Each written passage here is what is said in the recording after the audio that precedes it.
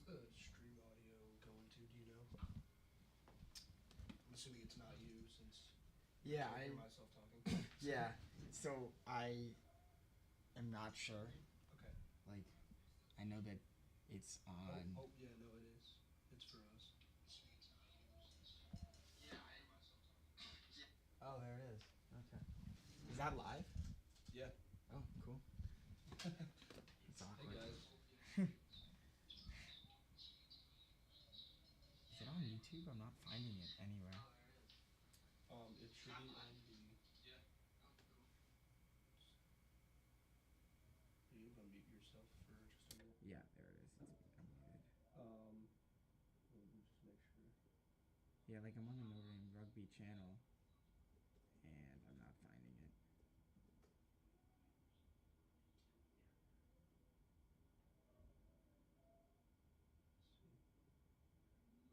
Oh, it's still picking up.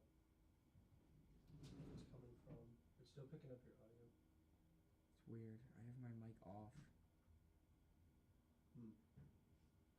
Unless it's not. Sometimes that mic picks it up. But that mic's not This even one? there. Oh yeah, it could be this one. Okay. Well, we can figure that out later. Yeah. Let's see. You said you can't find it? Yeah, on the YouTube channel. If you go to the Notre Dame Rugby. Yeah. And go down to the sevens, and then the Fighting Irish tournament, it should be right here. We should be able to join.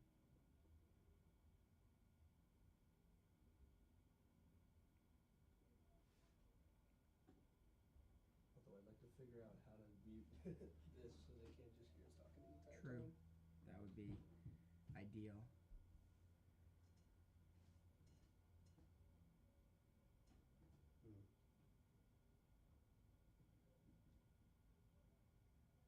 Should I unplug this? I mean, if you're not using it. I mean, are you using it? No, I have this one. Okay.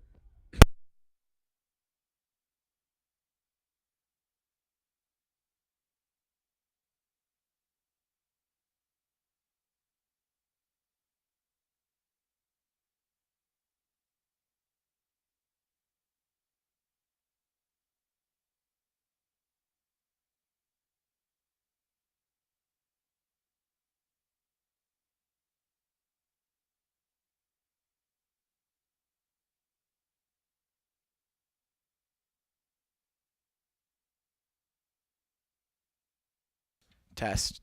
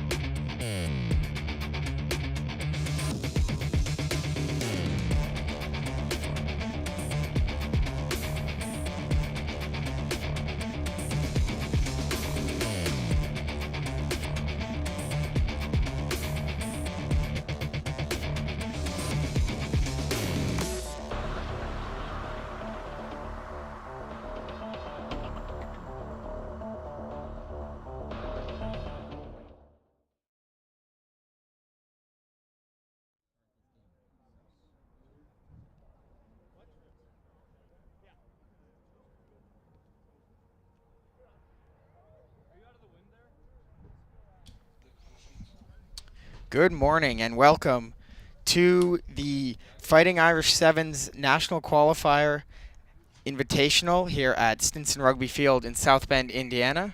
My name is Charlie Morris and I will be commentating today's action. We have a lot of games on tap today here at Stinson Rugby Field, and starting us off is going to be Bowling Green receiving a kick and bobbling it from UChicago. This is an open division game, the first of 2 consecutive open division games to start the day. UChicago controlling along the left side of the field. Chilly day here in South Bend as the clock just now begins to tick. 7-minute halves here in 7-on-7 rugby in the spring season. Touch and go for Bowling Green as they force the turnover. Temperatures this morning when I woke up was below 30, certainly seems to be hovering around that temperature now. These players have been warming up in multiple layers throughout the morning, and all those layers are paying off for the Falcons as a long try run coming up just a minute into the game. Going the distance for the Falcons is number 13, Joey Appel, and he scores first as the Falcons strike and put 5 on the board.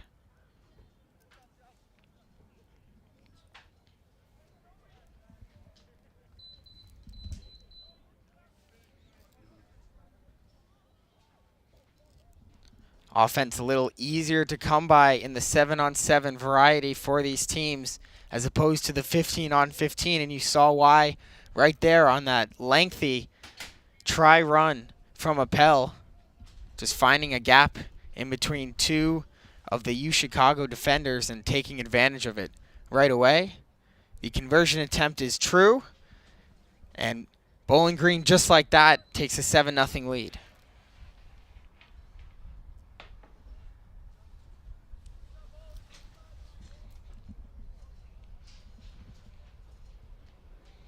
Bowling Green wearing their brown uniforms with orange trim. Most of them in white shorts with black leggings as well to stay warm. As mentioned, temperatures below 0 degrees Celsius, below freezing for the moment. Should warm up throughout the day, but these 2 teams braving the cold in the first action of today. For UChicago, white jerseys with red shorts. Not as many of their players rocking the tights, more of the short variety. See if that pays off for them. A little bit of an intimidation tactic, perhaps. They get set for their first real possession off of the kickoff, and it's nearly thrown into trouble, and then it is turned over. Falcons take it again. Up the left side, it's James Dimitropoulos who hands it off. Now it's in the hands of Arnold. Brian Arnold is finally tackled down. So the Falcons offense continues to hum early. Now they have numbers outright, but the pass doesn't connect. In and out of the hands of Phil Tracy, who looked like he may be gone, if not deferring to his teammate to the right for a glorious opportunity, but Chicago survives that one. Falcons still maintain possession. Dimitropoulos will leave it behind him.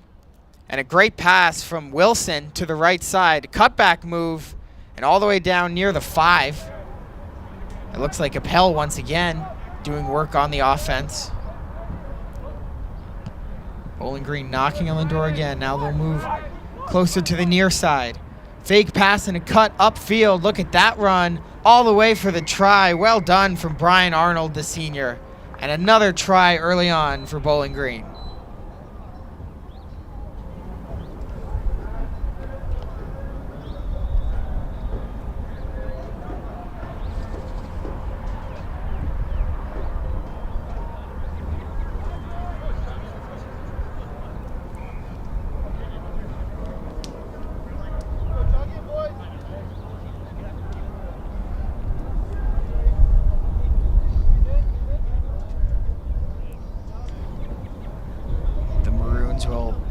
Huddle after being swamped to start this one. 2 quick tries from Bowling Green. Arnold, who scored the most recent one, will try the center cut conversion attempt. And it bends to the left, so the score remains 12-0. Does not improve to 14, so a break there for the Maroons. We'll see if they can capitalize here as they're set to get the ball back. Just over 2 minutes left in the first half. Quick moving games here in 7-on-7 spring rugby. 7-minute halves with a 2-minute halftime in between and a quick turnover between games. So all day action from Stinson Rugby Field. A lot of teams here this weekend competing in this event. A lot of good sports on campus at Notre Dame this weekend. Baseball is home. Basketball is home in the first round of the women's March Madness tournament. But before we can get to that, we're going to have to call another try for Bowling Green, as what an individual effort from Xavier Everett, who kicks it ahead and downs it in the try zone. And another score for Bowling Green. They're up 17 in just 5.5 minutes.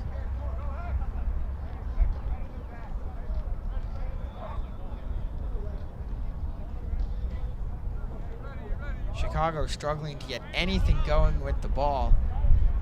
Already guilty of 3 quick turnovers. Not much time of possession. Bowling Green, not much time either, but obviously that's more due to their ability to move it upfield quickly and get the scores, as opposed to the Maroons, who are just trying to find something right now. Trailing by 3 scores. And we're almost at halftime. Conversion is no good. Very tough angle. Would have been one of the best kicks I have ever seen if that had found a way through, but no dice for Arnold. And so the Falcons will take it up 17 as the first half winds down. 20 seconds left on the clock. As a reminder, once the time expires, there will need to be a dead ball stoppage before the half ends. But once that is the case, it's a 2-minute break. And then play will resume for another 7-minute half. Juggled on the kickoff by the Maroons, but finally they'll start to get it going. Strong tackle from Fitzgerald Metzger. He's the one who's been doing most of the kickoffs for Bowling Green. The pass from Nick Dokulizin, the grad student on this UChicago roster, almost picked off. And now a kick-ahead play attempt. And another kick, as this may end up being a great play, but what a recovery by Bowling Green as crisis averted. Almost a great run from the Maroons to get on the board before the first half ends, but the Falcons do a good job on the recovery, and that will do it for the first 7 minutes. A dominant half for Bowling Green, finding 3 tries in 7 minutes. We'll take a quick break and be back for half number 2.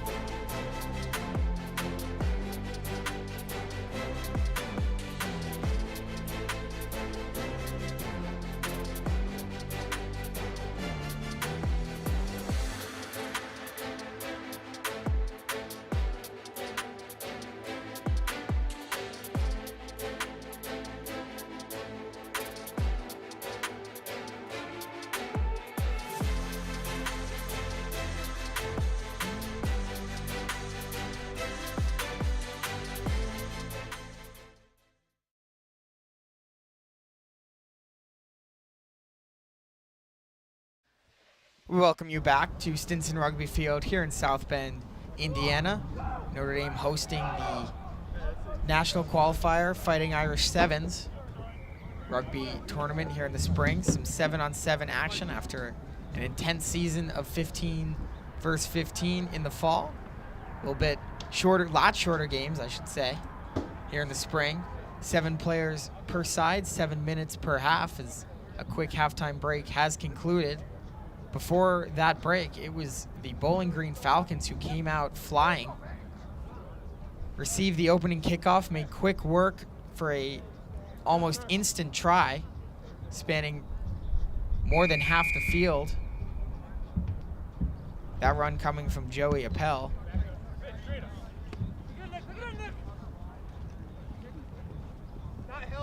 And 2 more scores for Bowling Green as well. They're up 17 as we get set for half number 2. And can you change the half on the scoreboard?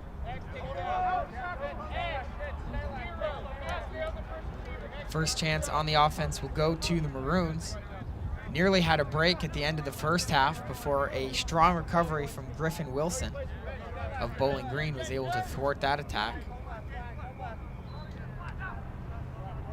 See what UChicago can do on their first possession of half number 2, getting backed up deep inside their own territory and turn it over, I believe. Yes, turnover, but Bowling Green attempted to move too quick, so the ref slows it down. Resets everyone. 1 minute into half number 2. Bowling Green ball at the 22-meter line. And once again, pressing on the attack as they'll go towards the near side into the hands of the big man. Look at Everett run past everybody. And another try, his second of the game, and Bowling Green is pouring it on. They take a 22-0 lead.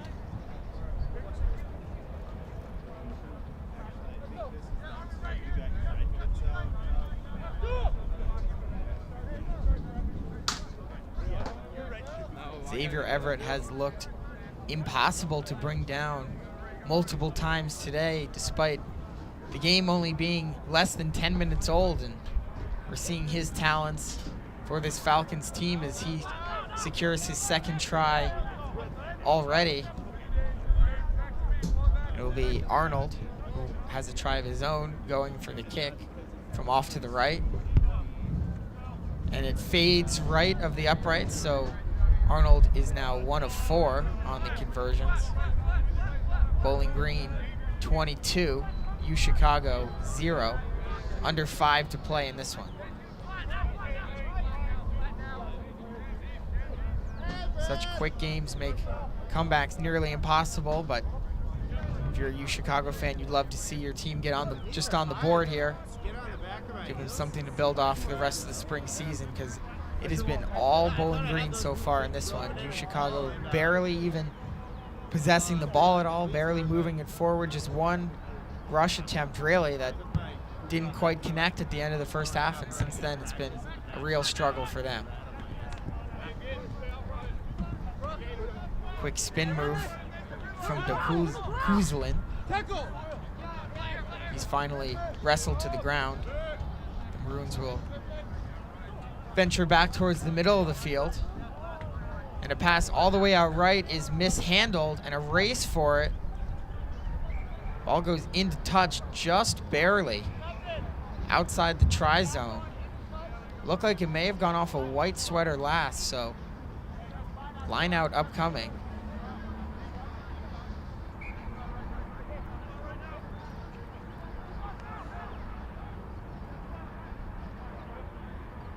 Actually, the Falcons have opted for a scrum instead, so halfway through half number 2, and at the 5-meter line, Bowling Green with 22 points on the board already, and with the ball once again, as UChicago commits another mistake thanks to this high-pressure defense the Falcons have showed early on in this one.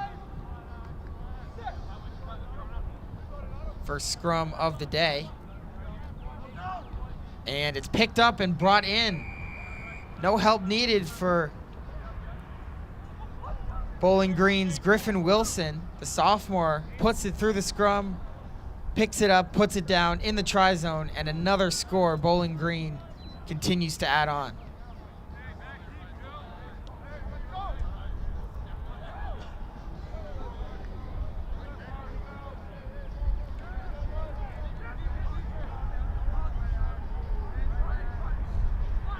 As you see in both the top left and top right corners of your screen, 27-0 for Bowling Green. It has been a dominant effort from them from start to finish.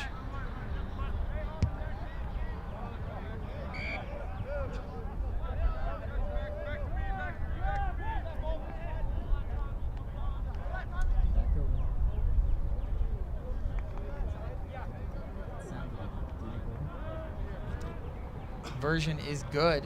So 29-0.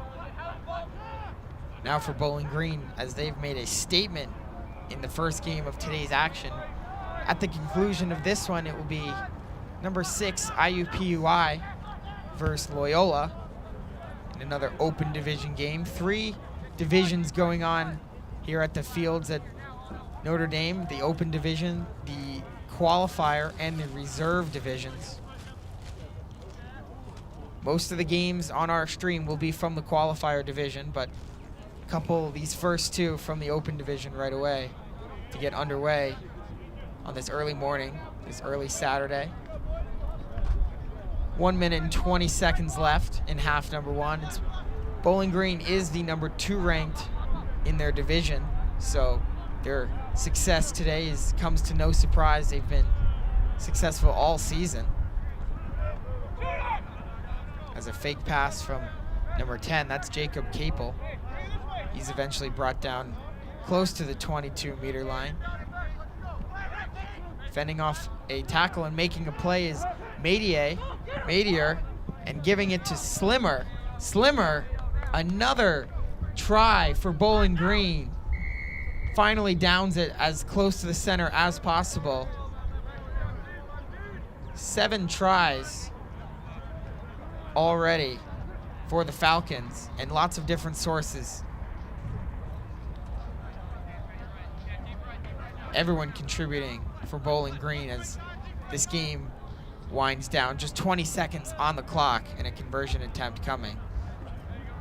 As Bowling Green, you can see why they are ranked number 2 in their division coming into today. Just a dominant effort from them, and as the clock clicks down to 0, we'll get a conversion attempt.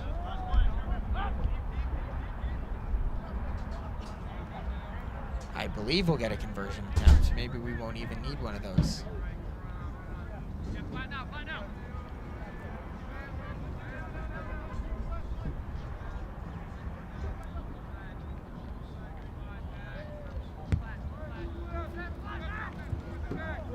Kickoff bounces between a couple U Chicago players. They pick it up in their own try zone. Last possession for them of this game. They move it quickly.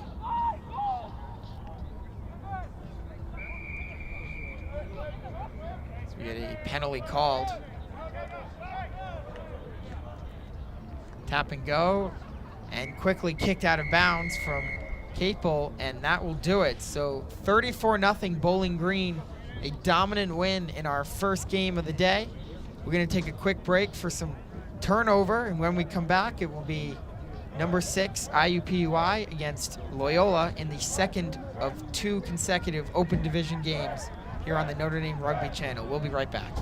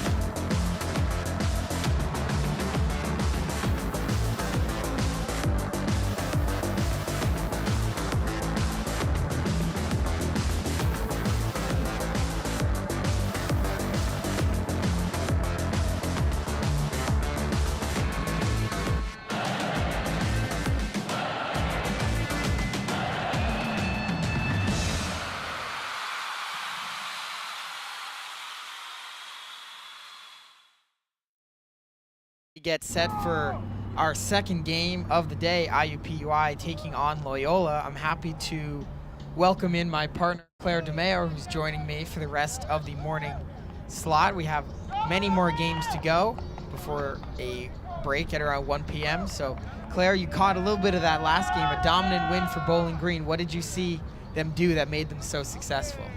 Yeah, thanks for having me, Charlie. Definitely a brilliant performance by the Falcons in that last match. A lot of speed on their team, using that to their advantage, and a very strong opening to a wonderful day of rugby we have here. Yeah, it should be a fun day, Claire. Thanks for joining. As snowflakes, a couple, kind of falling into the press box through the window here, give you a sense of the kind of temperatures out there today that these players are dealing with. A little bit warmer here in the press box, thankfully, but with the window open, still a nice breeze and a look at some falling snow. Pretty light snow, I would argue. It's about as light of snow as possible, but nonetheless, cold day. Yeah, and we'll see how those conditions potentially affect some of these games. The wind is coming in here and there, so being wary off those kicks.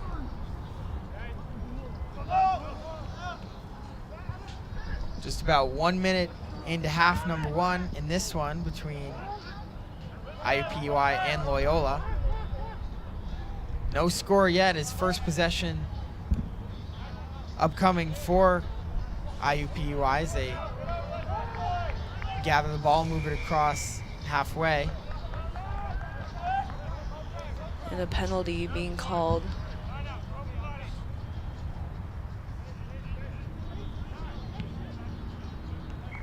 And they'll kick it into touch. And kicked out at about the 22-meter line. Loyola in the black and maroon jerseys with the black shorts. We saw a lot of players in the first game wearing tights underneath their jerseys to stay warm. Almost nobody out here doing the same, so both teams opting to go for the shorts route, the intimidation factor perhaps. Loyola will try the left side and almost a run, but a drop and a knock-on called as Slattery had a chance. And you can see what they were trying to do there. Again, get it, pop it out to the wing and try to use the speed on the edges to beat the last defender and go in for the try. Unfortunately, they're just knocked on. And so the ball will be turned over just inside the 22.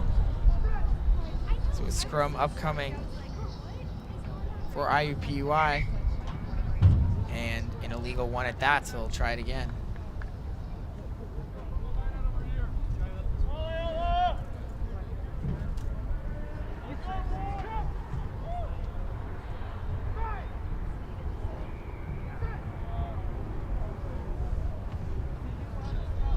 Ball is fed through. Look at the wind take that pass,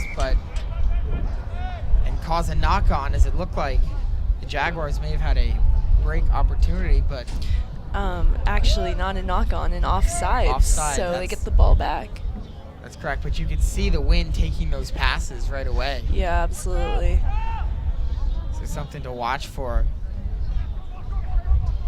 Long passes going this way on the field from our left to our right could be difficult. Right now it's IUPUI going that direction, and in the second half, Loyola will seemingly struggle with that as well, as a turnover and a break opportunity and a tough, powerful run from the Ramblers. Now it's in the hands number 7 in black as they move it again to the right. Strong tackle from Austin Benales, the freshman.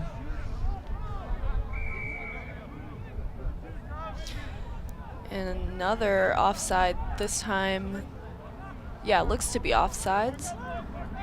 No matter what, it's Jaguars' ball as they will resume play. With the 7-on-7 format we saw in the first game, a lot of offense early on, harder to defend with less players on the field, but in this game both teams seemingly not struggling with that aspect at all, as There's a run up the left side, just as I mentioned it, a little bit of a break, but a good chase down tackle, as getting back was Marcos Vulgaris with a strong tackle into touch. Otherwise, that was going to be a break the other way. It looked like that was Jaden Corey in red for the Jaguars, who had a lane up the left side, but he was cut off well on the back pursuit. 2 minutes and change, and not much change remaining in the first half, still scoreless between IUPUI and Loyola. Line out coming for the Ramblers.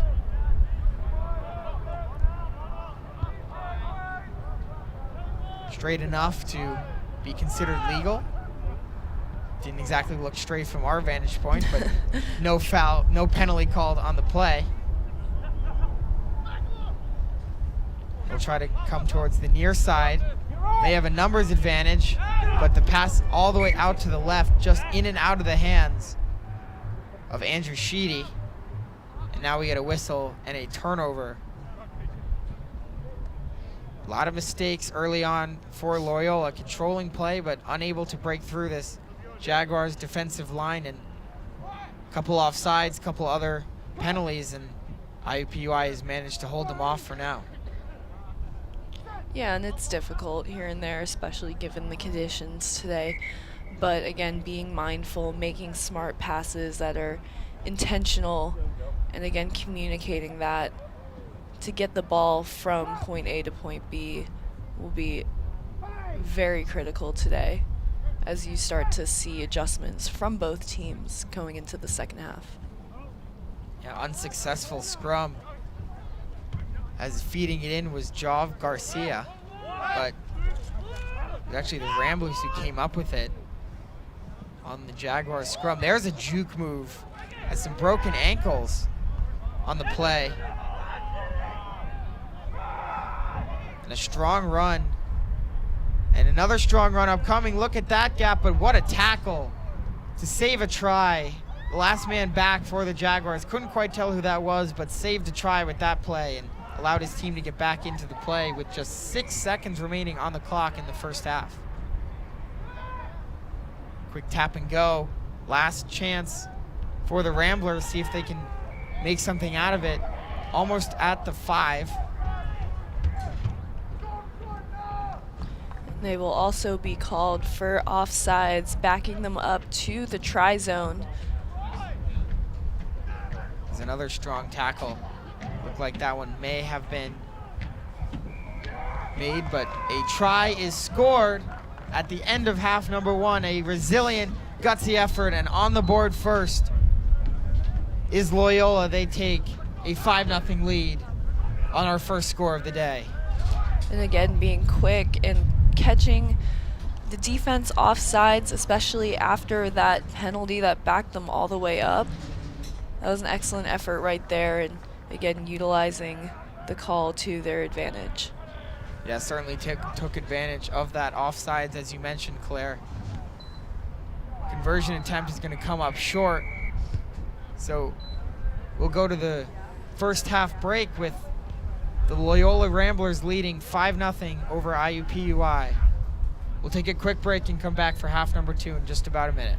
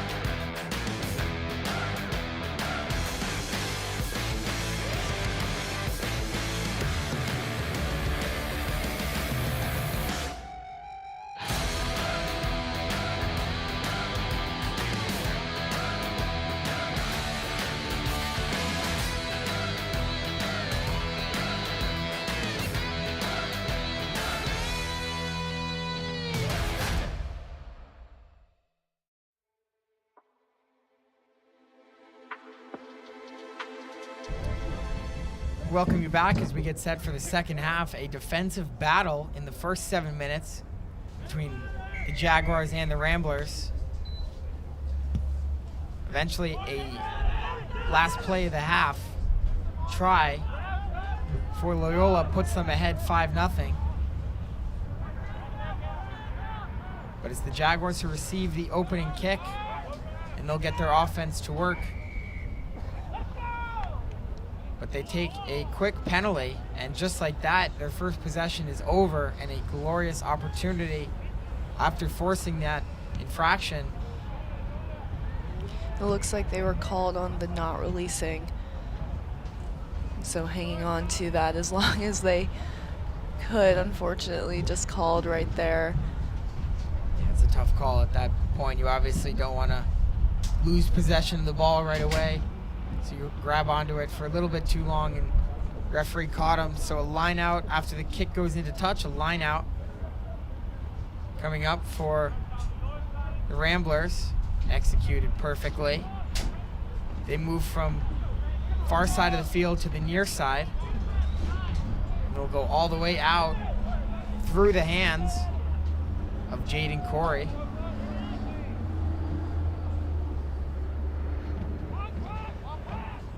Thrown out all the way to the left. That pass looked forward, and the referee agrees, as there was a pass attempt while falling. Yeah, an interesting decision. They were starting to move right down the field and then eventually decided to switch directions, but unfortunately right into traffic. So a little bit of chaos right there, but nonetheless another scrum to restart play. Yeah, you could see the thought for sure. Just couldn't quite get that pass to be lateral or backwards as he was going down, that Loyola player. So it'll be IUPUI who will pick up possession on the scrum. They've had struggles on the scrums in this game and almost there, but penalty called.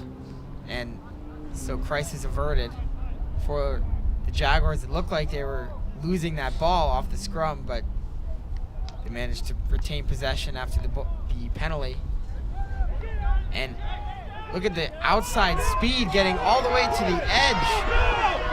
A lot of room. And what a pass. Oh, what a play from the Jaguars as they move all the way near the 22. It was Andre Surson who had the run, and he passed it off to Corey. That deflected ball moved all the way out to the right, cut back to the left, and space into the try zone. We have a tie game. Benjamin Bartles brings it in. IUPUI on the board. And that was an excellent use of not only the space, but the speed on the outside. You saw that breakthrough just then, getting down the field off the edge, and again, using the speed of the wing to get all the way up, and then unselfish play to finish the job. Yeah, just a brilliant offensive possession from start to finish for the Jaguars after catching a break. The penalty on the scrum way back in the Jaguars' own territory. They catch a break as the penalty is called, retain possession, and a conversion attempt is booted with authority. And a go-ahead conversion as the Jaguars all of a sudden grab a 7-5 lead with just 3 minutes to play in the second half. That was a strong kick. Plenty of leg on that one and right down the middle. So we'll see how the Ramblers look to respond after taking the lead on the last play of the first half with a try and a quick answer on a wonderful play from start to finish for the Jaguars. They will kick it off back to Loyola, and it lands in the hands of number 10 in black. That's Joshua Kolkman. And running room down the left side, pass just does not connect as a one-handed, left-handed attempt came all the way over on the sideline, but once again, maybe ruled a forward pass, couldn't quite tell. no matter what, IUPUI will pick up possession on the scrum.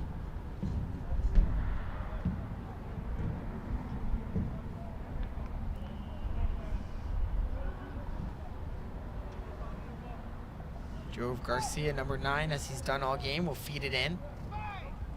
Under 2 minutes to play. 7-5 lead for the IUPUI Jaguars. But a scrum is picked up. Once again, the struggles on the scrums continue. Space to the right side for Bowling Green. Excuse me, that's Loyola, and a try. What an effort, and running it in for the score, and once again the lead restored for the Ramblers. Yeah, that was excellent right there, being diligent off the scrum. Again, hasn't been the strong suit of IUPUI all match, and so knowing that, getting up as early as possible and then running a line straight out, as simple as it gets, but using the speed. Marcos Vulgaris is the one who brought it in.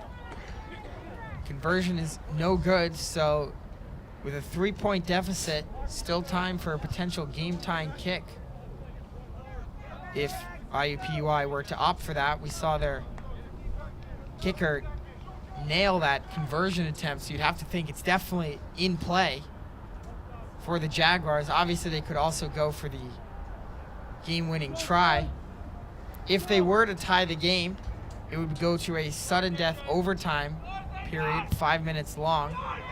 First score in any fashion, try or kick. But we're still a long way from that, and if this Loyola defense can force one turnover or one stop, they could wrap this one up. But penalty called here, and that's how the only scoring possession for the Jaguars started was off a penalty, so we'll see if they can do it again. Yeah, and Loyola has been called on those offsides. Let's see how it affects them. Offload from IUPUI's Garcia in the hands of a teammate. They're past halfway for only the second time on the offense in this game. All the way on the flank, it's Bartles, who's the scorer, now playing the other side near us.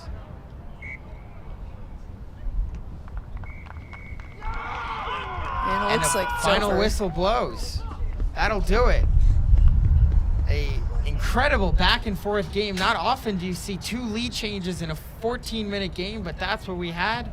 And it ends up being the Loyola Chicago Ramblers who come out on top, a 10-7 victory over IUPUI in our second game of the day. Next up, after a quick break, Kentucky takes on Michigan. That's our first qualifier division game of the day, so that should be a good one. We'll have that for you in just a couple minutes when we come back.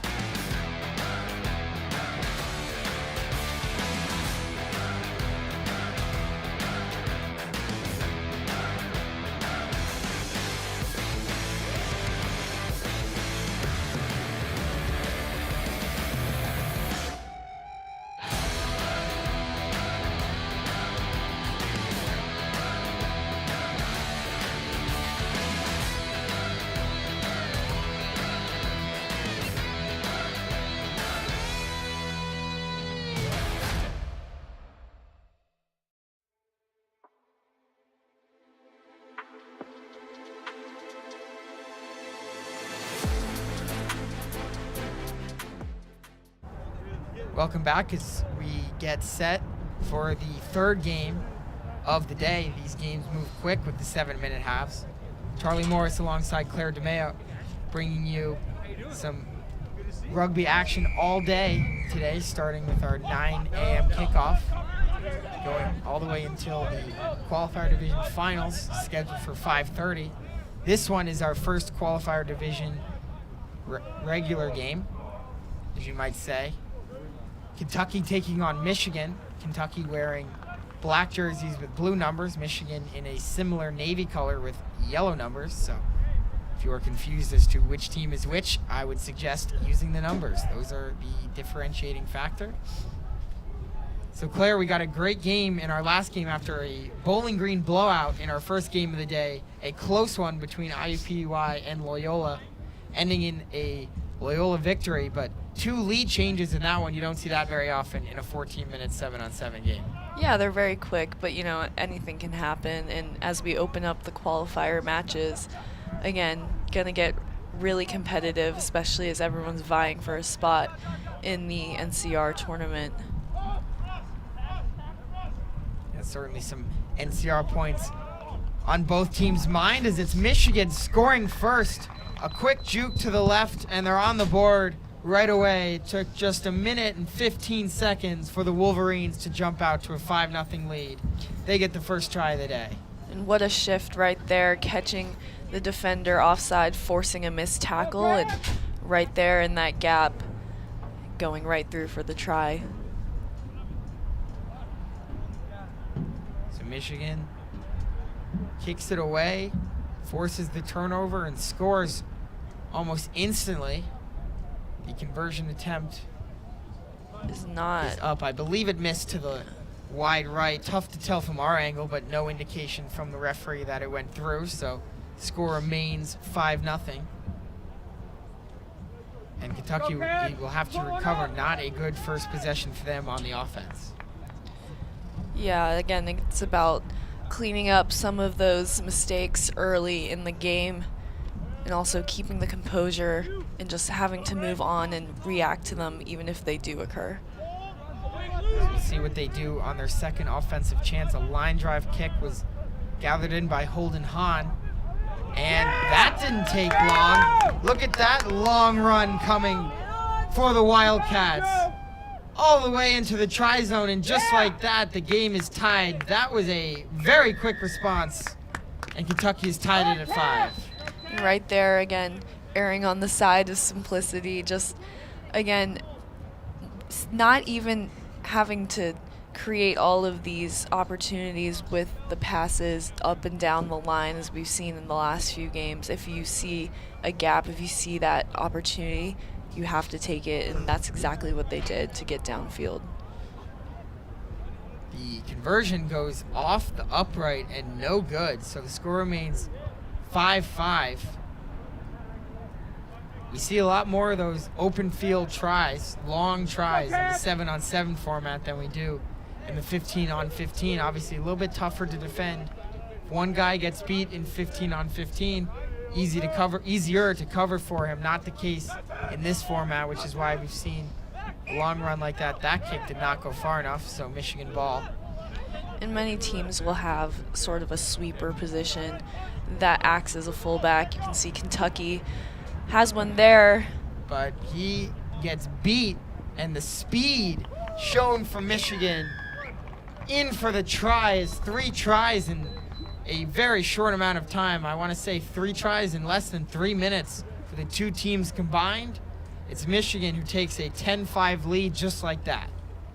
And right there again, when you have an attacker who's running up the line just full speed, again on that defensive side, you have to take the right angle to try and mitigate that, but you have to track it and identify it early. And so well done to Michigan for beating out that last line of defense.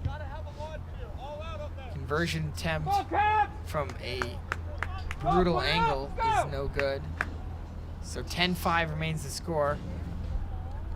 Michigan catching a break with the Kentucky conversion from straight center on, going off the right upright. Michigan's 2 tries have not been scored in the center of the try zone, so their conversion attempts have been of a higher degree of difficulty, and neither have gone in. The teams combined 0 for 3 on the conversions.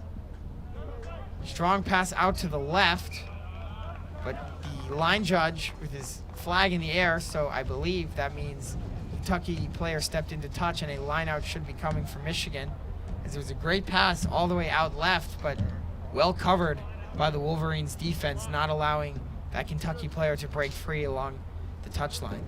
Yeah, and those touch lines, again, can act as somewhat of an extra defender if you manage to force the attacker too much on the outside. You can get the ball back in that sense.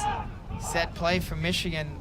The quick pass works well, but it's snuffed out by Kentucky. They kick it ahead. Tough one to pick up for Michigan, but they do, with lots of pressure. Up-tempo Kentucky offense powering inside the 5. As I believe now releasing may have been called, setting up this opportunity. Spin move from number 13, and he's in for the try. Scoring that one is Luke Keogh, and the game is tied at 10 with 50 seconds to play in half number 1.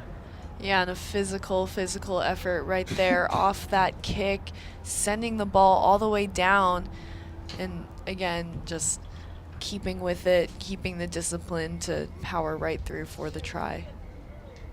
It was great pursuit on the kick. Kentucky picked it up and kicked it right away deep into Michigan territory. Another upright on the conversion attempt, so 10-10 still. But great pursuit from Kentucky.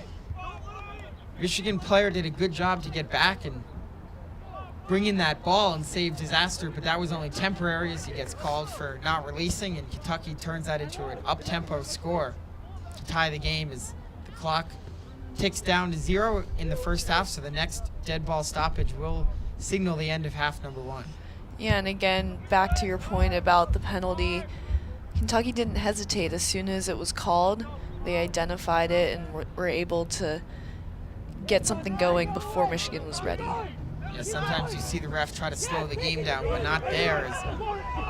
Also not trying to slow the game down is that Michigan player's offload in and out of the hands of his friend. So a knock-on whistled, halftime called. So 10-10 after 7+ minutes of play. In this one, a very tight game between two excellent teams in our first qualifier division game. Kentucky and Michigan knotted up after 7. We'll be right back for the second half.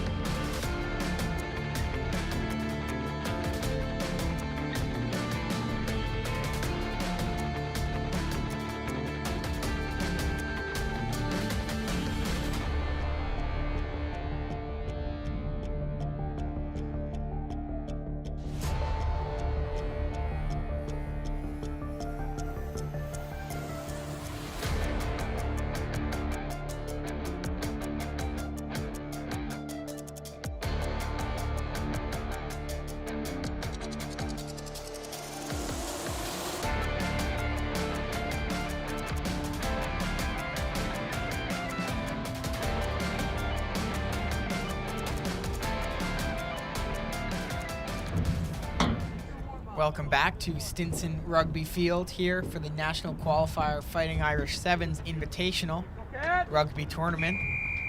Okay, on March 23rd, a cold Saturday morning in South Bend.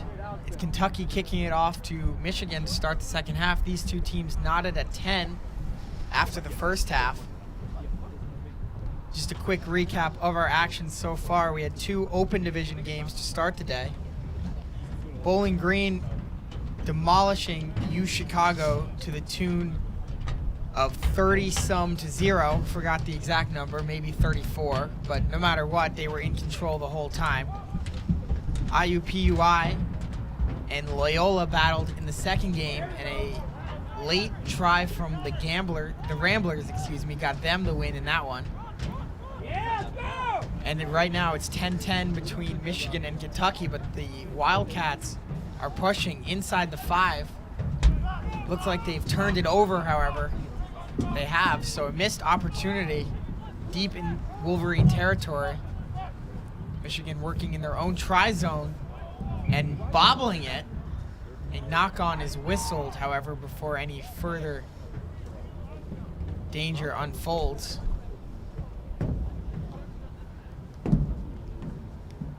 We have a Michigan player running towards the sideline here.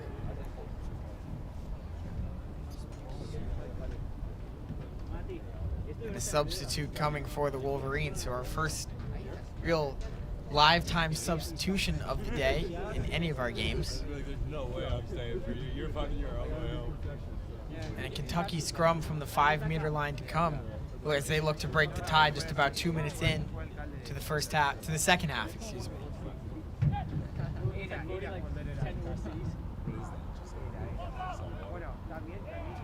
It's a messy scrum, but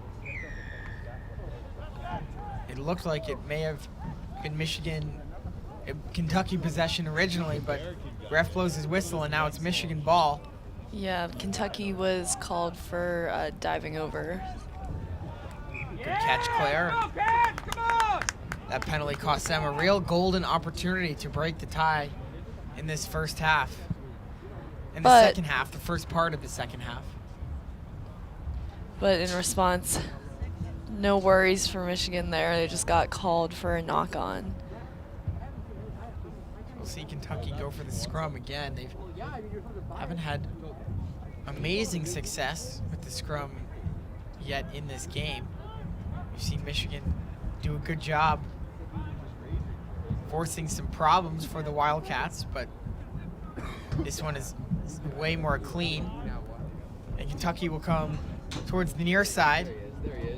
It's gathered in by Luke Keogh, who has one of the 2 tries for the Wildcats in this game. Head fake and a duck away move. Fancy work from Everett Merritt. Keogh again has a man to the left and will go to him. One more move and Kentucky is in the try zone. Rayvon Ellerson will ground it, and the Wildcats take the lead with just 3.5 to play in this one.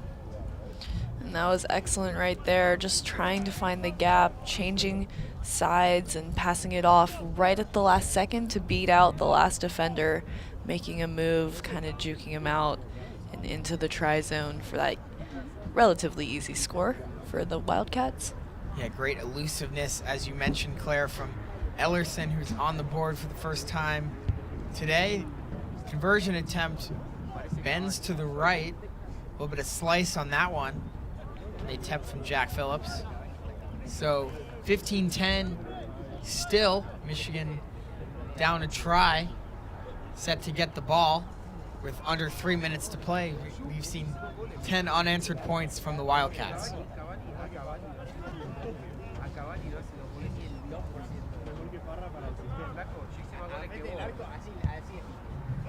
It's a very short kick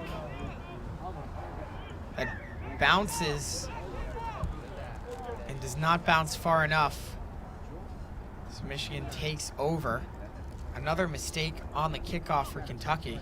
Second time we've seen that one for them in this game. We'll see what the Wolverines can do to try to take advantage. Ball comes loose on a hard tackle. Great play on the tackle by Gage Curry. He's just a freshman, but had a lot of force behind that hit, forcing the ball loose. So a scrum coming up again for Kentucky. Andrew Weeks will feed it through. Under 2 minutes to play, the Wildcats with a 15-10 lead over the Michigan Wolverines. Michigan struck first in this one and held a 10-5 lead, but Kentucky has done a great job since, controlling most of the possession, most of the play. But a penalty called, and Michigan will get a counterattack chance. But that ball comes loose. Another ball on the ground. It's still up for grabs until finally we get a whistle. Unfortunately for the Wolverines, they were caught just offside, excuse me. And so Kentucky again with an opportunity. Looks like they will try and kick this one into touch to gain a bit of ground. It's a good kick. We'll get them well across midfield, almost to the 10-meter line. Under a minute to play. Kentucky still with that 5-point lead, certainly in no rush to get this line out going. They're thinking if they can just milk the rest of this clock, 30 seconds now to go, and kick it out of bounds and get a huge win in their first game today. But a whistle blows. Looks like a penalty called.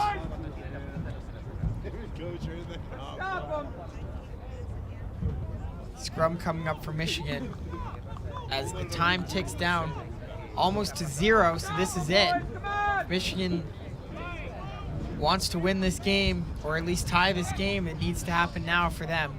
Long way to go, more than half the field, but we've seen them break free for a long run already in this game, and we're gonna see them break free for another long run.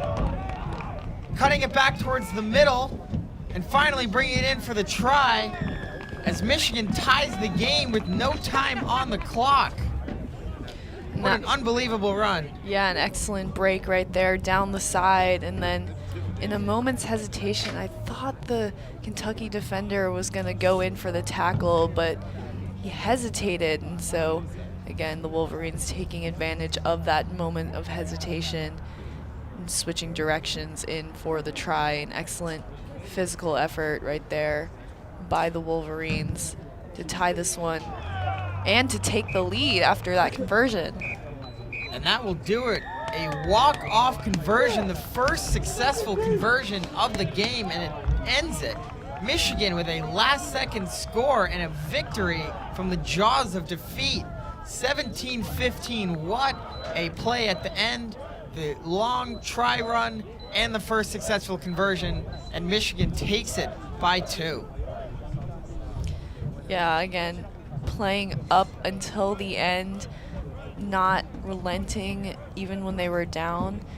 And again, they did not let up and were not fazed by the deficit. So well done to Michigan for finishing the job. Yeah, what an excellent game. Back-to-back incredible games we've been treated to. We're going to take a quick break before we come back for our final game before a buffer period. Notre Dame, the host team, will take on Wyoming in just a couple minutes. Stay with us.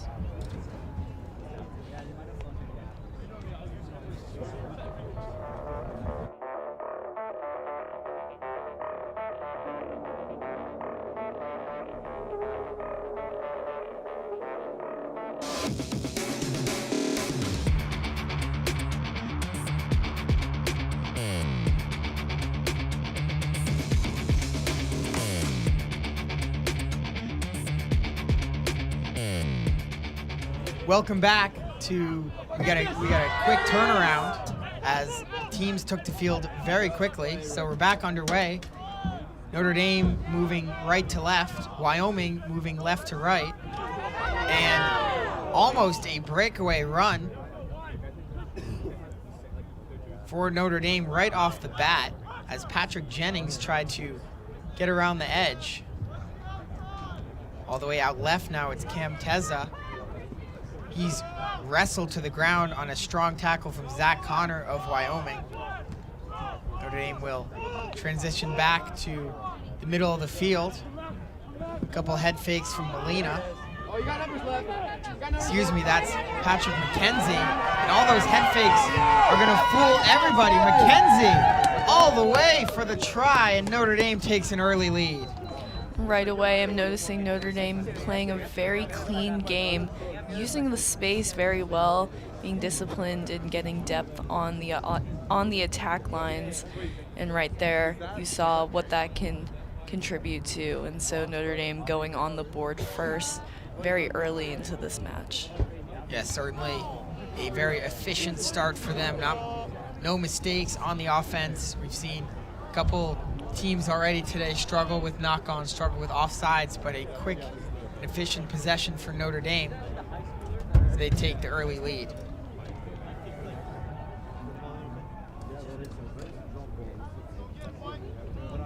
Conversion is unsuccessful, so Notre Dame will stay at 5.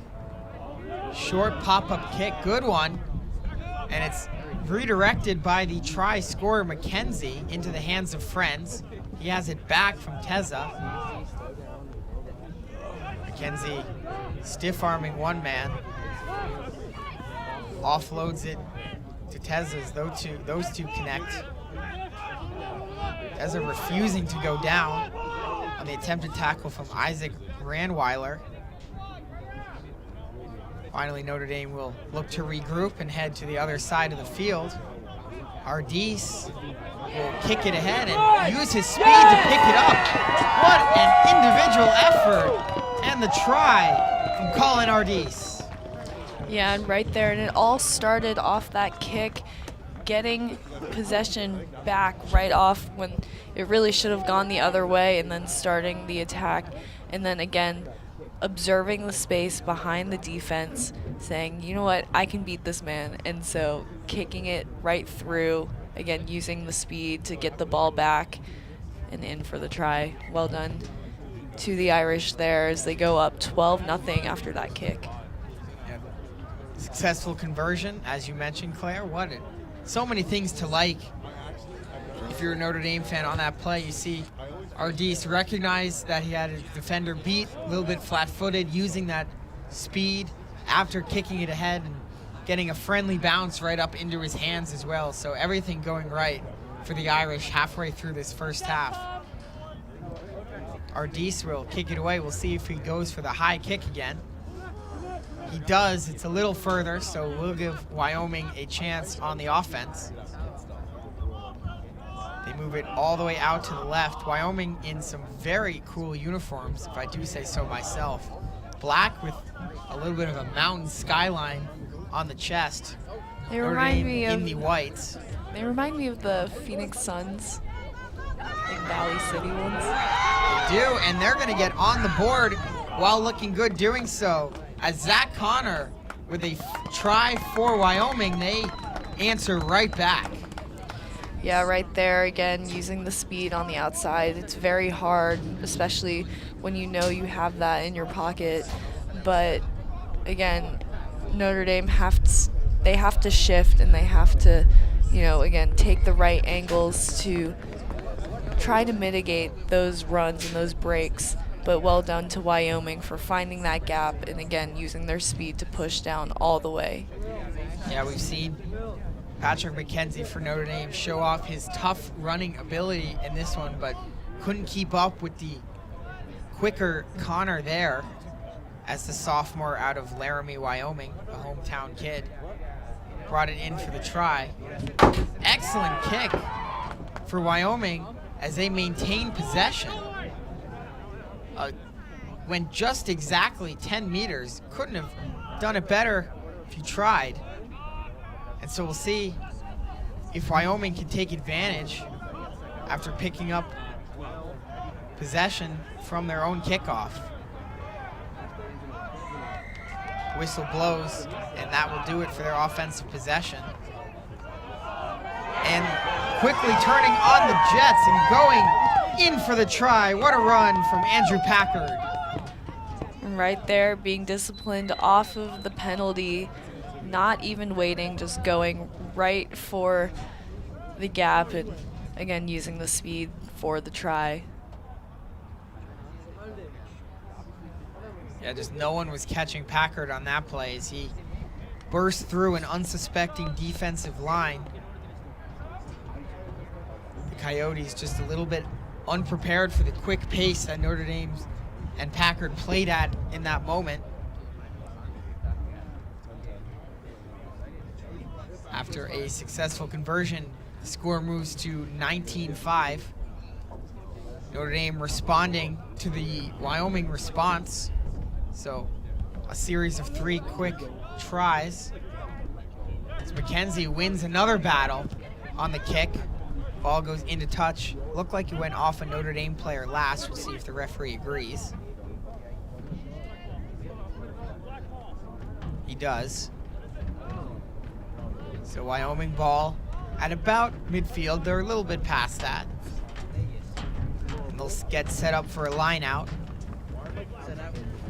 Throwing it in, Ethan Bybee, the sophomore.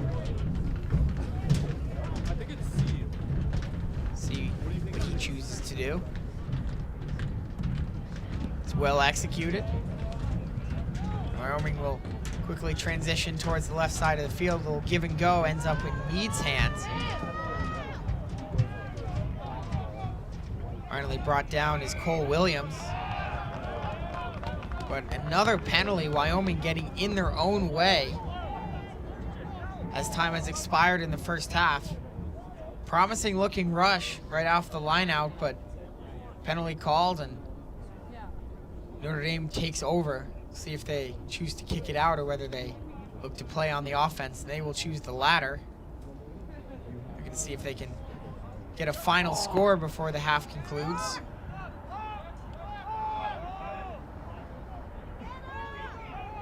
You see them working up the wing. Move across halfway, a lot of quick offloads. They'll now go to the other side, leaping attempt. Great play to gather that in. Up the left side, a stiff arm move from Teza, and he has a little bit of green grass in front of him. Notre Dame was aggressive, and it pays off. Their 4th try of the half. They take a 24-5 lead. And right there, again, looked a little slower off in the early parts of that drive, but managed to get it into space. And again, when you have the room and you have the depth like that, it's very hard to stop. So well done to the Irish there. Yeah, Notre Dame's offense firing on all cylinders in that first half. The conversion from Ardis is true, so the lead buoys to 21 as we get set for a quick halftime break. Notre Dame all over Wyoming, a 21-point lead. We'll be right back.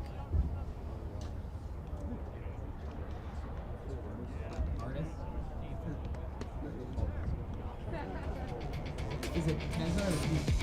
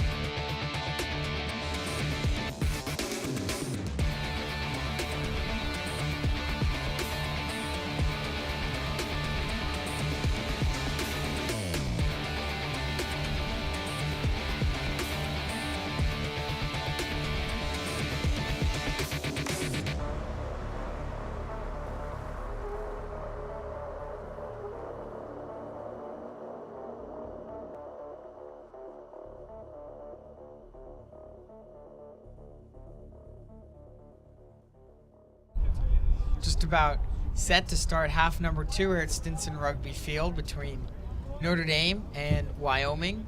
The Coyotes down 21 and kicking it off to the Irish. Kickoff courtesy of Cole Williams. We've seen both teams try the strategy of kicking it high and short to try to retain possession. Not to be in this case. As a deeper kick to try to pin Notre Dame deeper in their own territory, and a successful one at that is a knock-on called against the Irish, so a scrum upcoming. Pretty good work. Pretty good start to the half for Wyoming. They're going to need a lot to go right in a short amount of time, so good start for them. We'll see if they can take advantage off the scrum at about the 22. We'll say about 24 meters to the try line. We get the ref intervening, making sure the scrum goes properly.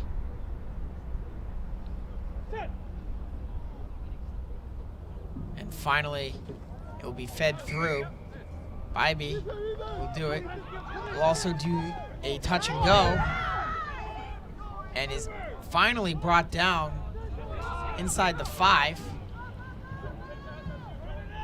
Coyotes trying to work the right side now, thrown out well wide to the wing. And a great dodge of the tackle by Connor, who dives in for the tries. It looked like Teza might be able to bring him down, but a spin avoid from Connor, and he's got his second try.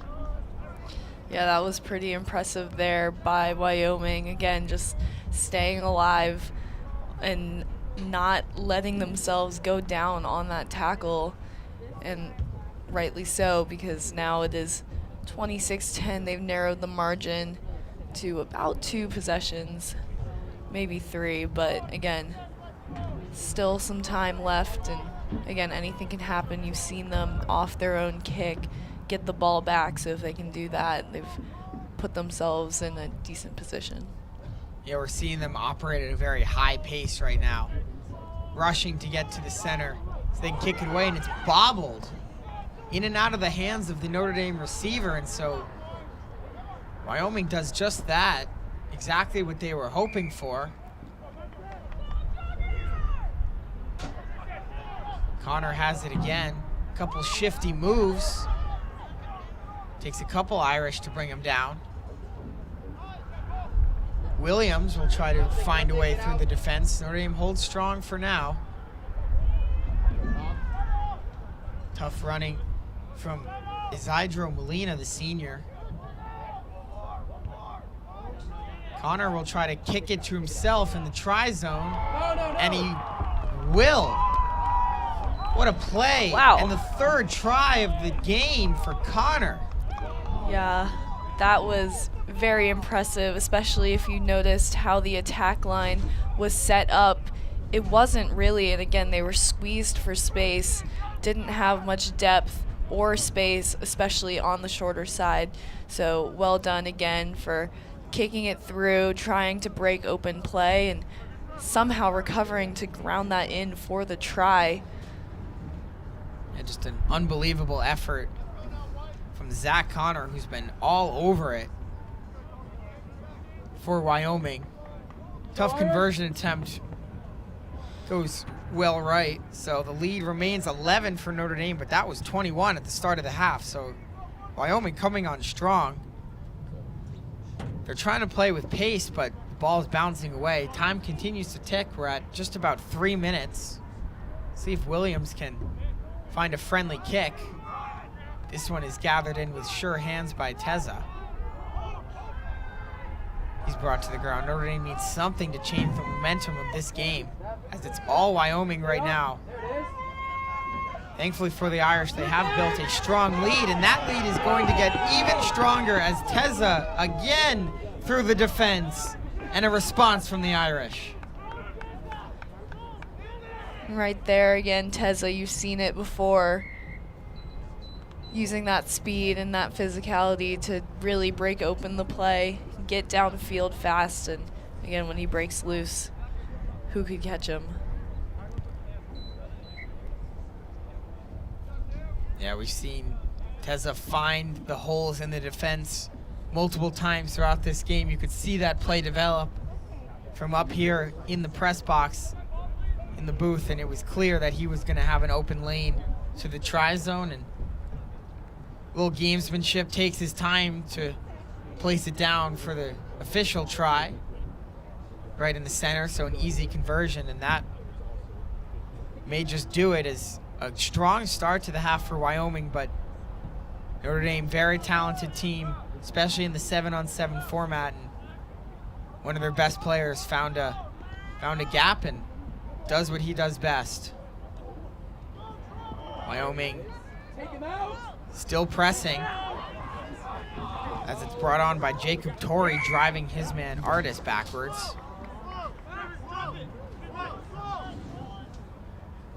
Artis will take his time getting the play for the Irish set up, and now he will tap and go.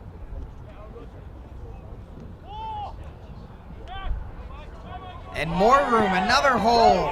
This one from McClamrock. Another try for Notre Dame. And you see him right there just gliding through and slicing the defensive line to get down and get to the try zone. I mean, it doesn't get any smoother than that, so well done right there.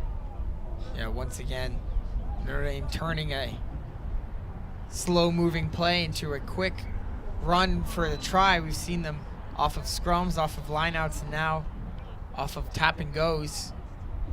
Yeah, and back to that tap and go again. You saw them be patient, wait it out, set themselves up, think of what play, what move they're gonna do, and that was not only calculated, but again pays off in a big way for the Irish. Yeah, whatever they figured out they were going to do in that brief moment of waiting, they certainly executed it perfectly. As time ticks off the clock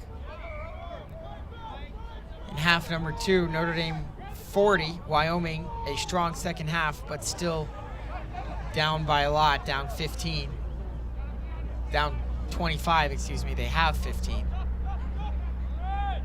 They will go towards the near side, near us, their left. Offload is through the legs of its intended target, that being Jacob Torrey.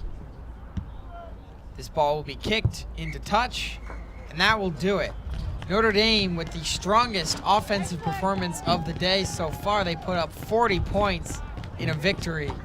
They take it 40-15.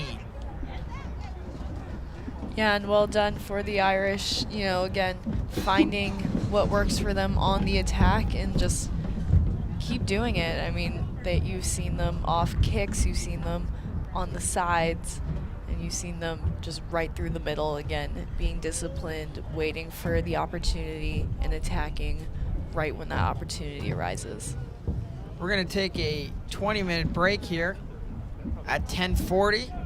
Join back for us as we have an open division game between UW Whitewater and Notre Dame's second team. So an exciting one that'll kick off a stretch of 7 consecutive games, taking us all the way to 1 p.m. So we're going to take a break. We hope you stay with us or join us again at 10:40 for more exciting action. Catch you in a bit.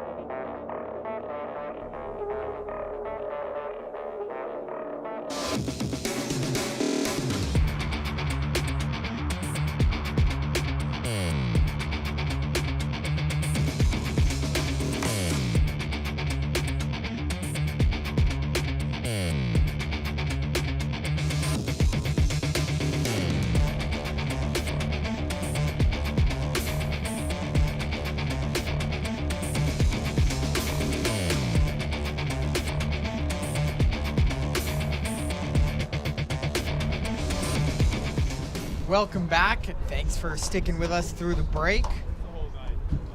We had an exciting event so far today. We had 4 great games already played. Bowling Green, Loyola, Michigan, and Notre Dame picking up wins in their respective games to start the day. We're getting set for this one in the open division between UW Whitewater and Notre Dame's second team. And it's the Irish right away with a chance off the rush. And that player will be brought down. Notre Dame will now move across the other side of the field all the way out to the right. UW Whitewater in the white jerseys with purple shoulders. Notre Dame in a much different look than their top team was. More of a barber pole stripe pattern, navy and white.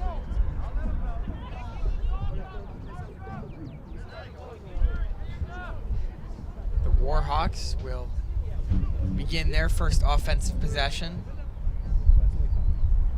And being tackled is Charlie Beans. He just now gets to his feet. This game is the last open division game on the stream on Field 1 up until 3:30. The rest of the games until then will be from the qualifier division. If you're looking for scores and results from all games on all fields, you can find those on the National Collegiate Rugby app, the NCR app. The tournament bracket for all divisions, including open division, qualifier, and reserve division, can be found on the Notre Dame Rugby website. So use those 2 resources to help you stay in touch with what's going on today at this Invitational Rugby Showdown at Stinson Rugby Field in South Bend. We are unfortunately only able to stream the games from this one field. None of the others are equipped with cameras, so all the action that will be on this stream is on Field 1. There are 3 other fields in use, so again, for all updates regarding the teams on those fields and those brackets, take advantage of the NCR app, take advantage of the Notre Dame Rugby website to stay as informed as possible. Still 0-0, about a minute and a half into the first half of this game. The Warhawks offense has been in possession of the ball for most of the time, but struggling to get anything going until now. Look at that pass and an instant try coming up seemingly out of nowhere. Scruns brings it in for the Warhawks. They take a 5-0 lead just 2 minutes into this one. Right there again, up until that break has been quite the slower paced, methodical game. Again, just chipping away at the ground. But again, props to UW for finding the gap and taking flight after that. So well done to find the gap, break the line, and go in for the first try of the game.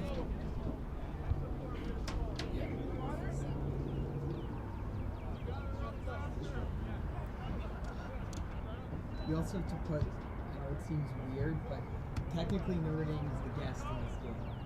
So it should say Irish 5, guest 0. Thank you.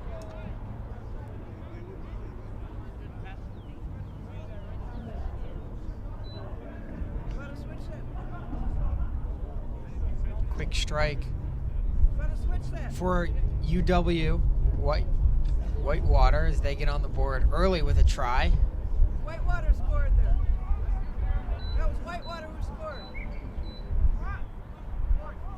We have a confused parent Scoreboard should say 5-0 Fix the scoreboard. for Whitewater.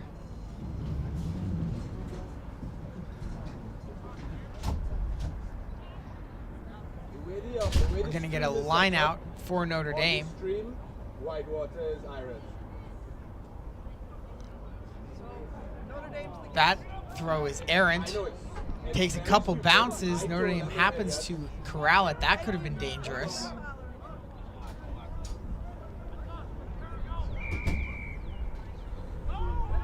We get a whistle blown. Quick tap and go for the Warhawks.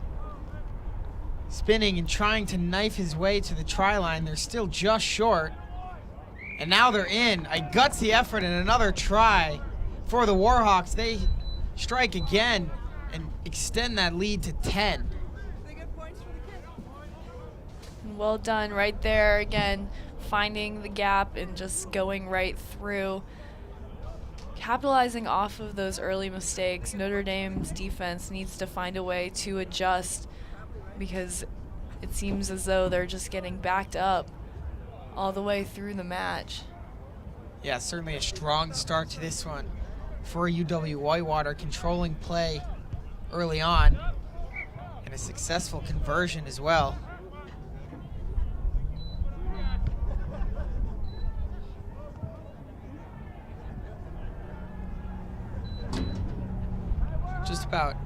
Just over 2 minutes left in the first half. Whitewater set to kick it away to Notre Dame. Already scoring 2 tries early in this first half.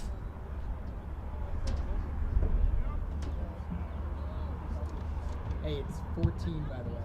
They made the first one.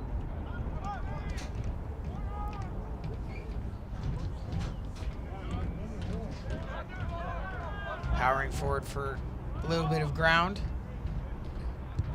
As Notre Dame will try to kick it ahead and race onto it, but it will bounce end over end and eventually end up into touch. Not a bad idea for the Irish looking to get something going, but well defended by the Warhawks, and it ends up going into touch. Yeah, and right there again, keeping the pressure on the Irish, forcing them to adjust, forcing them to space out and really become disciplined on this defense. That'll definitely be a key to look for as they start to move into the second half, especially.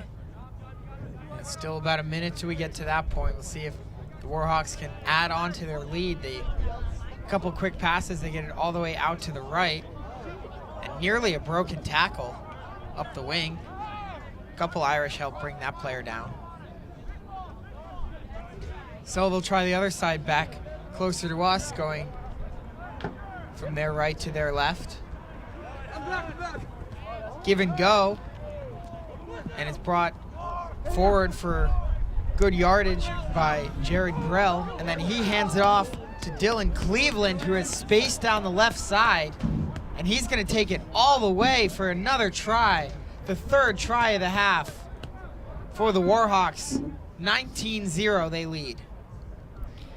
And right there again, staying disciplined and finding that space on the outside. You saw the unselfish plays, the give and goes, using that to create opportunities, especially on the outside. So well done to the Warhawks for really extending their lead early into this match. First tougher conversion attempt. It fades to the right. So that will do it for the first half. A dominant first half for UW Whitewater, jumping out to a 19-0 lead over Notre Dame, dominating possession, punching it into the try zone 3 times.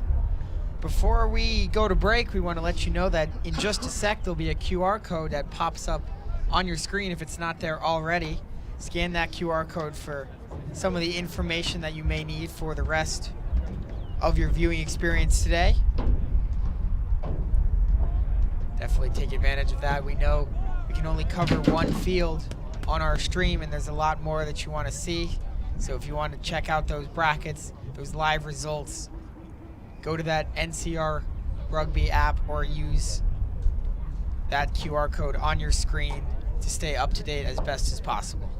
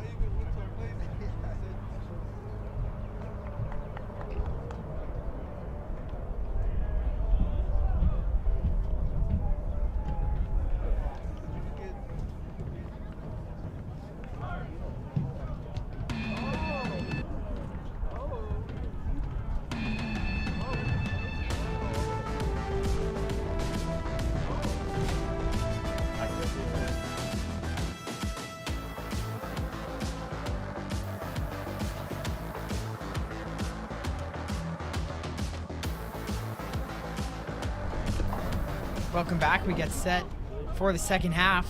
It was a dominant effort by Notre Dame's top team in their last game, beating Wyoming 40-15. But different story in this one is UW Whitewater has come out and dominated the game start to finish against Notre Dame's second team at this event that they are hosting.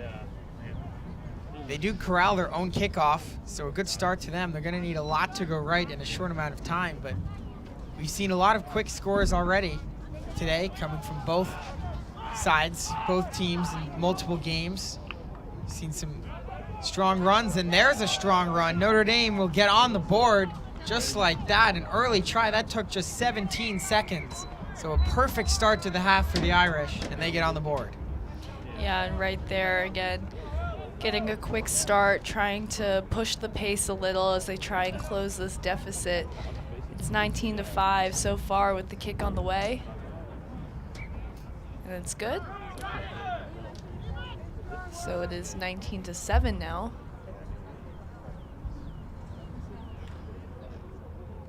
So again, a great start to the half for the Irish. It was all Warhawks in the first half. And with only 6 minutes to go, these games move very quick. So Notre Dame's going to have to figure it out once again as the kick is into the hands of UW. They'll begin to swing it out towards the near side. Aaron Paz bounces and is still bobbled. Let's go, boys, let's go. And a knock-on is called, so an unforced error against the Warhawks. Notre Dame retakes possession via the scrum. So we knew they had to make adjustments heading into this one, heading into the second half after being outplayed head to toe in the first half. And certainly a good start to them, for them so far. Still down 12, down 2 scores, but with the ball in Whitewater territory. And an attempt to kick and chase takes a funny bounce. And it's gathered in by Notre Dame, and another try. Big collision in the try zone after the ball was grounded. But it doesn't matter. Notre Dame, again, 2 quick tries to start the half. They are right back in this one. Now you're starting to see the kicking game for the Irish really opening up the space, getting the ball down the field. And then again, if you can get a good chase on that and use that speed, it really goes to break the line, because in the first half they were struggling to get anything really going on the attack. So introducing more kicks and more spacing opportunities for the Irish has definitely proven to be effective as they start to close in on a 1-possession game. Yeah, down 7 with 4 minutes to go. That kickoff doesn't go nearly far enough. So the first mistake of the half for the Irish. And finally we'll get to see what the Whitewater offense can do in half number 2. 3 tries for them in the first half, answered by 2 Notre Dame tries in the second half. Still 3:40 to play, so lots of time for both of these teams. There's a little room. A one-on-one matchup that Bryce Joel will carry all the way into touch. So the Irish will have an opportunity here off this line out, get a set play running and see if they can try and advance all the way up the field. Yeah, they'll have a lot of field to cover, but great tackle forcing Joel out of bounds into touch. So see what Notre Dame's offense can do. That one is turned over. Off the bounce, it's picked off, taken away by the Warhawks. Errant pass almost gets away from its intended target.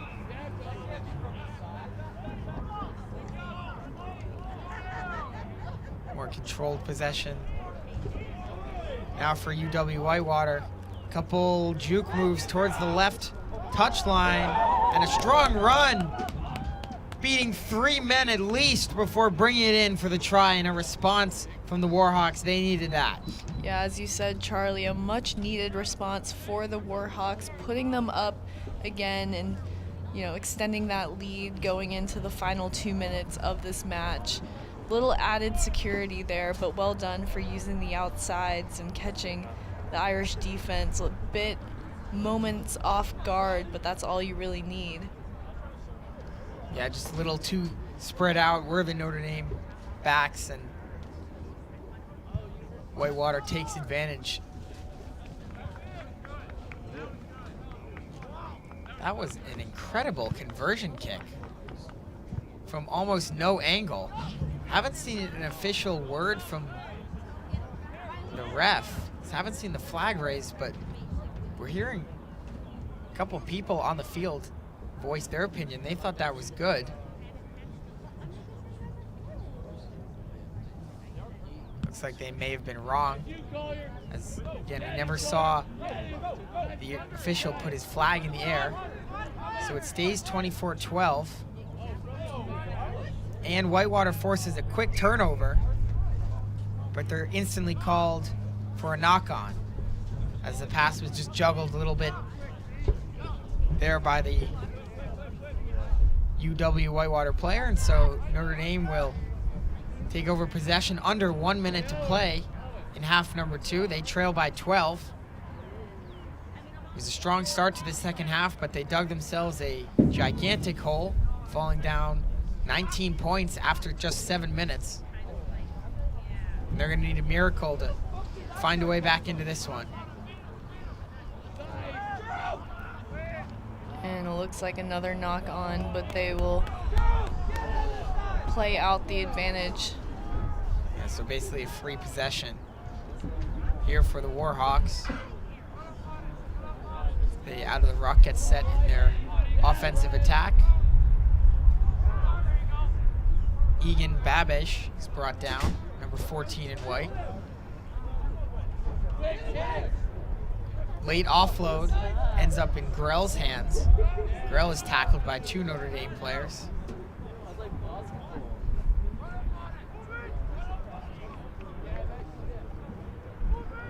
Fancy behind the back offload. That's a tough tackle. Will contact up near the head region, and a quick turn. Catching everyone by surprise is Connor Holm, and he's in for the try. And that comes with no time on the clock, so a last play of the game try. A huge, surprising run from Holm, and he extends the Warhawks' lead. Yeah, and right there, going back a few phases to get to that point again, you saw UW Whitewater opt to go for the wide game, they really started to spread out and create gaps. Again, kind of catching a mismatch there for the Irish defense. And then you saw that little loop pass that, created a bit of a gap for the Irish defense. And right there, and then running it in for the try. And extending the lead and sealing the victory for the UW Whitewater Warhawks. Yeah, big win for them. A little bit of a scare at the beginning of the second half, but they recover, extend their lead near the end with some clutch insurance tries, and come up with a victory. We're getting into a quick transition as the next two teams have already taken the field. Virginia Tech wearing some maroon and orange combination, as per usual, and Minnesota opposing them. Minnesota in black jerseys with maroon shorts, so a lot of maroon on the field. We're going to get right into this one. It will be the Hokies kicking it off to the Gophers.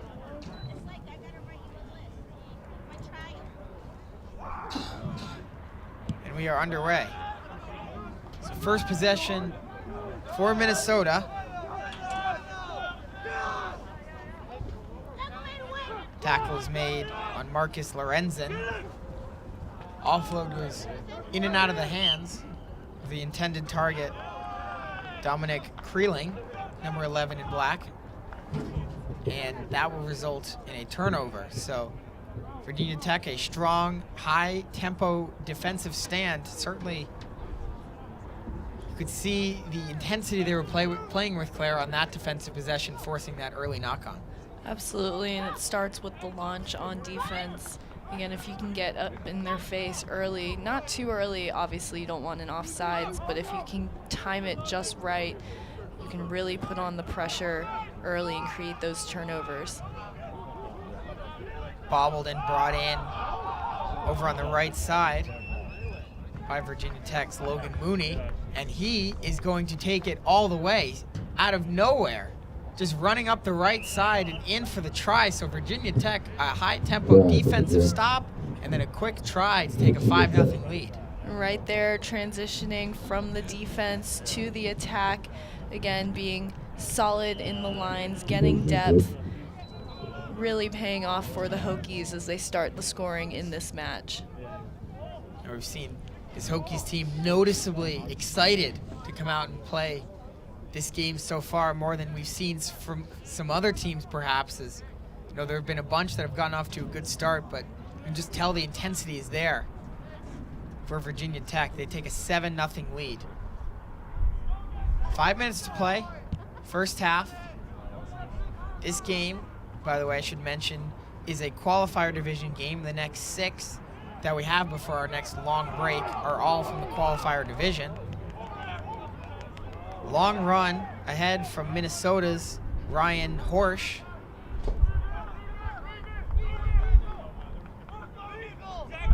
See if Minnesota can respond. Seen a lot of back and forth in our games earlier.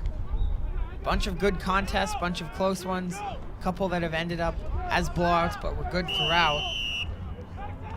As we get a penalty here. And so it looks like the Hokies will be called for diving over as they tried to poach that. They didn't keep their feet in that ruck, and another turnover. It looks like they just got the ball back. Another penalty on Minnesota. Another strong tackle from that Virginia Tech player. Couldn't quite catch who it was, but was basically tackling the Gopher before he even caught the ball, forcing that ball loose and into a turnover. So we had Virginia Tech, super high intensity defense at the onset of this match. And space down the left side is Virginia Tech will try the other way than how they scored their first try, but it is intercepted, turned over. Pass bounces and doesn't connect as it went in and out of the hands of Connor Sleet, the captain of this Minnesota rugby team. He's joined by vice captain Sam Dodd, who wears number 10 in black. And so it looks like it'll be called back for the forward pass. Virginia Tech will elect for the scrum. And it will be that vice captain Dodd who will play it in. As both teams set up, we're at the 4-minute mark of the first half. Under 3 to play. Give and go ends up in the hands of number 13, Matt Hulsman. Pass is bobbled. And we get a stoppage. It's an unclean passing play from Virginia Tech. They've had a couple knock-ons already, and that's another one. So a Minnesota scrum coming up.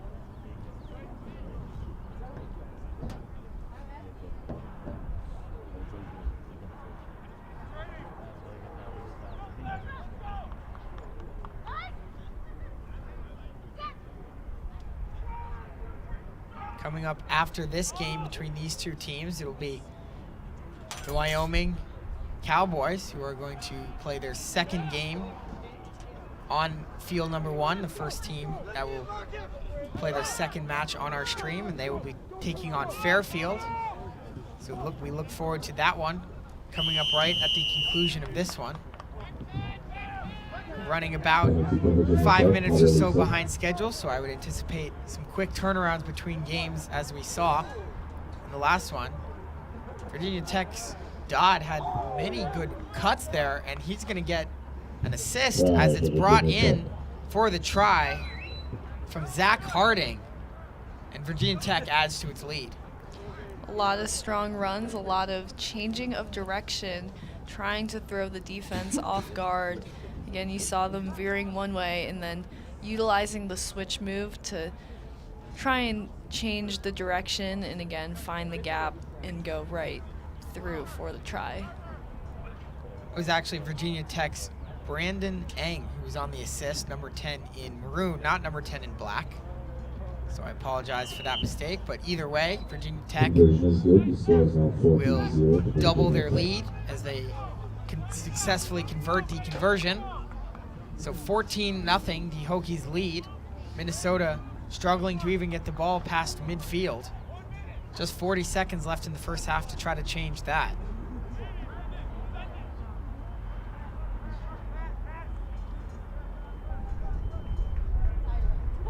It'll be the playmaker Eng who will kick it off. Looks to his right. And we'll go more towards the middle. Deep kick. Gathered in. It looked like Thomas Kruger thought about kicking it ahead to himself, but opted against it. Has it back and now offloads it. Oh, and it's picked off. What a great read and a great play from Gavin Lockwood. And another try very late in the half. Virginia Tech strikes again. An amazing anticipation there by the Hokies. Again, on that defensive line, they really pushed up and, were early on that launch, which allowed for them to intercept the ball, if you will.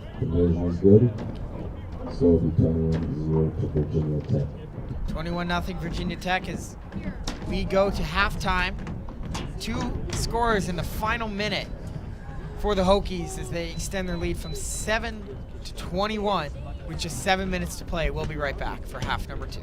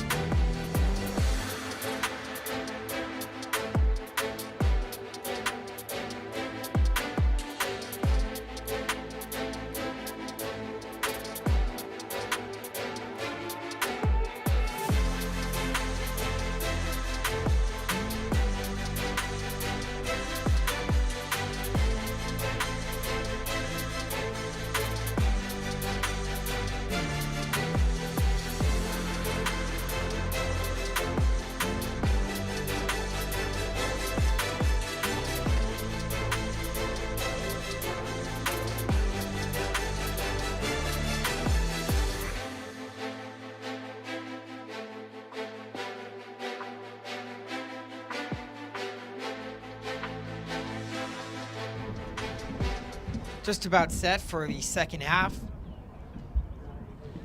of this match between the Virginia Tech Hokies and Minnesota Golden Gophers. It was all Virginia Tech in the first half, scoring 2 tries and 2 conversions in the final minute to take a 21-0 lead.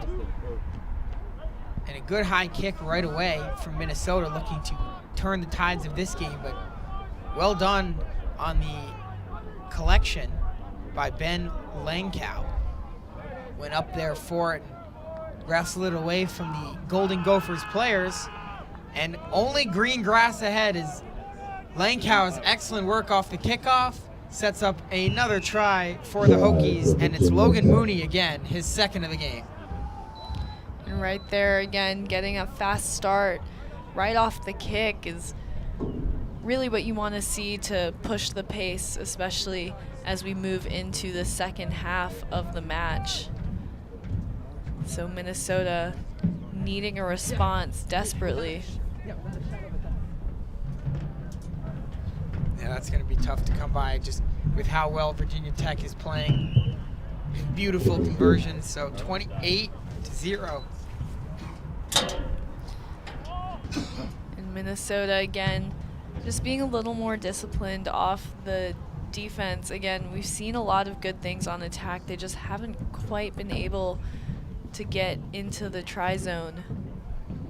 And so staying with the run, supporting your players, and again, finding the opportunities. Here might be an opportunity as a kickoff goes about 5 meters of the required 10. So an opportunity for the Gophers inside Virginia Tech territory.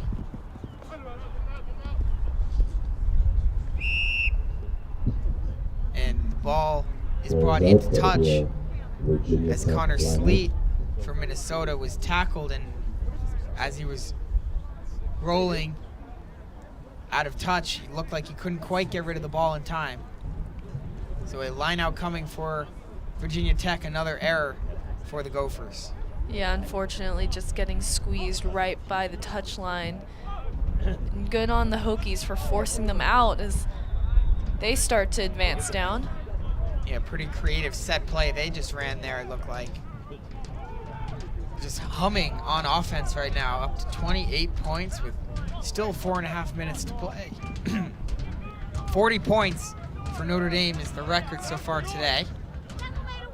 34 was Bowling Green's score and a 34-0 drubbing in the first game of our action on the Notre Dame Rugby YouTube channel. We'll see if Virginia Tech can match or even beat that. There's only one man to beat for number 2, Aiden McDermott, and he's going to beat him for another try, just waiting till he gets more centralized to touch it down, and there it is. So Virginia Tech adding on another try as they just continue to outmatch this Minnesota team.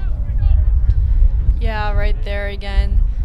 Minnesota not really much of a response on defense and struggling to attack on the offensive side of the ball. So again, this match has been all Hokies, really been very dominant and very disciplined on both sides of the ball. Yeah, you can tell they're ready to play right from the opening kickoff, forcing a turnover, getting an early try, and they've just built from there. 33-0. They lead with just 3 minutes and change to play in the second half. At the conclusion of this one, Wyoming takes on Fairfield, followed by NDC against Michigan, both those games in the qualifier division. 3 more after that NDC and Michigan game, also in the qualifier division, before we take a break at 1 p.m. So a lot of good action still to come on the day. Rugby pretty much all day. There's only one more break on this field between now and the 5:30 qualifier final. There's certainly a lot of good teams still to play, a lot of the best matchups still yet to come, Claire.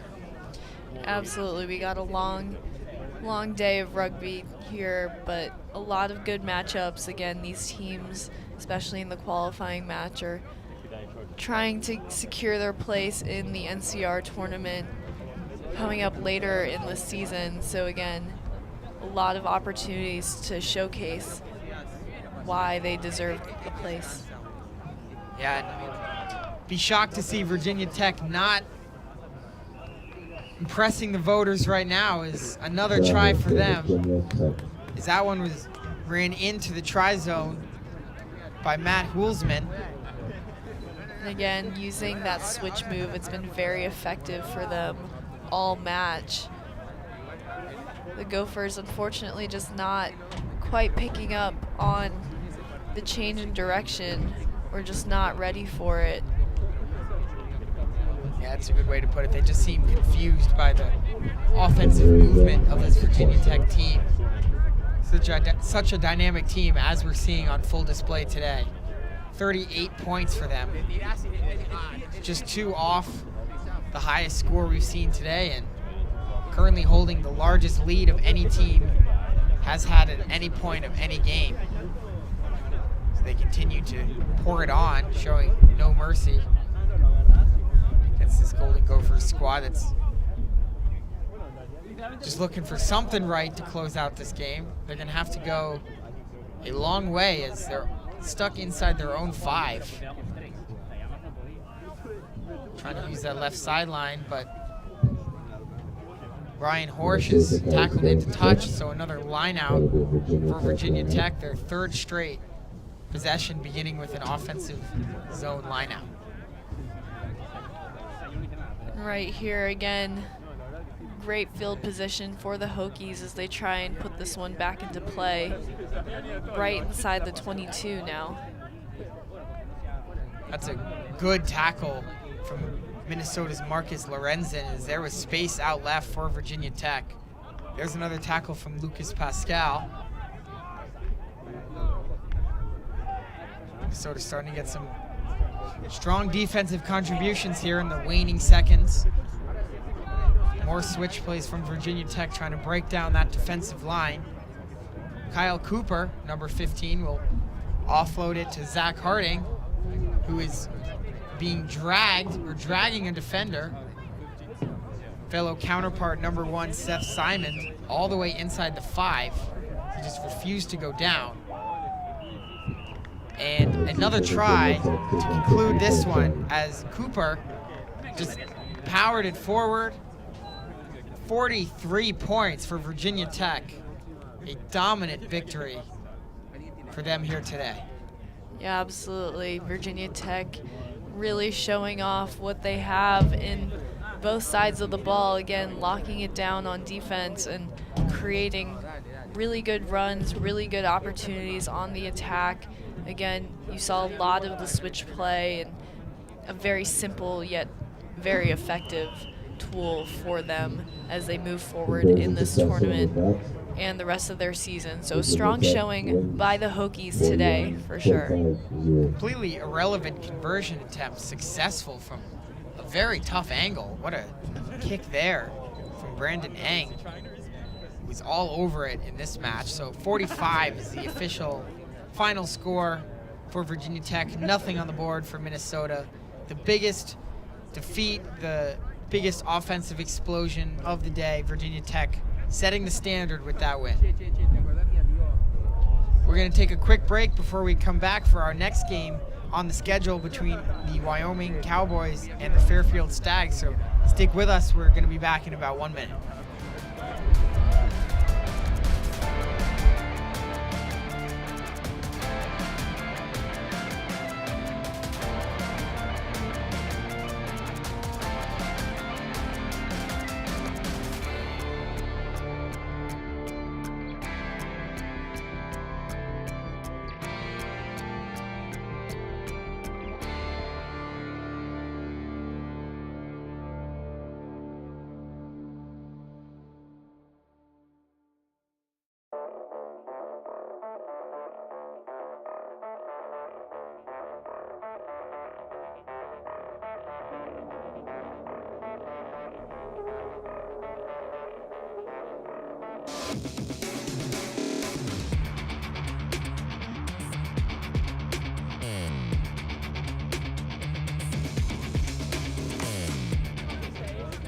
as we get set for another one just underway between Wyoming and Fairfield. It's the first time we're seeing Fairfield today. Second time for Wyoming.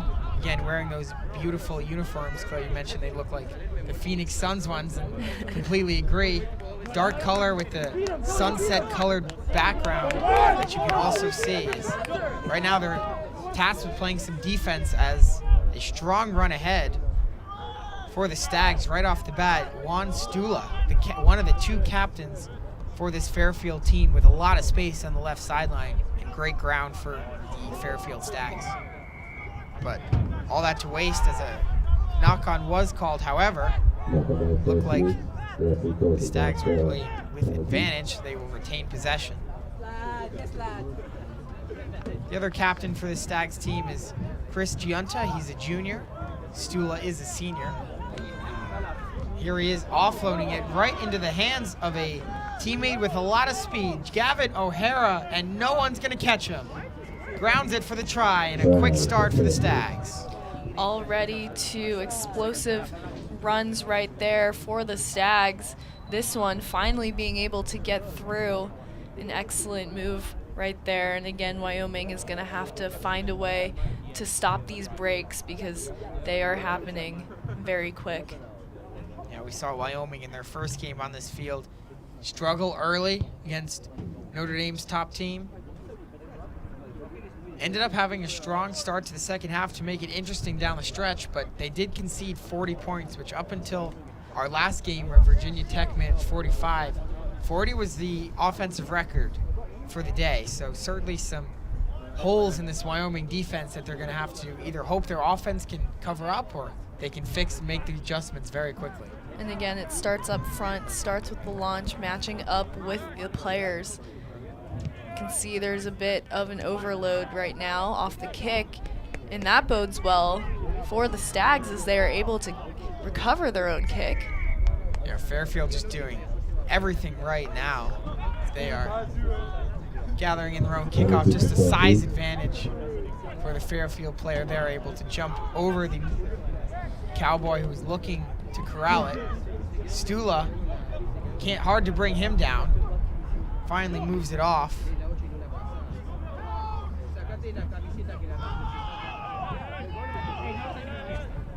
Fairfield will reset and go more towards the right.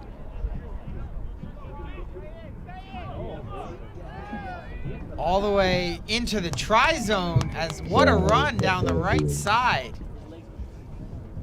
And another score for Fairfield. And that was another excellent move by Fairfield.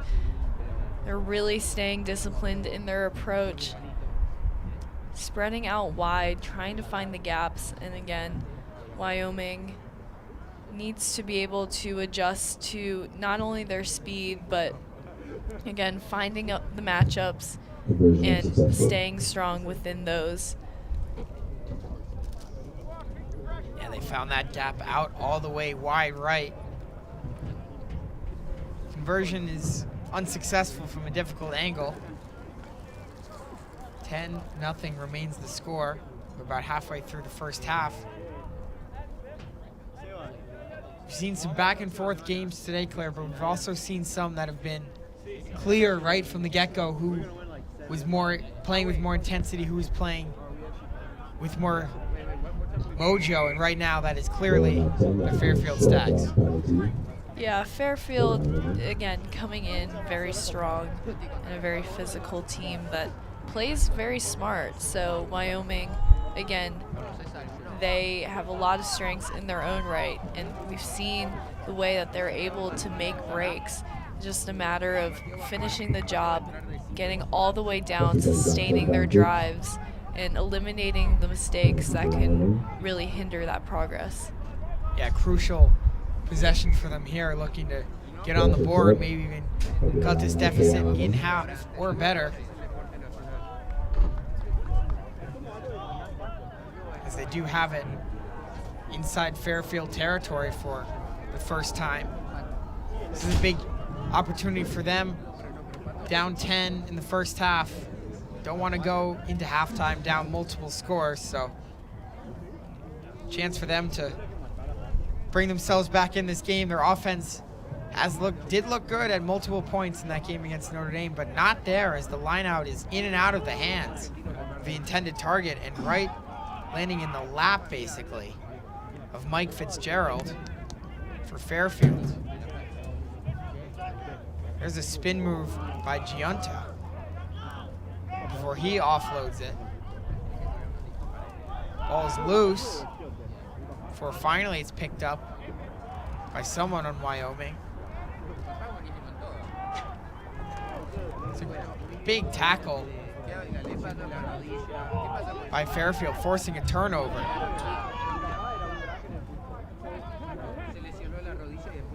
Moved all the way out wide left. Patrick McHale will cut it back to the middle. Still cutting it back. Another cut back. Offload, what a play. O'Hara has one man to beat, and he runs right through him and then offloads it. What a pass. Just beautiful offense from Fairfield, and they score again. Just what a play, start to finish. Yeah, way to stay with it with Fairfield. Again, they were tested in this drive, but they managed to break tackles and again switch directions. And even when losing their balance, again, getting up and continuing on with the drive. So excellent there as we've seen the Wyoming defense really start to match the physicality. Tough to match the physicality of this Fairfield team as they finally get a conversion to go their way. Take a 17-0 lead, so we see Wyoming with a line out in plus territory, only down 10, right in the game, but line out goes through the hands of the intended target, right into the hands of the Stags, and they quickly turn that into another try and take a 3-possession lead, presumably going into the half. Yeah, absolutely. They have all the momentum right now. So again, making adjustments on defense for Wyoming will really be beneficial. On the attack side, they seem to be solid, just eliminating the mistakes. So being more intentional with the passes, with the spacing, again, as they're starting to redirect here into traffic. A lot of Wyoming players in one area, a lot of options for the ball carriers. Brian Mead is tackled. He's just getting up. He was one of those options. But again, if Wyoming can't, on defense, get with the launch, then they're going to have to put someone in the backfield to try and take the right angle to stop the run. An interception as the pass misfires, and it's going to be a 4th try of the half. Juan Stula for another 5. And so again, in the midst of that chaos, with Wyoming, I think a big part is being decisive. You have to really, evaluate the space and make the right decisions for the passing. If you take too much time, as we saw there, Fairfield will beat you with the launch. And again, they got in and were able to pick off the ball for another score. They're going to take a multi-score lead into the half. We'll take a quick break as the teams rest and recharge, and we'll be back shortly for the start of the second half.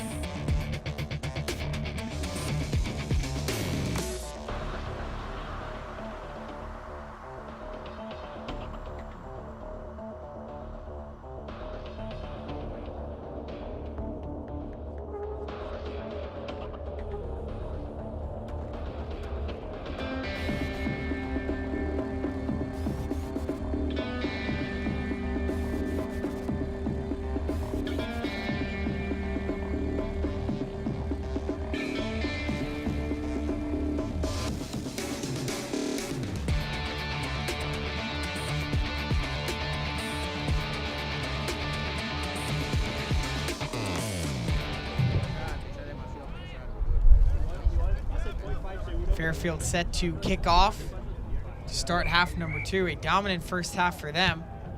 We just saw our biggest victory of the day in our last game with Virginia Tech, picking up a 45-point decision over Minnesota. The Stags on pace right now to match or beat that. 24 points in their first half. None for Wyoming. We saw Wyoming come out with a strong second half in their first game. So I have to imagine they have some adjustments to make themselves. There's a lot of work to do in this one to get back into it down 4 scores. But you got to start somewhere. As we get a penalty as Fairfield tried to break through for a quick score, but offside the call.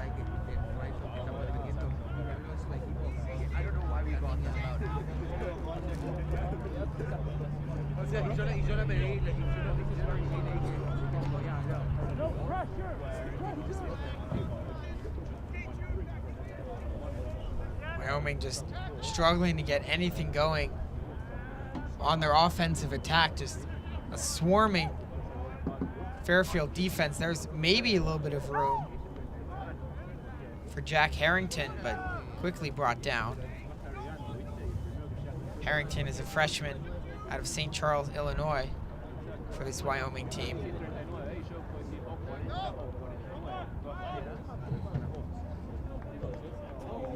Try a kick that doesn't go too far as it went off the side of the foot of Isidro Molina. And a great tackle from behind as James Malvey caught up to that Wyoming ball carrier, brought him down from behind just when you think Wyoming finally has some space. And now they've committed a knock-on. I like the decision to kick right there early again, just really using any opportunity to break the game open for the Cowboys. Again, not much on the attack in the first half, so again, just using the kicking game to their advantage. While that kick didn't go as far as maybe they had hoped, again, you did see them start to try and break the line. So again, more of that and more of being a little bit more creative with their plays. Yeah, certainly you'd like to see Wyoming make some adjustments, try to find a way to get on the board here in half number 2. As there's a creative play. Look at that passing play between 3 Fairfield players, and it's going to result in a try. The score is Polizio, but you got to give credit to the 2 who set it up as well.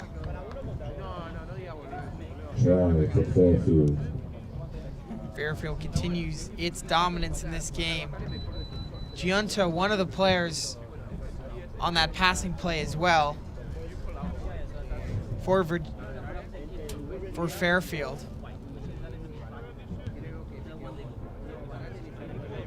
Looks like that conversion did not go through, so it remains 29-0.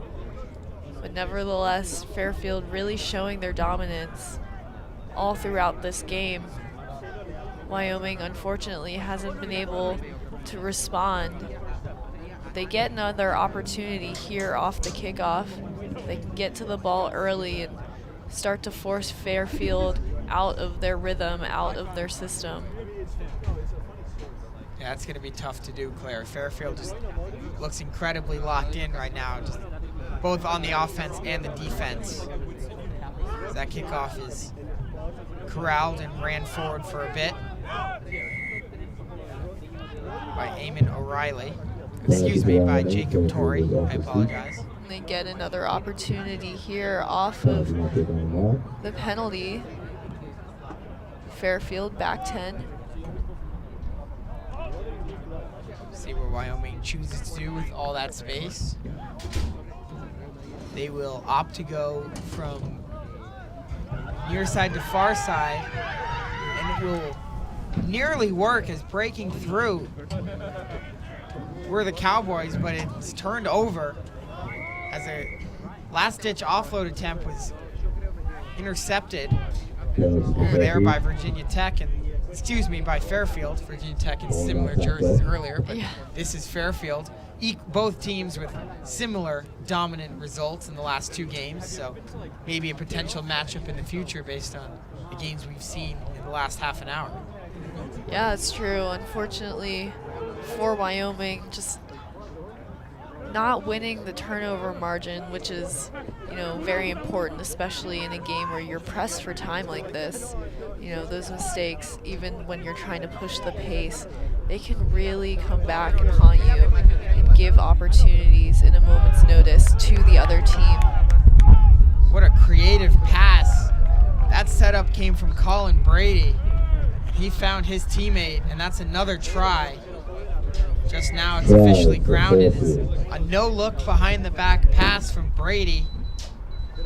Sets up that one. Another 5 points on the board for the Stags. They're up to 34 with just a minute and 5 seconds to go in this one. In Fairfield, again, very disciplined with their offloads and very creative with them. Again, you saw the behind the back little pop there. Bit of a concealed offload. And again, the defense never saw it coming. Yeah, a lot of creativity for sure for this Fairfield attack. We're seeing a lot of crisscrossing among some of their players without the ball carriers doing passes like that behind their back. So just a lot to like if you're a Fairfield fan.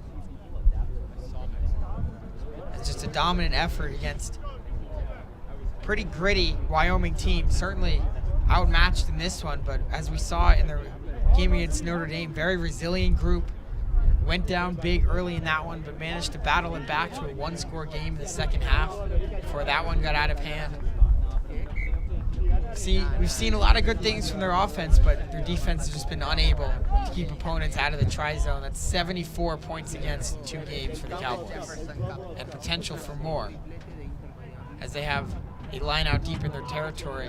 Should this go wrong, Fairfield will be right on the doorstep.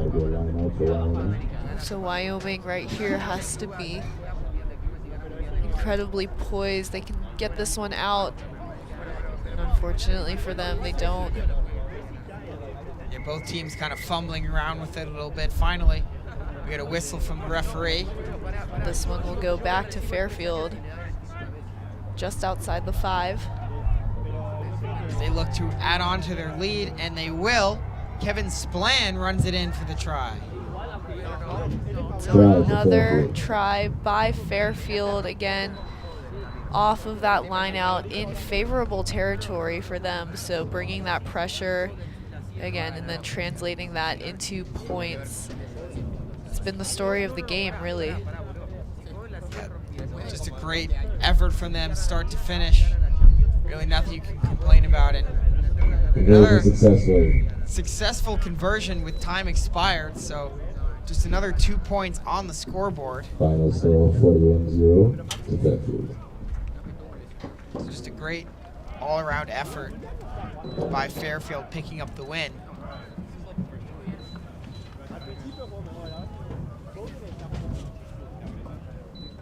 We're getting set for our next game here between NDC and Michigan. Both teams take the field, so we'll stay here. Looks like NDC is rocking the royal blue. Michigan changed out of their navy blue into some yellow.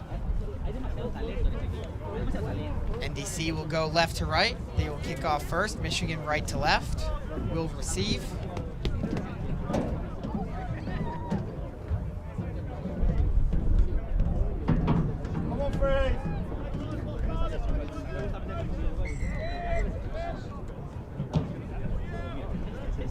As a reminder, scan the QR code on your screen to view the bracket and live results and schedule. Stay up to date as best you can with the action today at the Invitational tournament. Sevens here, 7-on-7 at Stinson Rugby Field in South Bend, Indiana. A lot of teams here today. Different conferences all over the United States. Lots of unique opponents. A couple programs playing in their first 7-on-7 tournament of the season. So a lot of good stuff all around throughout the day. After this game, we'll get Aquinas against Kutztown. That should be a good one. That's coming up right after this one between NDC and Michigan. It's Michigan with the ball. Pass is fumbled. And it's a penalty of some sorts. Maybe a knock-on. Looked like it might have been, but that's not what the ref signaled. Oh, all the way out wide. What a find.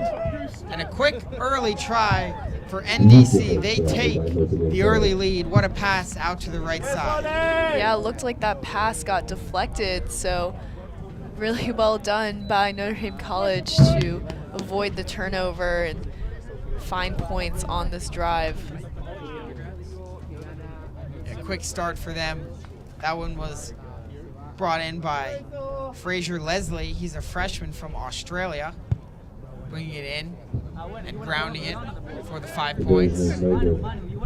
Conversion is unsuccessful from the difficult angle. So Notre Dame College with the 5-0 lead. Just 2 minutes into this one. Still 5 minutes to go in the first half. Doesn't sound like a lot, but considering how short the halves are, 5 minutes is a good portion. We've seen a lot of quick strikes in this day of rugby from both teams. What a brilliant kickoff. Way up in the air, and when it lands right in the hands of Lockie McDonald, another Aussie.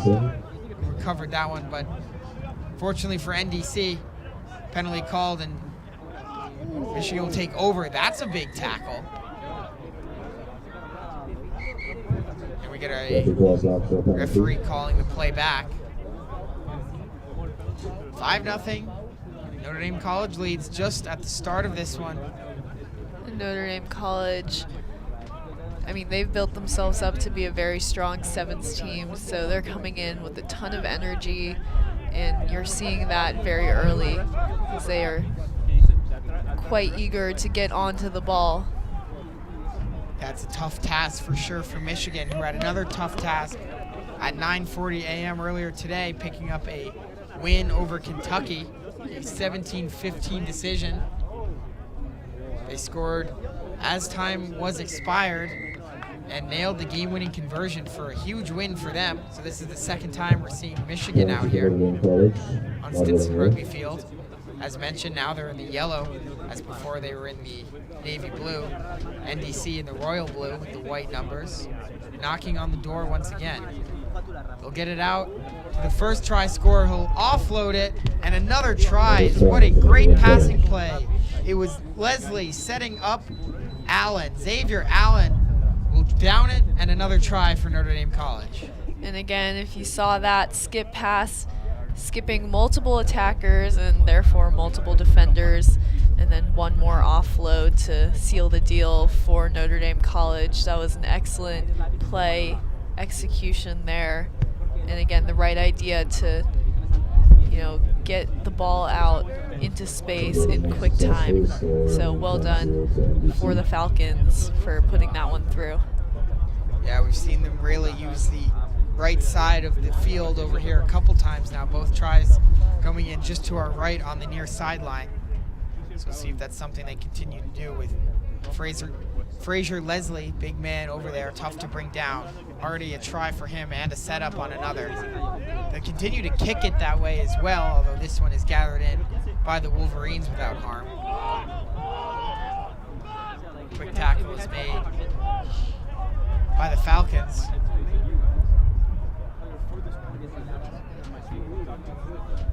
Nice offload and a couple broken tackles before finally Michigan player brought down by his ankles. Kicked ahead towards the try zone, and we get a whistle. No try. Something called preventing that, as it looked like the Falcons may have, on a broken play, converted again, but referee says not so fast, and the scrum is upcoming. So another opportunity here, an excellent field position just at the 5 for Notre Dame College. You can see their backs into space, much more spread out than the Michigan defenders. Yeah, Michigan defenders. Oh, they force a turnover. Miscommunication between two Falcons players and a lot of green grass for the Wolverines, and they're on the board with a try. What a long run that was. Michigan strikes just like that. Yeah, absolutely. Again, as I said, Notre Dame College, very spread out, so Michigan seeing the long passes, seeing if they could go the distance, and again, getting up on that launch. Notre Dame College taking a little bit too much time on those passes, and Michigan defenders were right there for the interception, taking it all the way to the other end of the field for the try. This will be a difficult conversion, but let's see how they do. Comes up well short. As you mentioned, difficult angle, not enough air onto that one.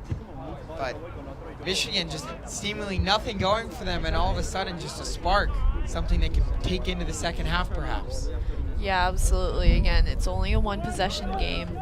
Both teams are playing very well, and Michigan getting a good read on the attack there. So it'll be interesting to see the rest of this game and how it develops as we start to take into almost the second half now. Yep, no time on the clock, but the teams will play on until there's a dead ball. So Notre Dame College will certainly see what they can muster up on a potential attack here at the end of the first half, trying to get that try back. If you're Michigan, you get a lightning in a bottle play like that to bring yourself right back into this game. You have to get a stop here. You can't let Notre Dame College march down the field and score and restore that multi-possession. Definitely, and again, getting pressure on defense like you just see right here. Excellent launch, taking up that space. If they can get them, force them onto the outside and out, they can end this half, and they do. Yeah, a couple bulldozing moves. I believe that was Frazier Leslie, the big man, all the way out there, now playing on the left side. No matter what, ball ends up into touch, and that will do it for the first half. But Notre Dame College looked like the better team, but then all of a sudden Michigan gets an interception, goes all the way down and score on that same play, and they're right in it after the first half. Absolutely, and again, they're only down one possession. There's still a whole half to go. It's really anyone's game. Yeah, we'll have to see what transpires when we come back. We're going to take a quick break for halftime. We'll be back with the second half. It's NDC leading Michigan 10-5.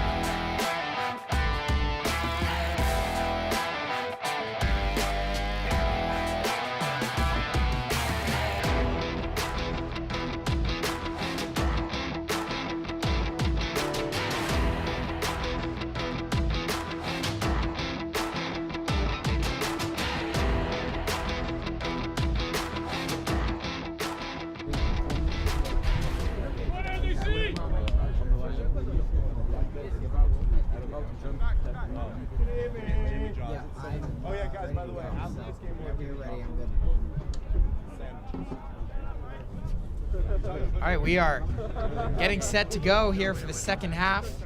Michigan will kick it away to Notre Dame College. Clock has started in half number 2. And a low kick for field position. Michigan playing the field position game early on in this one, hoping to force a quick turnover and turn that into points. And they're going to do just that. Early penalty against NDC, the Falcons, a little bit careless with the ball early on, and Michigan has it in great territory right away in half number 2, looking to tie this game or even take the lead. In the middle of the field, skip pass, bounces twice and is picked up by Christian Gatica, excuse me. Fake offload from Lockie McDonald, got some oohs and ahs from the crowd. He's got it back. He'll now defer to his teammates. Herbst is hit hard and loses the ball. Still up for grabs. A knock-on whistled. So Michigan here with an opportunity to run a set play at about midfield off the scrum. And it comes at an opportune time for them, as they're only down 5. Yeah, right in this game. It certainly doesn't feel like that based on how the game has gone so far. Notre Dame College dominating possession time, dominating field position for the most part, but that one play allowing Michigan right back into this game. And I feel like you can feel the nerves and the tension from Notre Dame College, knowing that they're playing well, but also knowing that this game is very much up for grabs. Absolutely, as they kick this one back, getting a chaser on this early. And yeah, like you said, this is really up to anyone. It's a strong tackle from that Michigan player. They continue to battle it out. Slow getting to his feet is McDonald, but he is now on his feet for the Falcons. Offload just doesn't connect. Michigan playing with advantage. Sorry, Claire. No, you're good. Little bit of a 2-on-1 rush potentially, but a blindside tackle.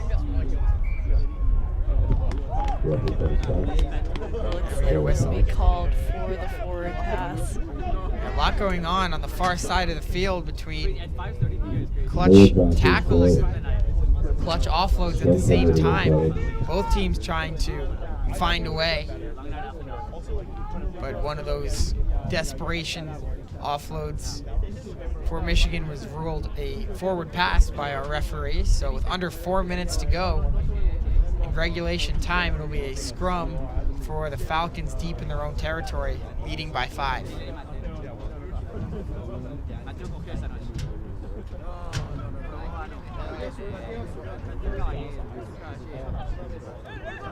Another strong tackle, as Michigan's tackling has really improved here in the second half. There's no space for McDonald. He's trying to use that left sideline, number 8 in blue. Oh, but look at that pass. What a fancy play that was. Into the hands of Herbst. Yeah. Offload coming from Buxton. That was pretty fancy. That was very slick indeed. Michigan was on that though.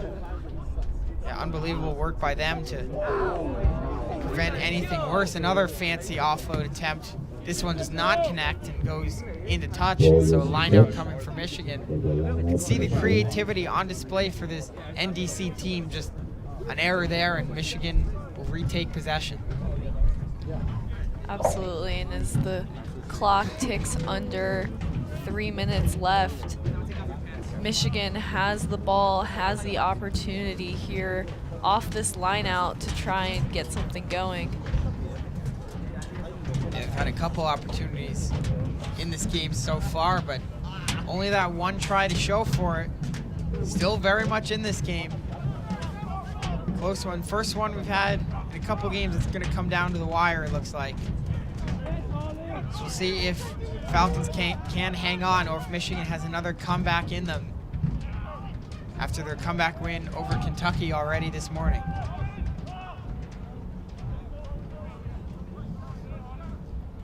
We'll go all the way out to the right, and some space along the right wing, breaking free, and only one man to beat, and he's not gonna get him. Another try for the Wolverines. They tie the game with 1:45 to go, and it's centralized, so a rather convenient conversion attempt coming up.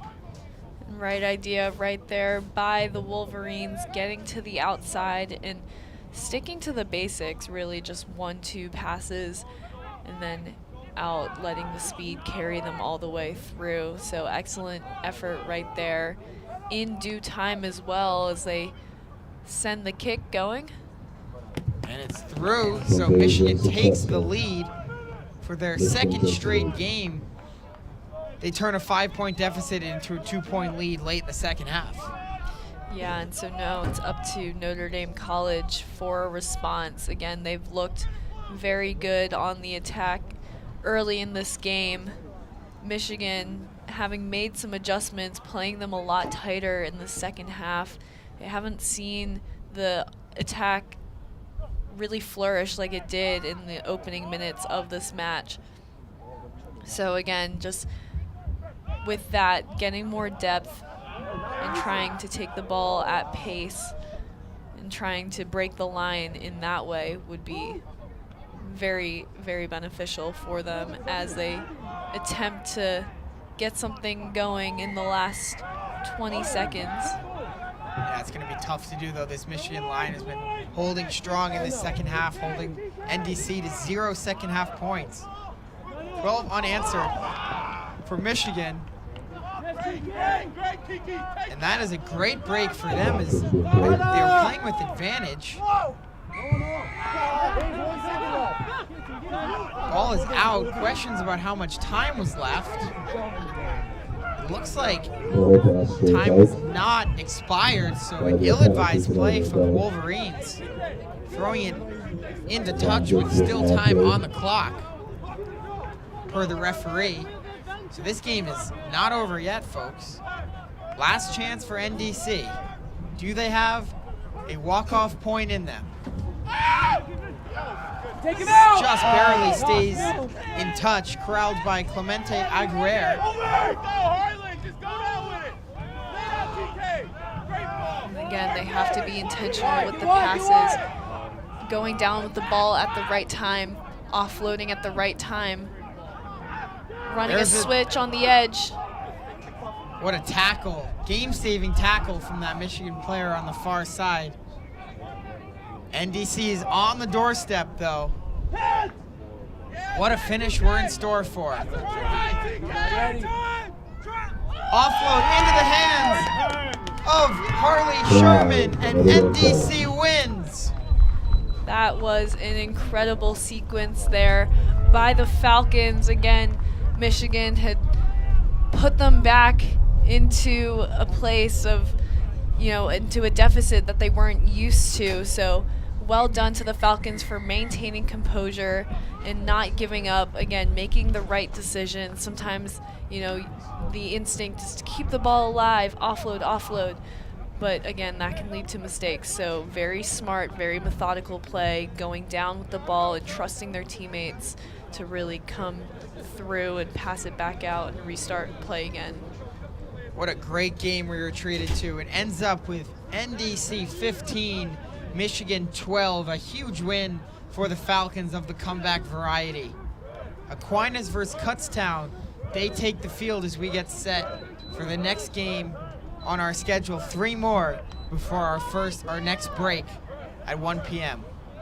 Aquinas and Kutztown in this one, Notre Dame and Maran right after, and then IU versus ICCC. That's a lot of C's. They come up, they round out our late morning, early afternoon window before we take a break at 1 p.m. Yeah, a lot to look forward to. This match is certainly going to be one that is going to be physical. Again, both teams coming in with a lot of size and, again, trying to put themselves in the best position for the upcoming NCR tournament. Speaking of NCR, just a reminder that if you're interested in all the scores from today's action, if you didn't get a chance to scan that QR code that was briefly up on your screen between games, definitely make sure to do that when the next time it's up, or if you're wanting results as soon as possible, visit the NCR app. We are updating scores from all 4 fields of today's game on that app. If you're interested in looking at the bracket for all 3 divisions, check out the Notre Dame Rugby website. That's also a great resource. So those 2, the app and the website, will help make sure that you're getting all the information you need on this Rugby Saturday at the Irish Invitational 7-on-7 tournament here in March. As we are underway in this one between Aquinas and Kutztown. And a instant turnover and space up the middle of the field. What a track down tackle that is. What a brilliant play. As it looked like we might get our first try of the game just a minute in, but a tackle from behind prevents that. Yeah, excellent there on the recovery off the turnover. Could have been lethal there right off the bat, but well-disciplined defensive effort there to mitigate any of that. It's a big play by that Kutztown player. Is falling and getting right back up is Georgi Kuparadze, and he's up again, and he's running free. So a big tackle on one end and a try on the other end, and it's Kutztown who takes the first lead of today's game. Well done there, staying composed again after the turnover, after it looked like Aquinas was gonna put one through. They managed to recover, get to the other side of the field, and use the outside speed to make the play. Here's Kuparadze, who not only scored the try, but knocks in the conversion. So 7-0 lead for Kutztown early on. They've looked good on the offense to start. They have had the possession for most of the time, and other than that one rush, really, it's Aquinas has struggled to get control of the ball. Yeah, and again, when these turnovers happen, you know, you don't have much time to lament in that fact, so you have to move on. You have to just roll with the punches and adjust to the current situation. If you're being pushed back, you have to launch forward even harder. So we'll see what Aquinas can do on this possession, but first a Knock whistle. on by Aquinas. It'll be a Looks like scrum it'll for be a Kutztown. knock-on, so the scrum down.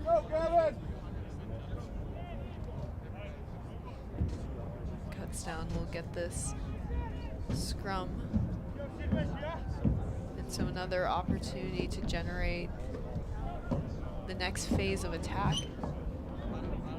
So another turnover forced by the Golden Bears.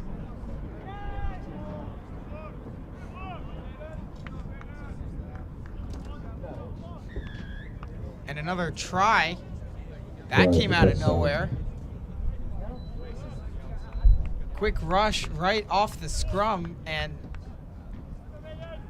another 5 points on the board for Kutztown.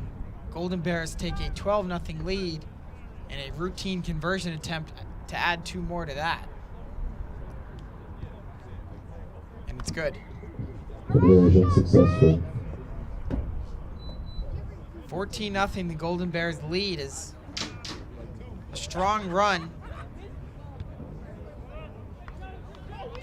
doubling the lead for Kutztown, as Aquinas just unable to stop the bleeding after the turnover. Is a pretty quick developing play right out of the scrum. Absolutely, and Aquinas really now needs to settle in with the pace. Stick to what they know, you know, not trying to do too much. Some simple, clean passes, get to the outside, find the gaps where they can.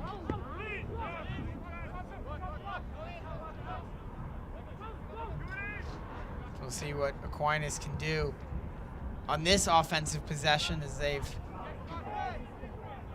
not had much success so far, but a lot can change. We saw last game, Michigan gives up 2 early tries and battles back and eventually takes the second half lead before losing it in the final seconds of play. Yeah, absolutely. I mean, they're only down 2 possessions, so, I mean, really with the next half looming, there's still a ton of time for really anyone to make a play or to make a statement in this game. Yeah, the Saints will get a line out here from about the 22, a little bit inside of it even. So great field position for them as they look to cut into this deficit on the line out. was a great long kick to set up his throw in for the Saints. But it misfires, so an unforced error. We'll see how the Golden Bears look to take advantage. It's a strong tackle over on the sideline near us. That tackle saves a potential run up the left sideline.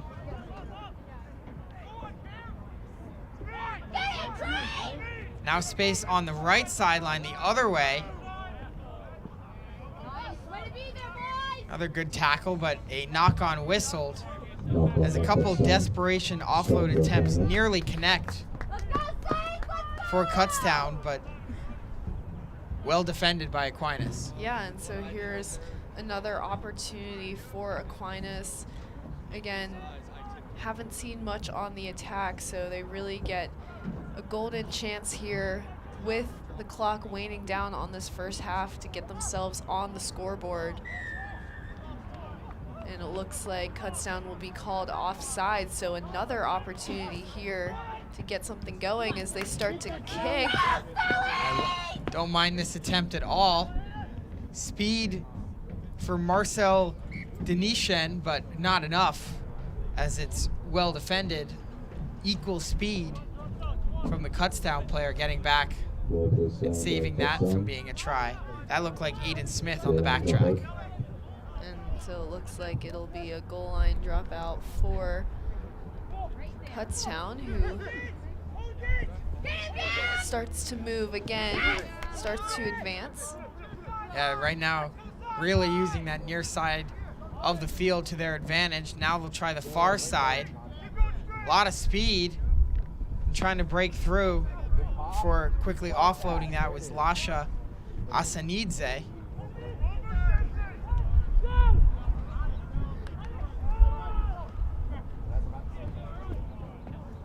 A little bit of a reset and a hard late hit, but won't matter as Benedict Quinn with some space down the left side. He's in for the try, and he's going to center it. So a last possession score. Kutztown adds to their lead with their third try of the half. And absolutely there you can see they saw it as well, the overload on the edge with, unfortunately for Aquinas, just pushing in a little too much on defense and leaving the wing with all the room in the world, it seemed, to get that going. So again, just being careful with the spacing, making sure you're matching up with the players, again, using the touchline as an extra defender as needed. But it'll be an interesting second half as it looks like Kutztown missed that conversion, so the score will stay 19-0. Still a 3-possession game either way. We're going to take a quick halftime break. It's all Kutztown here in South Bend in this one as they lead 19-0 after 7 minutes. We'll be right back.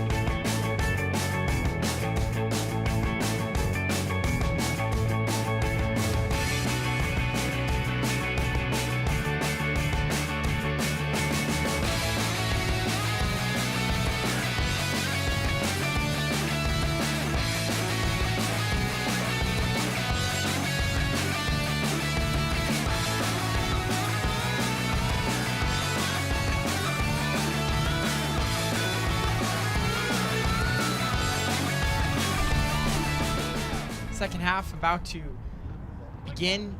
It will be the Kutztown Golden Bears kicking off. They have a 19-point lead thanks to a very strong first half, and what a brilliant kick that was, in and out of the hands of the intended target, that being Cameron Thurtell, but it doesn't matter as it's picked up by the Golden Bears anyway. There's a high tackle, and that's going to get called. A little bit of animosity, some pushing and shoving involving Zach Bester in the white jersey for Aquinas and a couple of the Golden Bears players. On the receiving end of that hit, and still down, his mate, number 13 in gold and black. So he seems to be going out for a sub, perhaps. His teammate Kuparadze seems to indicate that a sub is coming, and there comes a friend off the sidelines. So that's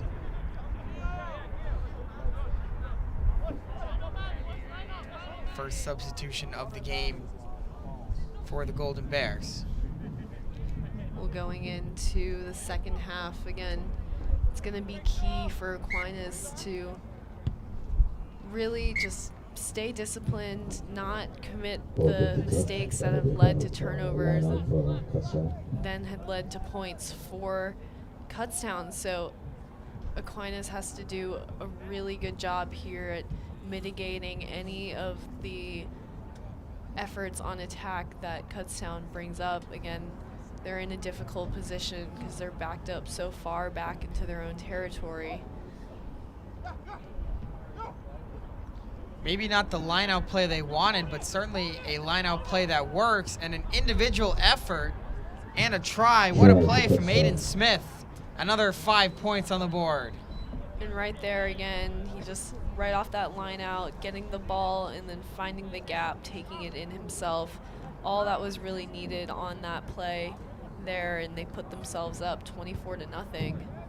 Now 26-0 after the kick. A strong kick right through the uprights. So lead extends to 26 for this very strong Kutztown team. As no hesitation right off that line out. It was Smith who threw it in, and he regathered off the tipped pass and just ran it in, beating a couple defenders on the way. So great run from him. He had that backtrack in the first half to save a try going the other way for Aquinas, so certainly been a strong game for number 20 in black and maroon. And here we go again with Aquinas' attack. They look to get something going. Behind the back, sort of emergency pass is finally gathered in. Not a clean connection, but a connection at that. Other pass just misfires. They're going to say that Jacob Easterling stayed in bounds. What a great job of him tightrope walking the sideline to make sure he stayed in. And again, they had the right idea there, trying to get the ball out. They almost successfully got it out to the wing where there was room to fly, but unfortunately just dropped. Yeah, it looked like maybe a rush was developing, a fast break of sorts for this Aquinas team, looking for something to get on the board for them, as Zach Bester was trying to get it to his teammate, but it went off his hands and results in a knock-on. Under 3 minutes to play in half number 2. And the Golden Bears just continue. A diving attempt just comes up short, and it's another try for the Golden Bears. Archie Grayson brings it in. He's the latest to score for Kutztown. And again, another excellent effort there, just finding the gaps in the defense. And unfortunately, Aquinas just hasn't been able to, I guess, mitigate those line breaks. Kutztown has been very good all day at finding those gaps. So they will try this kick. Yeah, very tough angle, but Oh, it double doinks. That looked like a beautiful kick, but off the left upright, right off the right upright, and ouch. So you won't see one get closer than that and not go in. Yeah, very nearly there. If it had bounced through, then perhaps, but unfortunately just catching the side of the right post. Arguably more impressive to be able to do that than to hit it through, especially from that angle, but nonetheless, pretty moot point given the score of this one. Is no matter what, it's been a dominant effort from this Kutztown team. Another great kick, but this one is gathered in by Aquinas. It was a leaping effort from Zach Bester, who's been involved. Off the turnover, there's a strong tackle. Bester again involved. He's been all over the place despite the 31-point deficit. He's certainly made a name for himself on this Aquinas team with his defensive plays and his willingness, Claire, to play physically and be involved and be still emotionally invested despite being down 31 points in the final minute. Yeah, absolutely. Again, it's a testament to their composure, their strength. They're very much trying to hang in there all the way through this matchup, and, you know, as they should. Yeah, many more games to be played today, and a fancy set play, and Aquinas is going to get on the board as nothing but green grass ahead, and the first try for Aquinas, and they're on the board. And that was an excellent sequence there by Aquinas, and they get the conversion to go through.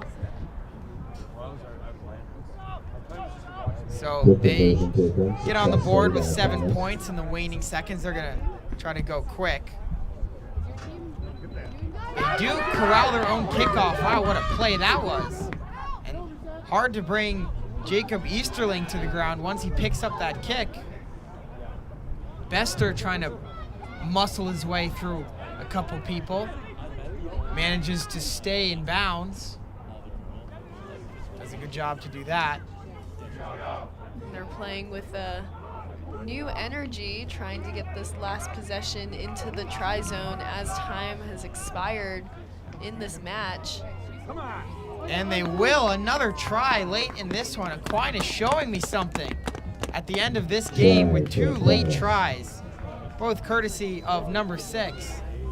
He double dips late in this one, and Aquinas with, you know, not their best result, but certainly a great effort, especially in the final few minutes. We mentioned how Bester was playing with some intensity, but we saw the whole team kind of pick up their intensity too there in the final minute and add some respect onto the scoreboard. Absolutely, and again, playing it out all the way through, trying to get attack going. Unfortunately, just missing this kick there, especially on their their first score. Again, we saw a lot of creative passing and using the pocket pass and trying to get into space, and that worked out really effectively. So going forward, we would love to see a lot more of that from Aquinas, because they definitely came in and they didn't give up. They didn't give up at all, and they started to make a run here late in the match. Certainly something they can build off of for their future games. Whatever more they may be playing today, whether or not that's on field 1 or on one of the other fields, but certainly more action to come. And you know, it would have been a lot different story if it had ended 31-0. You got to think that they have a lot more belief on that Aquinas team now. Just an unbelievably gutsy effort. Obviously, it doesn't matter on the results column, but an important one for them emotionally nonetheless, as we get another game underway. Marion and Notre Dame battling out. Notre Dame, the host team, in their whites. This is the top team for Notre Dame. They were on this field earlier today, picking up a 40-15 victory. Yeah, very dominant performance by the Irish early in this tournament. They look to keep going and keep moving forward in this tournament, but they face a very tough, very physical Marion team that plays very well. So again, it'll be a very interesting matchup for sure. Oh, a drop as Marion looked like they were going to waltz into the try zone. But a misconnection on the pass, and the Irish catch a break. Maran. It'll be a scrum for Notre Dame. Yeah, just Marion outside looking the very line. strong on the attack early. Unfortunately, just knocking it on right as they were getting to the doorstep. So I think another key for this matchup will be not only, you know, who can play with that composure, but again, winning the turnover battle will definitely be one to look out for, because both teams have a lot in them in terms of their attack, and both are very solid on defense generally, but again, with more possessions comes more opportunities for points, and so in a game where time is of the essence, those turnovers become very, very enhanced. For sure, and you mentioned both teams having strong defenses. A try for Marion off the turnover. Speaking of turnovers, and Marion strikes first with a quick pass out to the left side, and it was Zevon Meinhardt, number 9 in blue, white, and yellow, who downs it in the try zone for the first score of the game. Yeah, and again, like I was saying, Notre Dame got that penalty called on them, and so Marion took the opportunity and right off the tap and go, as soon as it was called, they had that skip pass out to the wing, and Notre Dame had no answer for it. So well done to Marion getting on the board first early as they look to kick this one off again. Should be a good one here, as these teams both with one result under their belts. Notre Dame picking up that aforementioned 40-15 victory, but Marion not too far behind, winning 38-12 in their battle against Fairfield. Fairfield was one of those teams that also had a great result earlier with a 41-0 win. So tough test for Notre Dame against one of the best teams at this tournament. Of course, Notre Dame also a strong team, so no easy matchup for Marion. Should be a good one. Marion getting off to that quick start, and the ball is sitting on 22. Neither team seems to want it. Now Notre Dame will go for it. Off the tap and go. I'll sit with you here. Brought ahead for some ground gained by Patrick McKenzie. Now it's Jackson Graham surveying his options. He's going to opt to go to Teza. Back to Graham, but a whistle. Looks like Notre Dame will Referee calls a knock-on be against called Notre for Dame. the knock-on, so Marion with another opportunity in pretty favorable field position to get something going off the scrum. Certainly favorable. A scrum at about the 22-meter line, just inside of it perhaps. So second chance for them to take advantage of points off turnovers, as we saw them get that first try almost instantly after a turnover. Offload lands in the hands of number 10. That's Tommaso Lorenzetti. He's still battling. He's not in for the try. The referee has blown his whistle. It's tough to tell who the penalty is on. Looks like a scrum is forthcoming. It looks like Notre Dame will feed it through, so the defense gets a huge stop for the Irish and forces the turnover inside their own 22 and even inside their own 5 perhaps. And I'd love to see a kick here by the Irish. Again, they have a lot of ground to make up as they're pushed all the way back into their own territory, so getting the ball out fast. We know they have speed. We know they have people that are definitely capable of chasing that ball up. So that wouldn't even be an issue for them. Offsides called against Marion. Seems like a reasonable spot on the field to try a kick. For sure, Claire, especially with how strong the Marion defense is. You mentioned both teams with strong defenses, only 27 points allowed between the two of them combined in their first games. So certainly teams that are able to keep opponents out of the try zone. It's going to be tough for each of them to score, so you have to do your best to not give the other team any free opportunities like Notre Dame did earlier. Right now it's the Irish slowly marching up the field. Marian continuing to play strong defense, but Notre Dame is gaining ground. Now they'll go backwards, try to go forward, as per usual in rugby. Ball is picked up and a strong tackle is made. As thrown to the ground was Tom Bowman.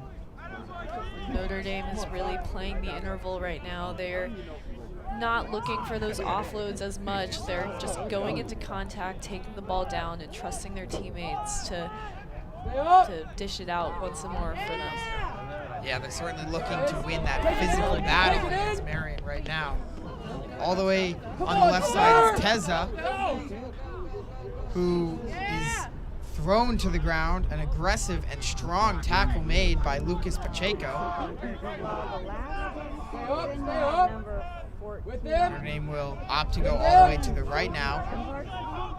McKenzie surveys his options before lowering his shoulder. Slowly but surely for this Notre Dame possession right now. Once again out to the left. Graham offloaded to Teza. Once again encounters Pacheco. They tangle again. Notre Dame to the right. This has been quite the long possession for Notre Dame. And finally, we'll choose to just kick it ahead. It takes a Marian bounce and goes into touch. So a long, drawn-out possession for the Irish takes us all the way to the end of the first half. A low-event first half. Marian takes advantage of a Notre Dame penalty and scores the only try of the half. They lead 5-0 after 7 minutes. Yeah, it's been a defensive battle so far. Both teams playing very methodical. Again, you're not seeing a lot of panic offloads. You're seeing a lot of clean contact, going down, taking the ball with it, starting a new phase. So again, that is helping with turnovers. It's helping with controlling the pace of the game. Again, the game is going a little bit more slower than a lot of these other matches that we've seen. So again, it'll be interesting to see how both teams adjust to try and get some more points on the board. Yeah, you certainly expect the pace to slow down when such strong defenders are defensive teams as these two match up against each other. Long possession for Notre Dame. They come away with nothing, so still no points on the board for them here at halftime in this national qualifier Fighting Irish Sevens tournament. Notre Dame playing host to a lot of schools in a bunch of different divisions. While we're at halftime, it might be worth it to give some score updates, some things of note in the qualifier bracket. Over on some other fields, Virginia Tech losing 24-12 to Aquinas, so that's a big upset, as Virginia Tech was one of the teams that had a huge win earlier, beating Minnesota by 47, but Aquinas came away better in that game. Over on field 3, Kutztown with a 32-0 win over Minnesota, and Indiana with a 27-5 victory over WMU. Kentucky avenges their close loss to Michigan with a 17-point victory over Nebraska, and WMU avenging their first loss with a 22-5 win over Trine. So a lot of good games in the qualifier division on our other fields here today. A lot of good matchups on the other fields as well. We'll try and keep you updated as the day goes on. As a reminder, you can scan the QR code on your screen to view all live results in the bracket plus the schedules. We're set to get underway for the second half of this one. The wind knocks down that kickoff. Looked like it was going to be an excellent high kick for Marian, but ends up just being not quite far enough, as the wind certainly favoring the Irish on that one. So Notre Dame will take possession at midfield. They elect for the scrum. And so another opportunity to run a set play. Yeah, another example as well, Claire, of them trying to impose themselves physically. You know, you mentioned it in the first half, they were running right into these Marian defenders. They weren't trying to be elusive, trying to go around. They were trying to bulldoze through them. And another example of them really believing in the physicality of their team in this matchup is opting for the scrum instead of the tap and go on that play. And it's going to work out as Teza breaks a tackle and he ties the game. A set play off the scrum just as you called, and it's a tie game. Absolutely, and again, when you have the speed and the skill set like Teza does, it makes it very easy to get some things going. So well done for finding the gap and speeding on through to tie it up for the Irish. It is 5-5 here with the kick on the way. That'll bounce through. Finds a way through the uprights. So Notre Dame grabs the lead, 7-5. So now it's Marion's turn to respond. And again, they looked very, very good in their attack early on, but Notre Dame has been able to adjust and, you know, take away a bunch of the big breaks that they've had so far. So again, sticking with it through the entirety of the phase, getting it down to the field, not turning over the ball, avoiding the errors and the penalties will be key for them today. Yeah, it's the first time in a while we're seeing a Marian offensive possession. Notre Dame had that super long possession at the end of the first half and then got the ball to start the second half as well. So it's been a long time since we've seen this Marian offense go to work, and between last time and now they've lost their lead. So it's Notre Dame 7, Marian 5. Behind the back pass, look at that fancy play coming from the hands of Pacheco and into the hands of Billy Ryder. Pacheco will now find his teammate Blake Fincher.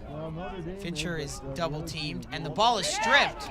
Stolen away by McKenzie. What a play. But a knock-on called out of that.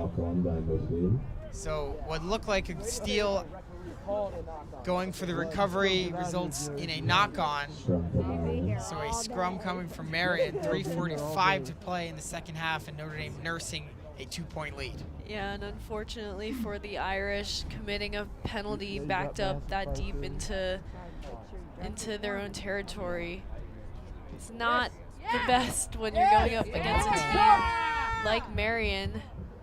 They managed to look pretty good on the scrum. It's been a pretty clean game, give or take, for both teams. So that's an error that, you know, perhaps Marion can try to take advantage of, but they will not, as a knock-on is called, as it looked like maybe breaking through to the try-zone. Be number 14, RJ Fine. If you were to argue that he knocked that on with his foot, maybe you would win that one, but not according to the referee. No, not at all. Yeah, that was a good play by the Irish. Again, being there up early, forcing the turnover.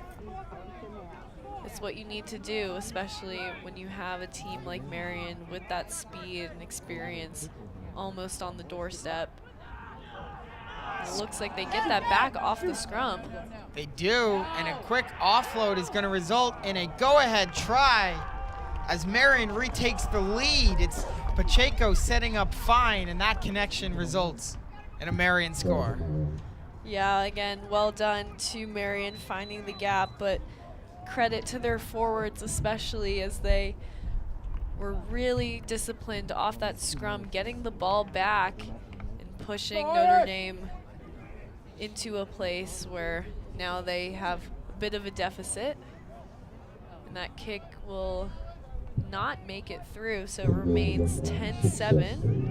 Yeah, just stayed to the right a little bit. Obviously a tough angle out so wide. So Notre Dame within striking distance, but Marion with a huge response.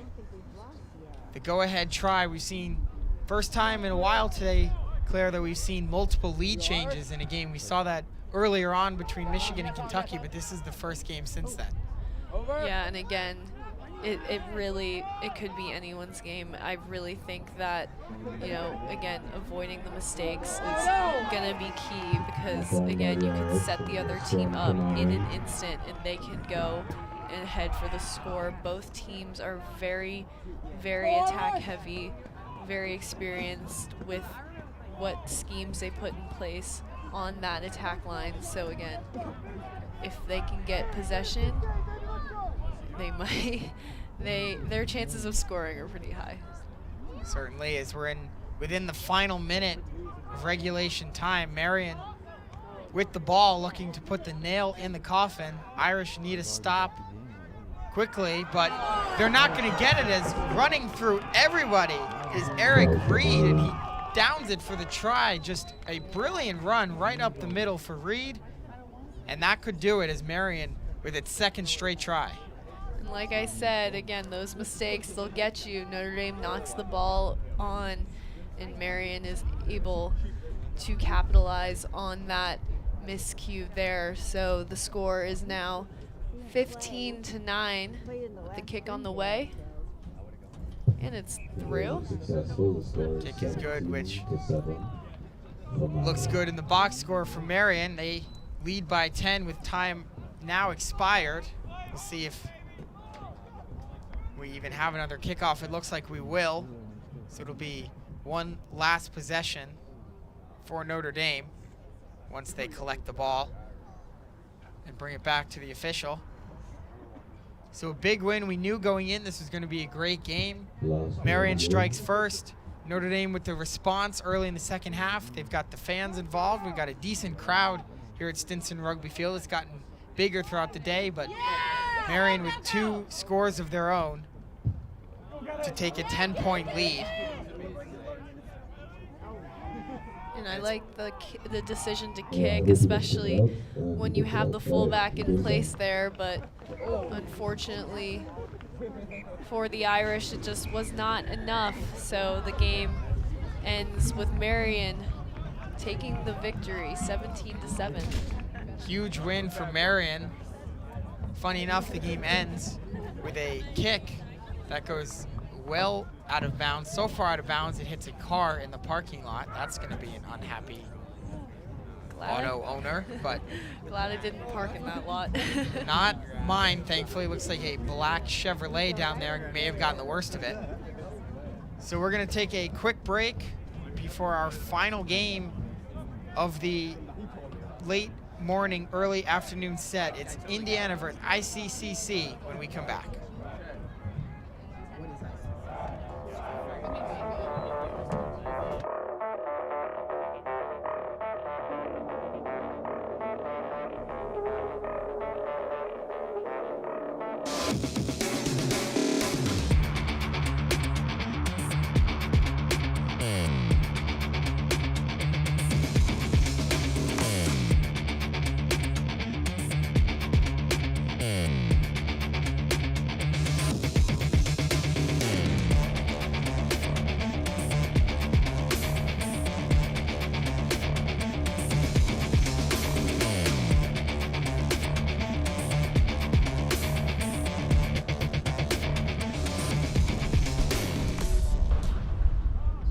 Indiana takes on Iowa Central Community College in our final game of this block of games before our next break.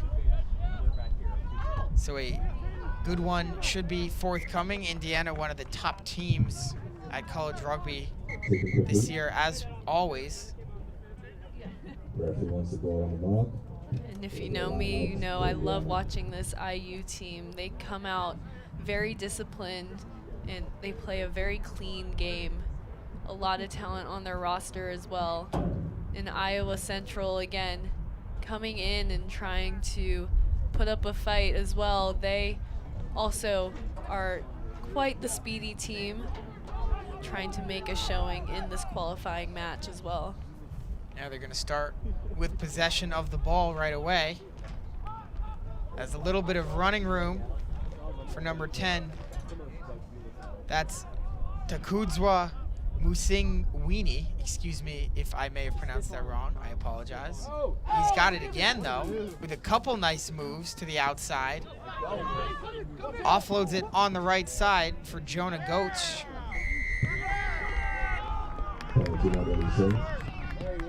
It looks like IU will get the ball back on the penalty. Oh, what a fancy kick-ahead play by that Indiana player, just moving it along. It looked like it was well defended by the Tritons, but Indiana finds a way through. And now it looks like we might be getting a scrum deep inside Triton territory. So right away you're seeing the pace being pushed for both teams. Iowa Central showing off their speed, and also the Hoosiers on the other side with their discipline on defense, being able to stop any of the major line breaks.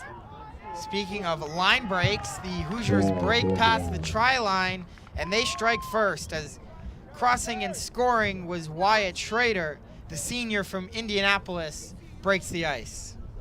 And well done again off of that scrum.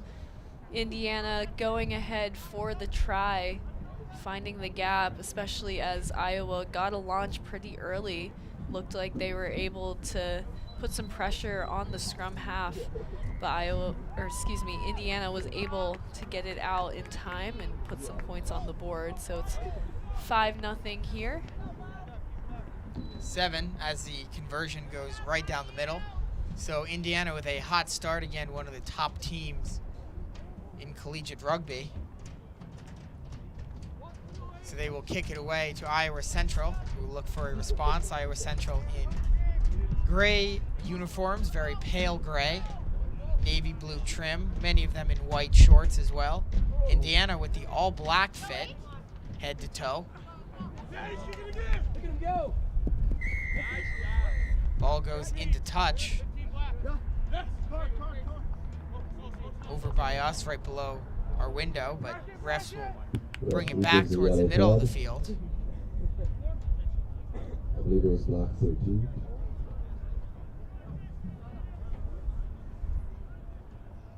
So it looks like a tap and go potential. And Iowa Central will try to kick that out into touch. And they opt for that route instead, and it's a pretty good kick.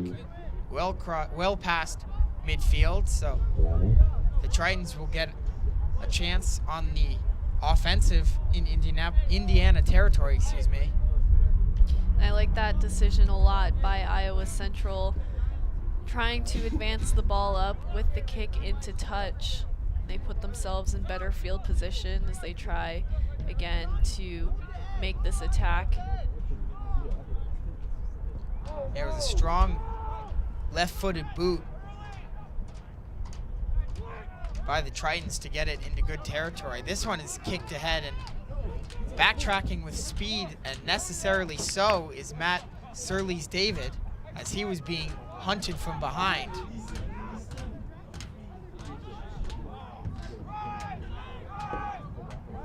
Battle ends up with Triton ball, as it's Musingwini who will try to use the sideline, but well defended by the Hoosiers, and they tackle him into touch, so a turnover. Great defense by Indiana.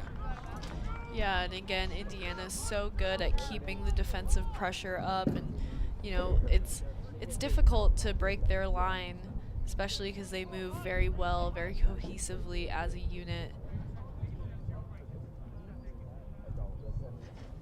Very young Iowa Central team, only freshmen and sophomores on the listed roster for their 7-on-7 competition.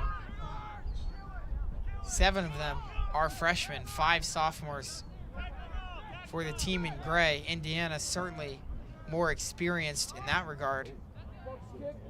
Mostly seniors on their roster, a couple juniors, and even a grad student. And it's going to be the Hoosiers who strike again, as space on the right sideline and a try for Indiana. They score for the second time in the half. They go up 12-0.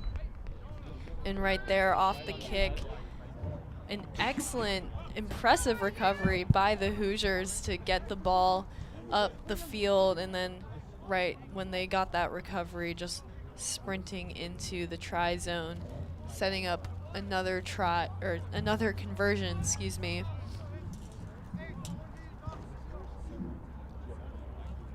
Yeah, tough angle for that one. Ends up going no good, but still a 12-point lead for the Hoosiers with time expiring on the first half. Just about 30 seconds to go. Indiana with a 12-0 lead. Number 15 back on the field. So they will kick it away to ICCC. In ICCC, they're down 2 possessions, but again, definitely not out of it at all. They have a lot of speed, a lot of discipline, especially as you said, they're a very young team.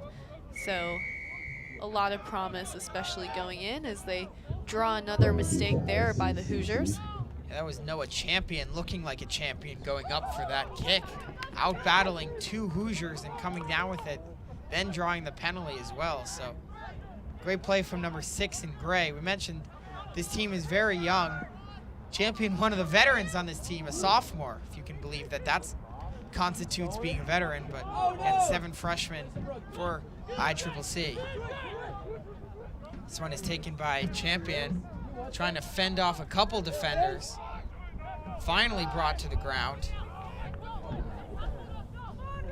Iowa Central will go towards the left.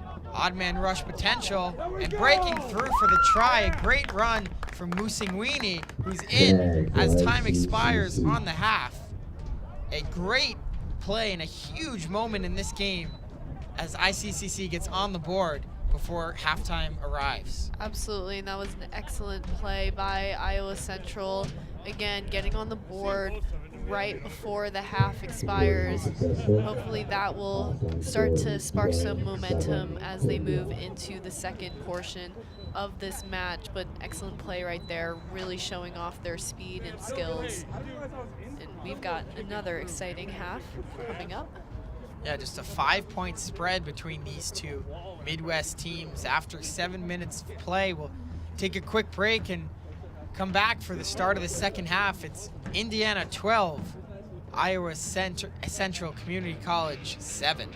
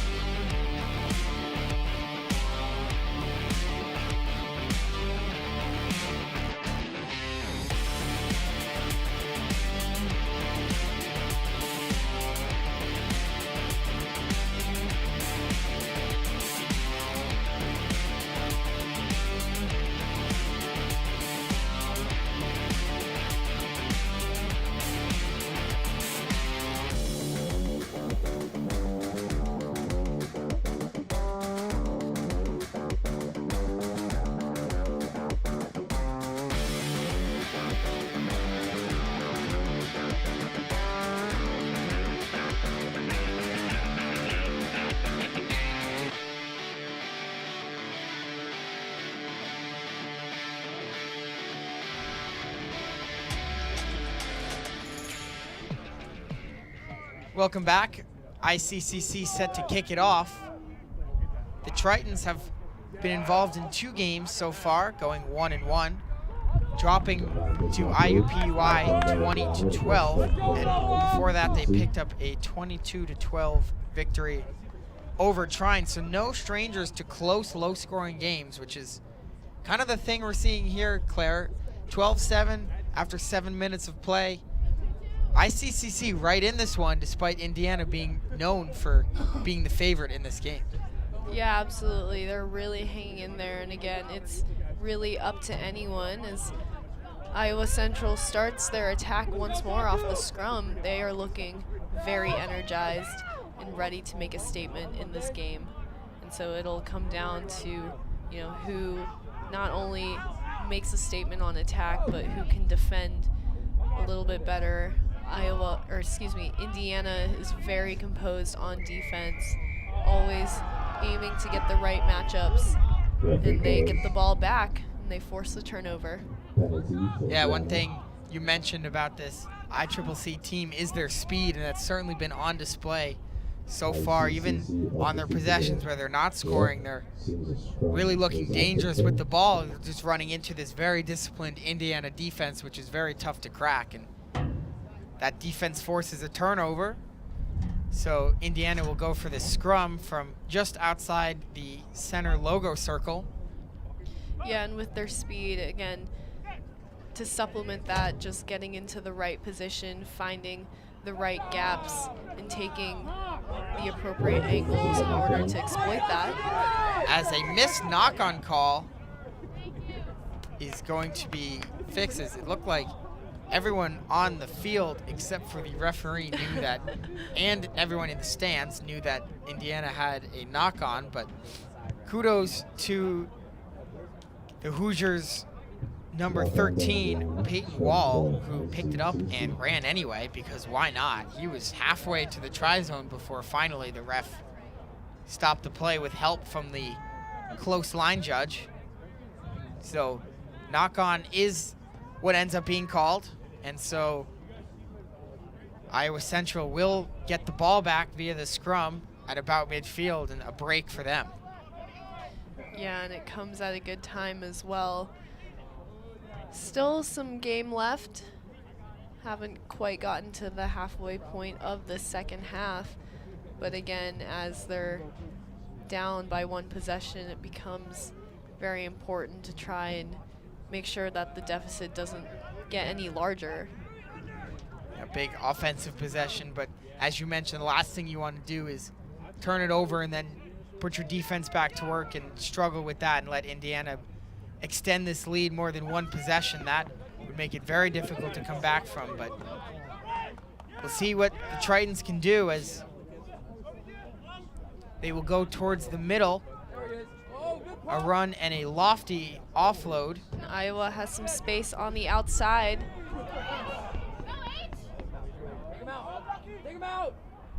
And they go into touch. It's great defense. Again, Indiana forcing ICCC out of bounds over on the far side. And you can tell by the reaction from the bench, they're very pleased with the defending on the far sideline. Yeah, and again, the spatial awareness that the Hoosiers have, seeing the way that they've been forcing them to squeeze into a small gap on the outside, and then using that, forcing them into touch. They can get the ball back here. The Tritons force a turnover on the line out and space up the middle. Second try of the game for Musingwini. And just like that, the game is tied with 2:45 to go. And that was an excellent play right there. Getting the ball back off that line out, that was very, very important, especially given the field position of the line out. So well done to Iowa Central. That was an excellent, excellent play right there. And again, getting an early jump on the line out, taking the ball away and moving it right into space. And they take the lead with a successful conversion. 14 unanswered points for the Tritons. 2 tries from Tekudzwa Musingwini, who's been all over the place for ICCC. Just 2 minutes to go in regulation time in this one, and it's the Tritons who have the lead over Indiana. So Indiana here has to stay composed in their attack. Again, can start to go simple to try and gain ground, and then get a little more complexity in their schemes as they push in towards the outside. They have to be able to get down to the 22 in order for that to happen. Yeah, still a lot of ground to go for them. They'll try a high kick here for hoping for a teammate. Takes a even higher bounce before it's wrestled down It's Champion again. No, that's not Champion. Champion had the impressive corral earlier. That one came from Cone Webb, who offloads it to Musingwini, who's brought down a great tackle from behind by Matthew Chevalier and forcing a penalty. So Indiana ball as a game-saving play from Chevalier, the freshman out of Naperville. He's still down at the 22, injured. Ball is kicked ahead, and a running room for Wall. Peyton Wall offloads it. Ball is still free. They'll play out the advantage for IU.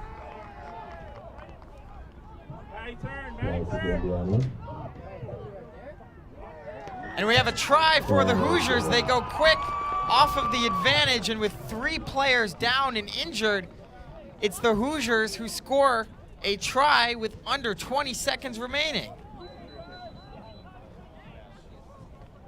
Oh, that was an excellent effort by the Hoosiers. Unfortunately, they were down a few players, but again, being fast, and as soon as the penalties committed, being there to quickly take it into the try zone, even though they were down 1 or 2 men. So excellent effort right there by the Hoosiers, especially extending the lead, or excuse me, regaining the lead as the clock gets to 0. Yeah, that play all possible because of the efforts of Matthew Chevalier, who's still down on the Indiana side of the field. He had that track down tackle from behind, which led to the game-winning try. As the ref will indicate that this one is over. So it's a huge win for Indiana, snatching victory from the jaws of defeat as a great effort from ICCC, but at the end of the day, not enough, and Indiana manages to come out on top. Yeah, and again, an excellent, very closely played match for both teams. IU just quite getting the better of Iowa at the end there, but nevertheless, Iowa put up an excellent fight, and they had the lead for a bit of their own time as well. So again, very, very good game by both sides, with Indiana just edging out Iowa very quickly at the end there. Yeah, so we're gonna take a quick break for the next 10 minutes or so. After that, it's going to be non-stop action the next 4.5 hours on the Notre Dame Rugby YouTube channel. Woo. So get excited for that. That's it for me for today. I'm going to have my friend and partner Henry Lytle come on. He will do the broadcasting for the afternoon slate of games. So for Charlie Morris, thank you so much for tuning in today on the Notre Dame Rugby channel. It was a pleasure to be with you, whether you were here all morning or just for this last game. Thank you for tuning in. Stay tuned for the rest of the enthralling action set to come.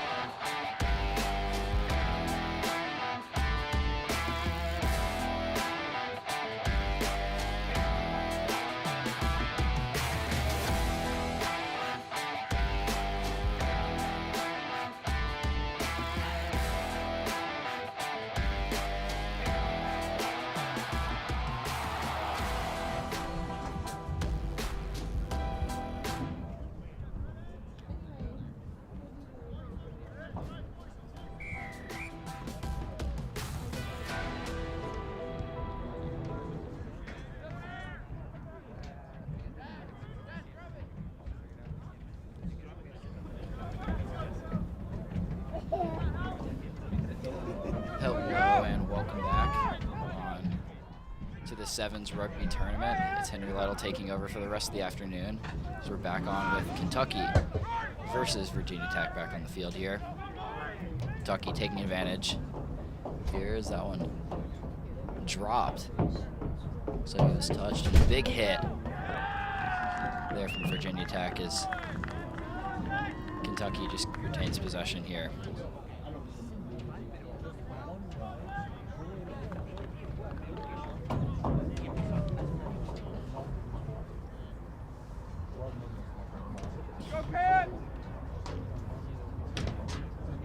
Looking like a line out here for Virginia Tech.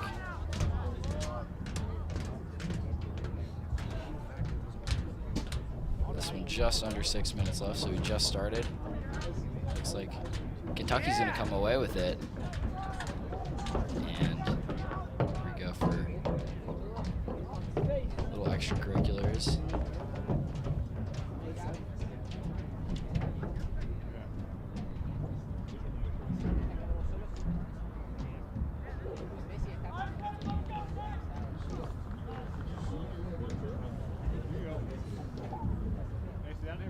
bit of confusion on the field, I guess, setting up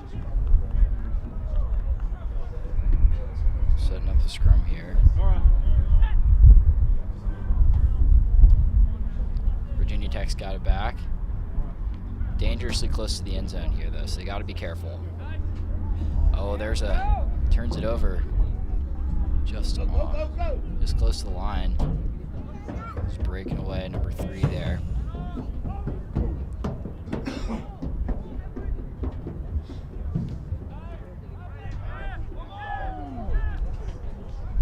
Virginia Tech just keeping it right off the edge. This has got a breakaway. Gavin Lockwood, he's got room to go. Crossing the 35, he's getting close as he is just dragged down, and a nice pass. A nice outlet play by Ben Lankow that scores for the Hokies. Big play there with just over 4 minutes left in the first half.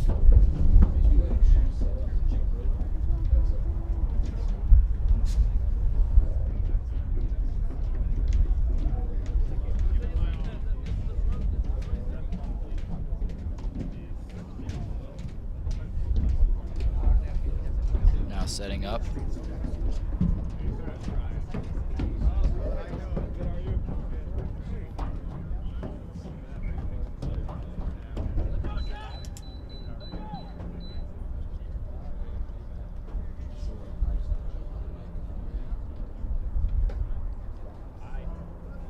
Looks like that one was good. So Virginia Tech, early lead off a nice breakaway.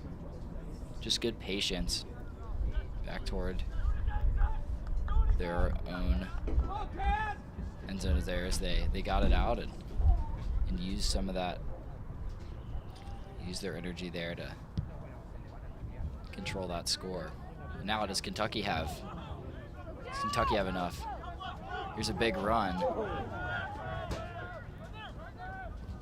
Big run there for Joe Keogh. Taken down. Kentucky just holding on here. 7, so a lot of room. Big space there for Luke Keogh, the brother of Joe, and he scores there for Kentucky. So chance to tie it up right now for the Wildcats. As in 7s, you can see just a lot of space on the field for these guys. The swings are so important. Getting it out to the flankers and then just finding space through the creases of the defense.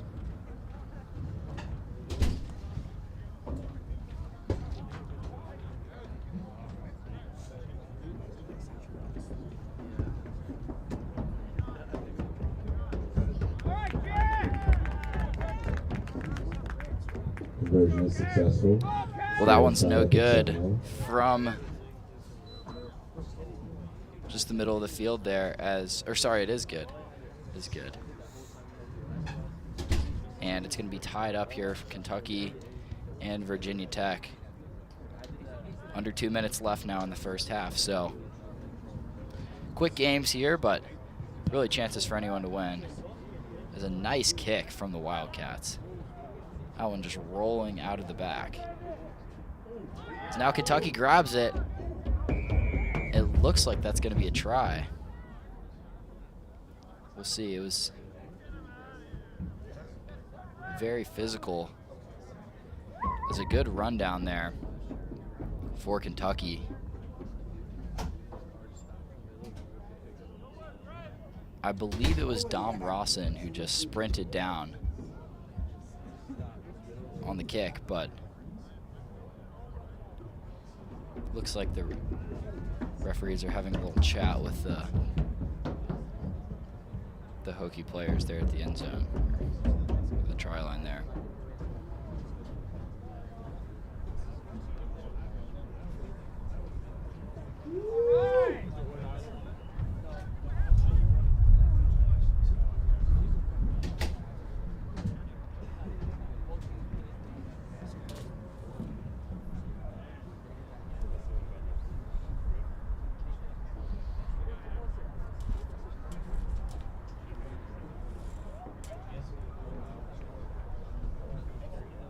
Okay, so it looks like there's going to be it's going to be a scrum right at about the 5.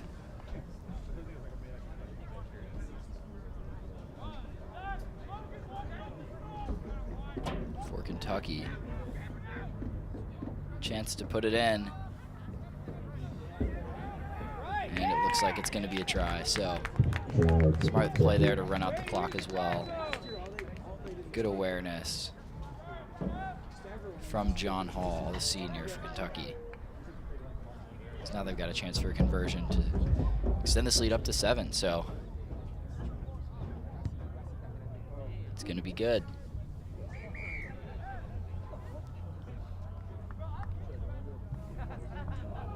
Conversion is unsuccessful. Oh, that one was just wide left. Tough angle from up here, but so only a 5-point lead now for Kentucky as they lead 12-7.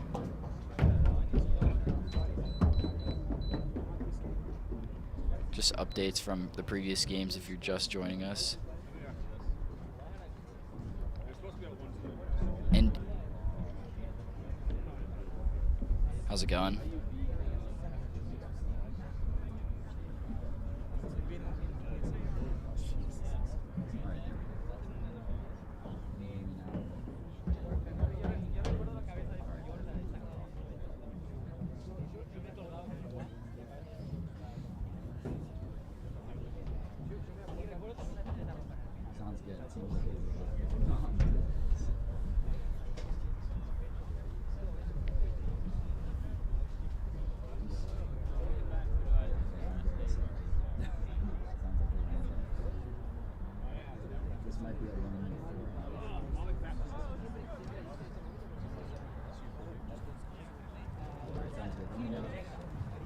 Need to do it.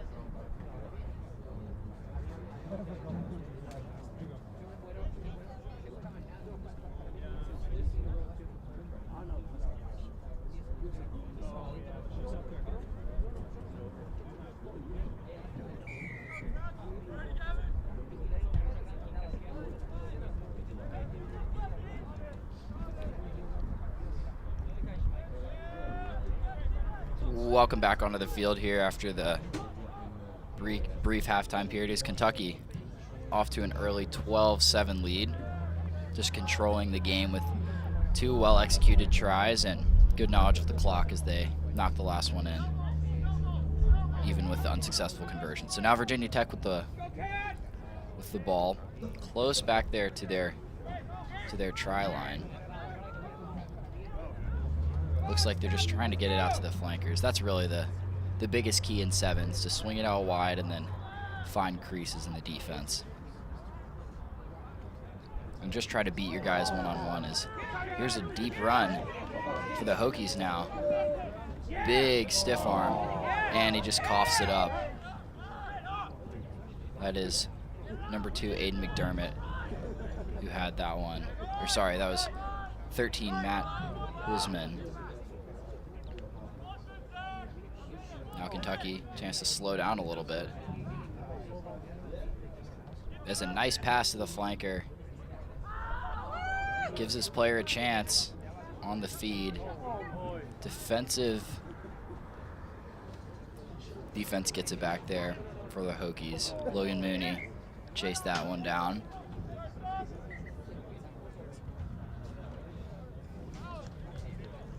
Looks like it's going to be a penalty as the Wildcats make a substitution here.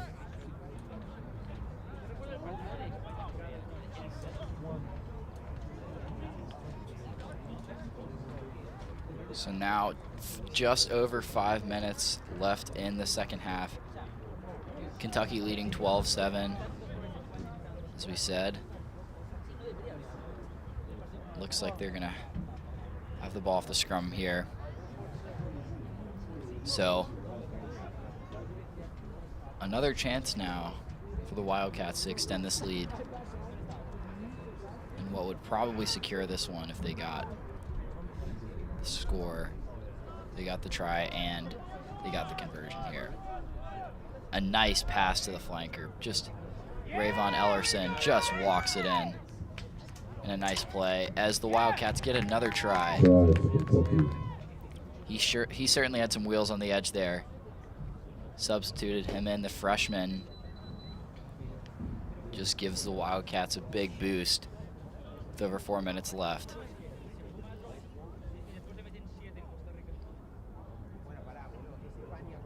And now Blaine Donlin set up for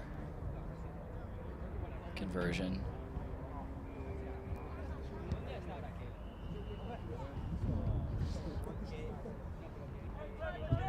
Conversion unsuccessful.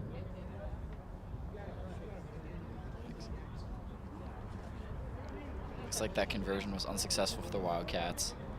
My apologies. It was number 15, John Hall, that took that one. So, up 10 now for the Wildcats.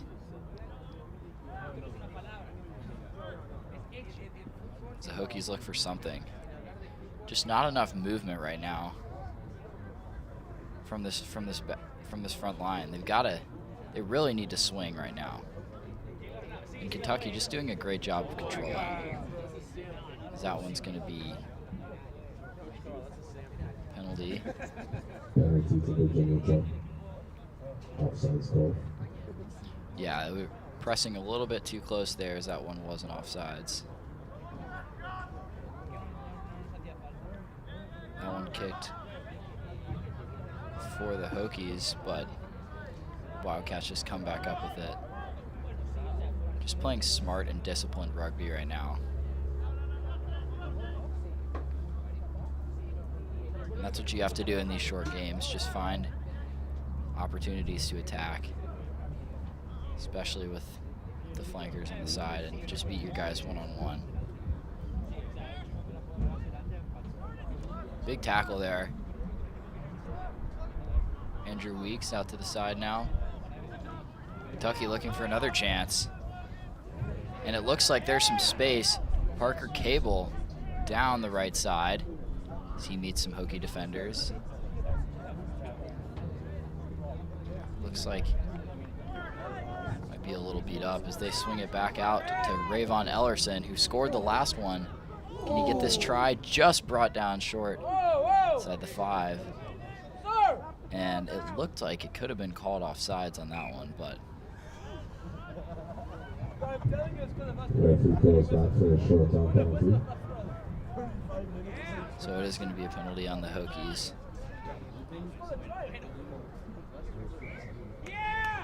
As the Wildcats punch in another try.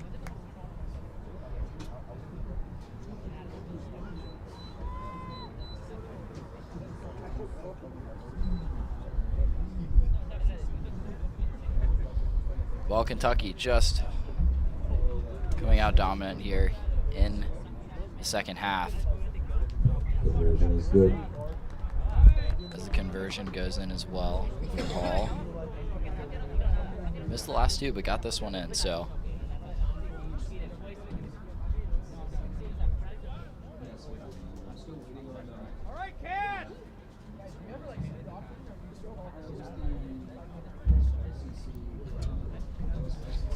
Well, now just under a minute left.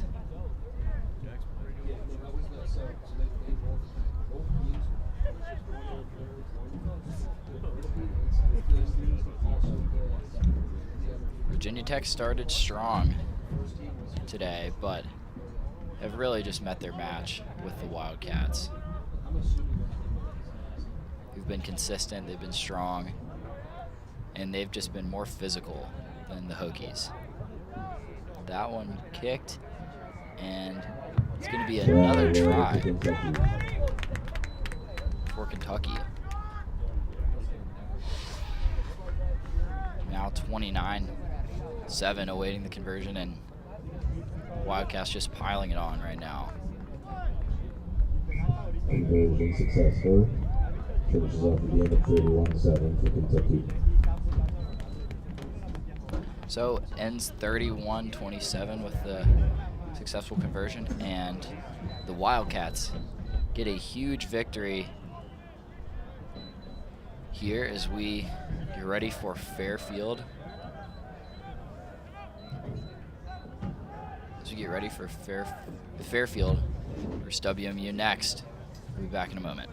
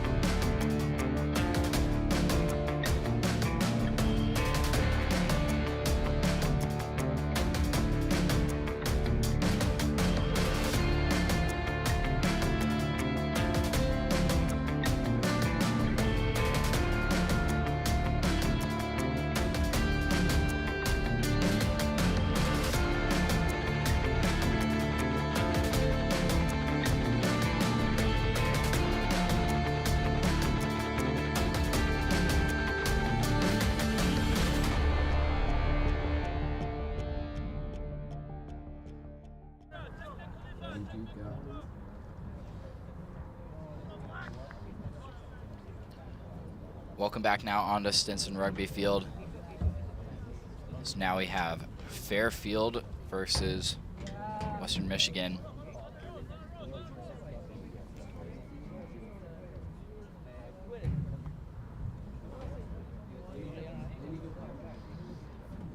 So Fairfield in red and black, and Western Michigan in white and yellow. So Fairfield, huge win against, was at Wyoming earlier, and not looking for a chance to continue that momentum. It's just working it across the field to the flankers. Big run for that was number 10, Chris Junta.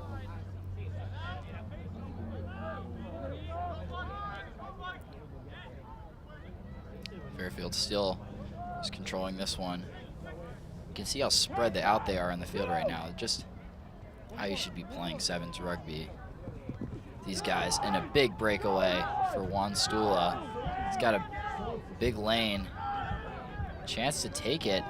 It's going to be just wrestled down inside the 5. Fairfield looking to bring it in. And it looks like Chris Junta is going to get that one for Fairfield, get the try. So a fast start, and it pays off.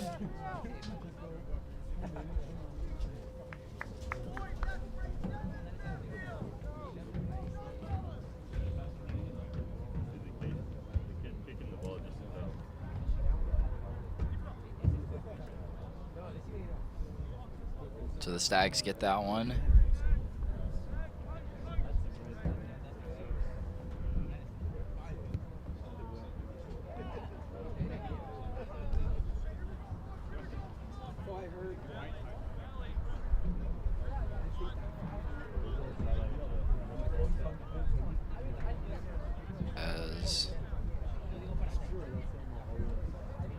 looks like the conversion was good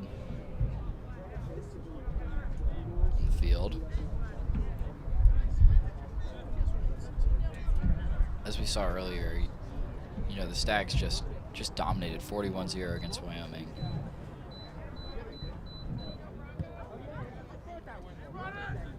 So now a chance to control this one as that one kicked into touch. And 7-0 early for Fairfield.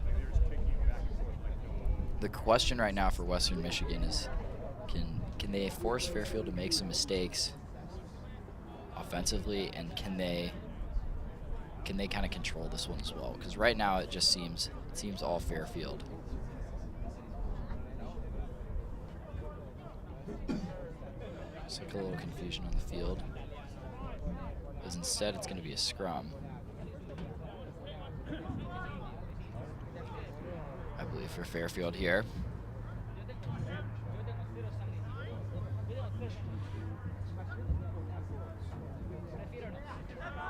So Colin Brady puts it in as the Stags hold on to it, trying to find some offensive pace again, as they've just done a great job of swinging the ball around. Big kick. It's going to stay in play as Western Michigan finally gets a chance to make something happen.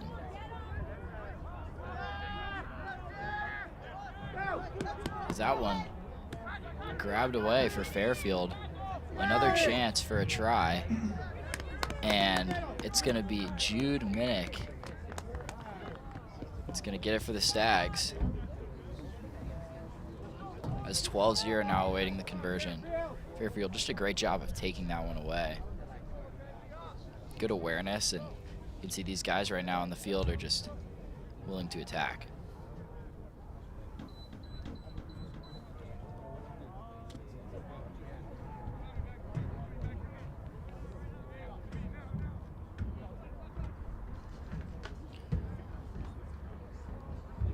So now 12-0. That one just sinks through a conversion. Real close to the post, but gets it nonetheless. And so 14-0 for the Stags, as they look dominant right now. Just controlling the pace of the game and really seeming comfortable, both on offense and defense.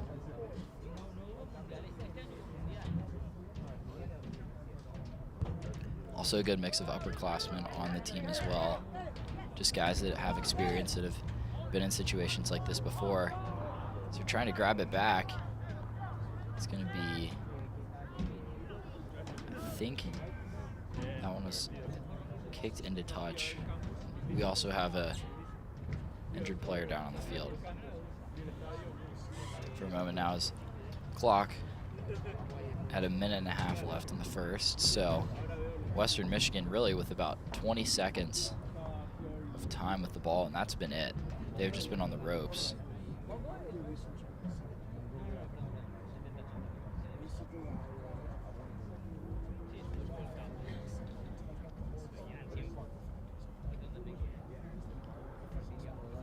We're gonna have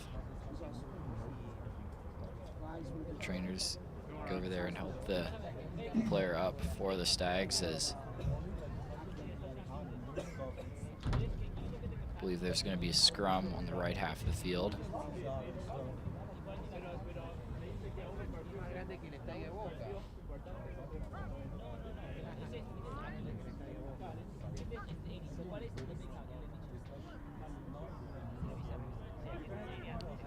So Western Michigan with the scrum, so there's going to be some not releasing there. Back to the Stags. That one dropped. Not hit forward though, as a beautiful just run around for Patrick McHale,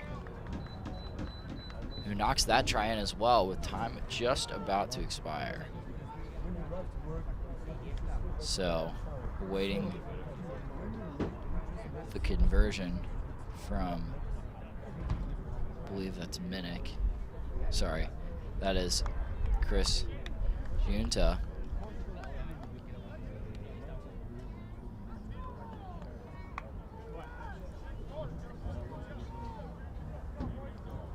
Here's the conversion. Looks like it's gonna fall just short. So 19-0 as this first half comes to a close, and it's just been all Stags. This Western Michigan really hasn't even done a whole lot with the ball offensively. You know, not really able to move it down the field. The Stags just smothering defense, playing disciplined, and not really turning it over. They've got a controlling 19-0 lead.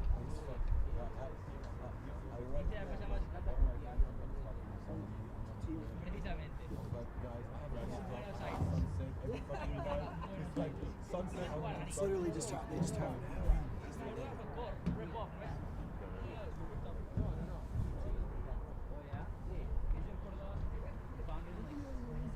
They're in the first bracket.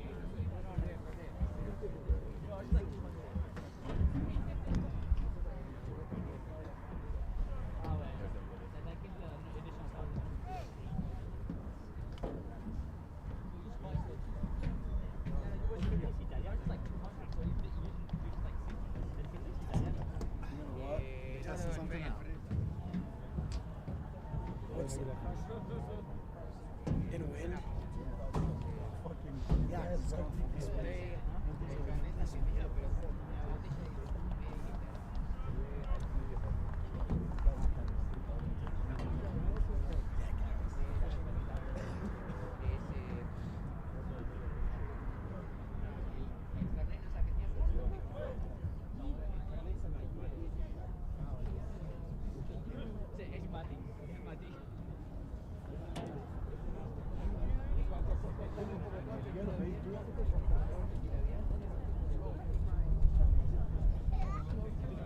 Fairfield! Keep it up. Keep up the pressure.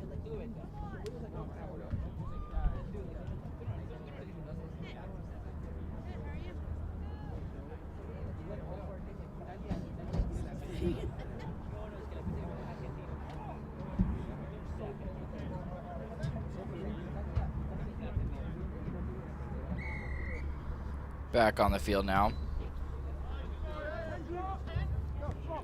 It's Fairfield looking for this one. It's going to be kicked forward.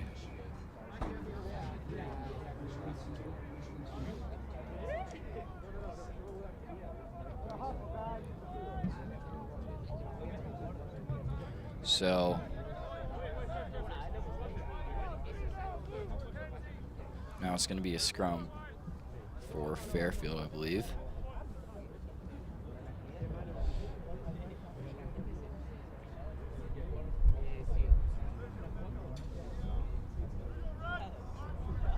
Western Michigan's still technically not out of it, but they got to find some momentum. They got to be able to control it. So I think there was an offsides call there.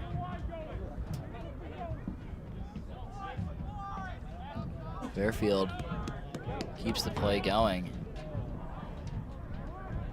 Bobbled it on the left side. So that one's going to be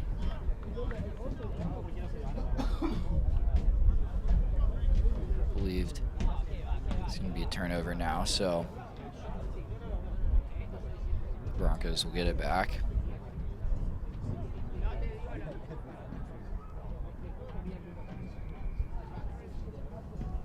So can we see some consistent offense right now for the Broncos? Can they work it out to some of these flankers and really just find some momentum? That one just lost into the scrum as Fairfield comes back with it, and a lot of room as Chris Junta is going to score another try now for the Stags. He just found an opening, took advantage, and dove toward that try line. Now a chance for the conversion.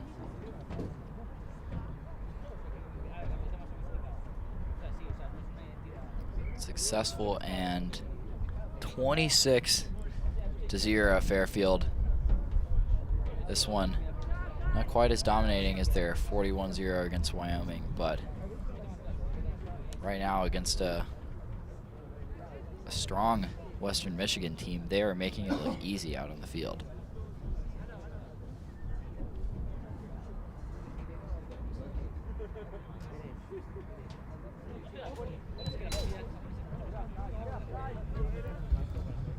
Western Michigan gets it. You can just see Fairfield right now, and there's just swarming wherever the ball is, and really not allowing open lanes. You can see their defense is just so disciplined.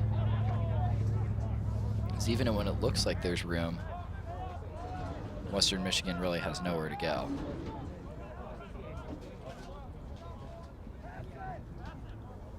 Swinging back around for Western Michigan, trying to get it to the flankers. A little bit of room on this right side. This Aiden Wardell is over on this side. And now Western Michigan turning it back over to Fairfield. Junta fakes the pass, takes a huge shot, and keeps going as he finds his man, Colin Brady, who brought it close to the try line. There's a couple of guys shaking up on the play with just under 3 minutes left. Looks like everyone's okay, but certainly a big shot that he took there. Thought there was, guessing there probably is a penalty, or they're letting the Stags play out that advantage, but a high hit, it looked like almost a football tackle.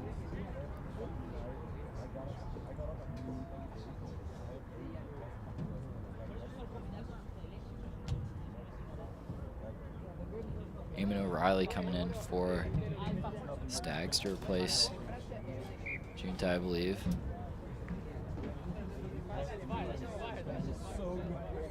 Now a scrum.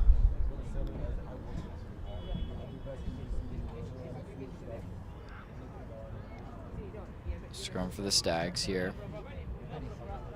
I believe it was another offside call. So a chance to kind of extend this lead for Western Michigan. Can you find a little bit of momentum for some of the next games? But Fairfield just, I mean, this second unit just making it look easy as Colin Brady gets another try for the Stags. Just smart passing. They're finding some teammates on some of these swings and just finding creases in the defense. 31-0 with 1:20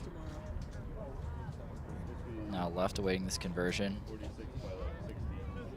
From the center, it's going to be Kevin Splen who comes in, checks in for Junta, and gets the conversion.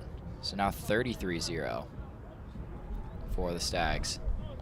Just now under a minute left, so this one wrapping up. And back in the open division, Kentucky 2 took a 36-10 victory over, I believe, UW Whitewater. So big win for them as well. And awaiting the IUPUI versus NDC later game, so we'll let you know with that score once we get it.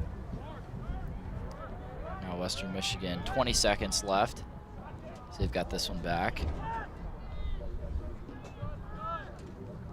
Looking for it, and a smart play. I think it's going to be offsides called. Colin Brady read that one a little too well.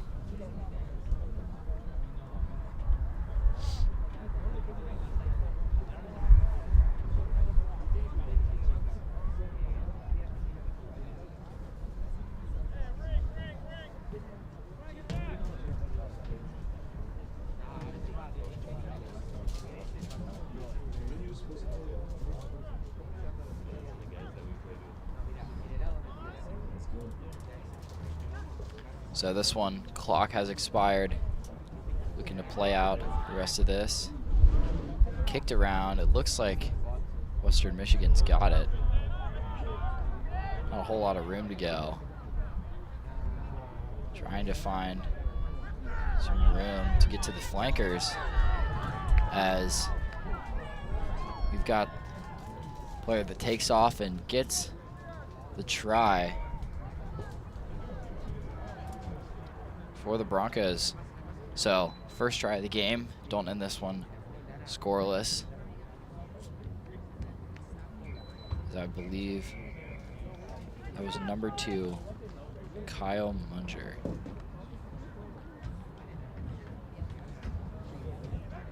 And it looks like this one's gonna come to a close, as the conversion was good. So 33-7 final score here. Fairfield takes a commanding victory over Western Michigan. And we will be back in a moment with Michigan versus Aquinas.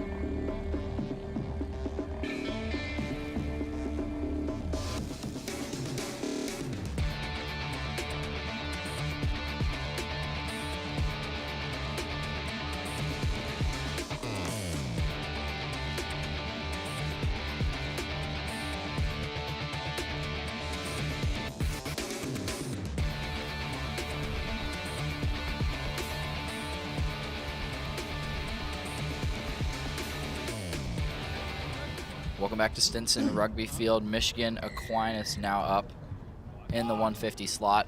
This thing's moving very timely. And Michigan suffered an early loss to Kentucky, I believe. So big game here for them, as this Michigan team, very physical, very disciplined against Kentucky. We saw earlier they got the win against Virginia Tech. Now Michigan looking to swing. Big hit there for number 7, Zach Bester. Michigan keeps it though. Looking for a flanker. 15, Joe Ounsley. Got it to him, but disciplined defense from Aquinas, as I believe it's going to be called for not releasing.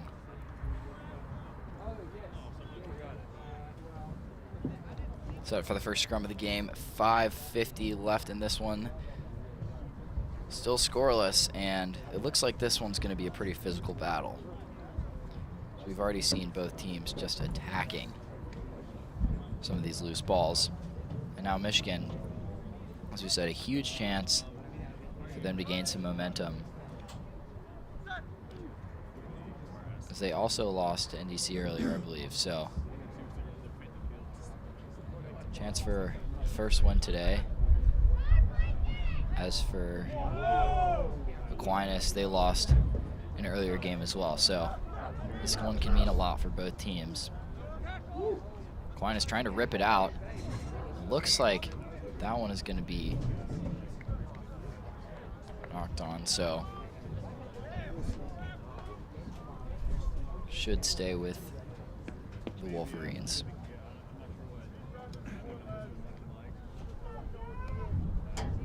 So yeah, that one was knocked on, I believe, and another scrum. One thing about sevens rugby that is certainly fun to watch is you can see just how important the swings are, and just finding little creases and space, especially on offense. You see how spread out some of these guys are, and you know, when you're an explosive athlete, this is where you can really shine out on the pitch.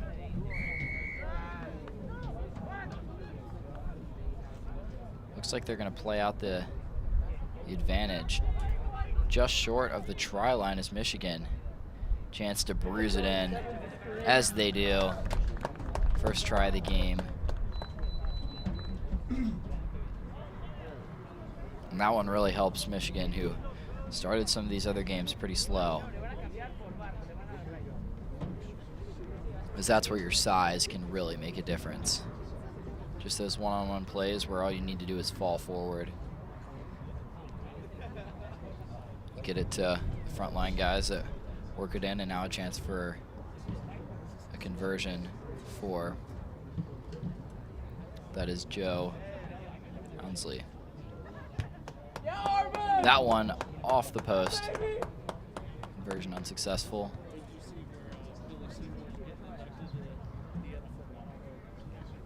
So 5-0 for the Wolverines. Can Aquinas find something? Can they look to get a stop and just get some momentum on offense? It looks like this team is pretty confident with some of their swings, but can they find some space at the flankers? Because that was a huge hit from Zach Bester, who just tossed the defender. Or sorry, that was one Jacob Esterling with a big hit a moment ago. Aquinas spun around. That one, it looks like it was bobbled, and it's going to be back to the Wolverines. Getting into a flanker, there's a lot of space on the sideline. There's a nice dump there for the Wolverines. Getting close, it looks like down at the 5. Can Aquinas come up with a big stop? But a nice clear. Wolverines fighting toward the line. And it looks like that one was going to be knocked on, so unfortunate turnover. So now Aquinas deep in their own territory. Just want to kick this one into touch. That one out just before midfield, so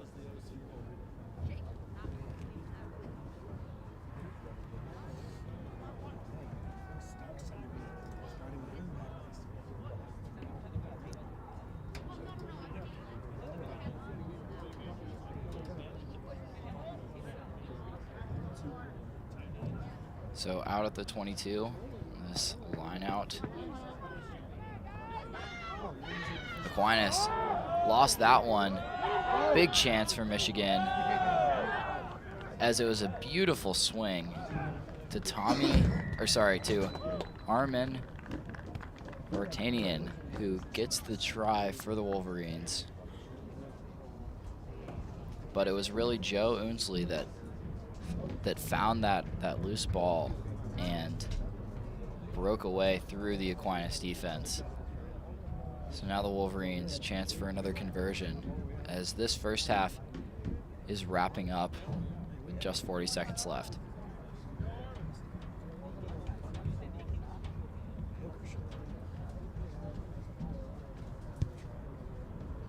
Conversion unsuccessful. Not a whole lot of wind here in Stinson. Not as gusty as it certainly can be some of these afternoons, so just a light breeze, enough to slightly affect some of these conversions, but Wolverines lead 10-0 with 10 seconds left in the half, so play out this one, and then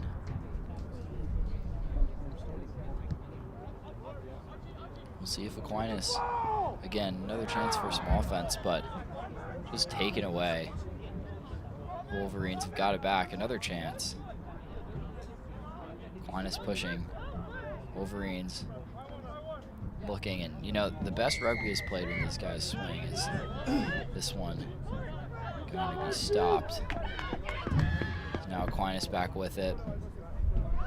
7 Bester took off. He's got some wheels. The big man has got some wheels as he just beat the whole Wolverine defense and gets the try. So clutch play to end that first half. As awaiting the conversion, Aquinas can be within a try now. As this one certainly seemed in favor of the Wolverines, but just a beautiful breakaway from Bester. Conversion successful, so that will do it for the first half. 10-7, Michigan Wolverines. Aquinas finding some momentum on the offensive side. We'll be back in a moment.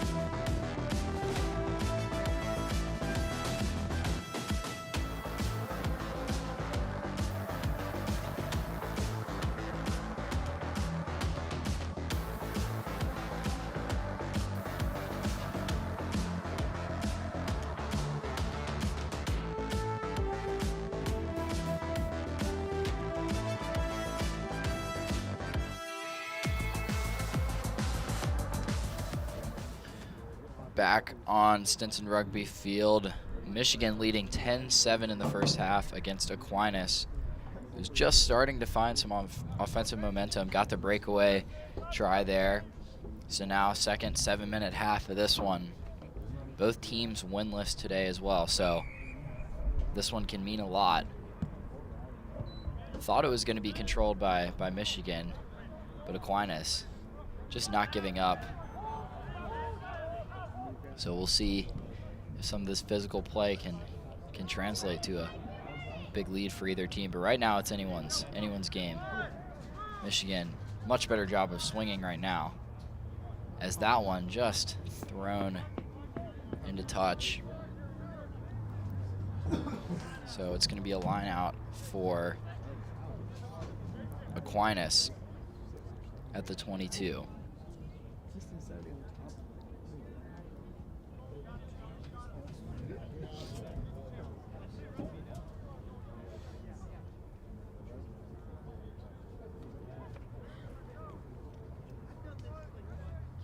Sorry, that's going to be at the 10-meter line there for the line out. As Aquinas a chance. They've got some players with some wheels, as that was a number 5 who scored that one for Aquinas. Just a nice play from the flankers. Now they take a lead, and there's where the conversions can be important. As now if Michigan had hit those, could be tied, but Aquinas leading the way with the second successful conversion. So 14-10, 5:28 left in the second here. So Aquinas, you know, this team is fast and they're physical, and as you saw there, just able to take advantage of the space that Michigan was offering.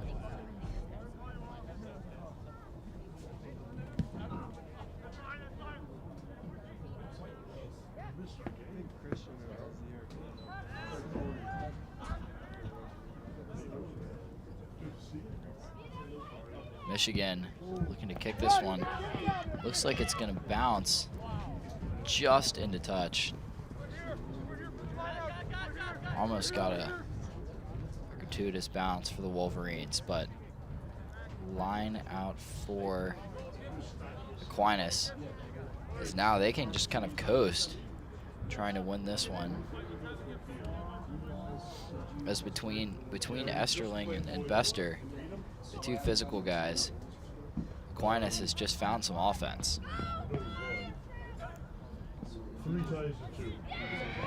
A nice swing, getting it to some of those speed guys on the edge. Blake Eisenhoff this time goes down hard. Inside of the 22 now for Aquinas. Bester had it, looking to swing again to Henry Whitmore. Back to Esterling, who had that big run earlier. And it looks like it's going to be Whitmore pushed into touch. So a nice stop for the Michigan defense. Can they find some offense with 3.5 left?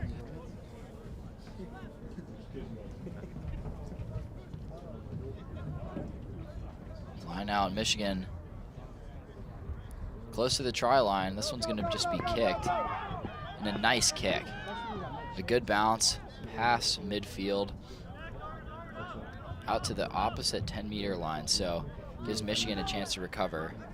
Can they get a stop now? Aquinas just running full speed. They've really showcased that at the end of the second half and into now, so I believe it's going to be a penalty. Not releasing. Michigan, huge hit. Aquinas another chance, getting it, trying to get it to some of these speed guys. Esterling, who had the run earlier, can he get another one? It looks like yes.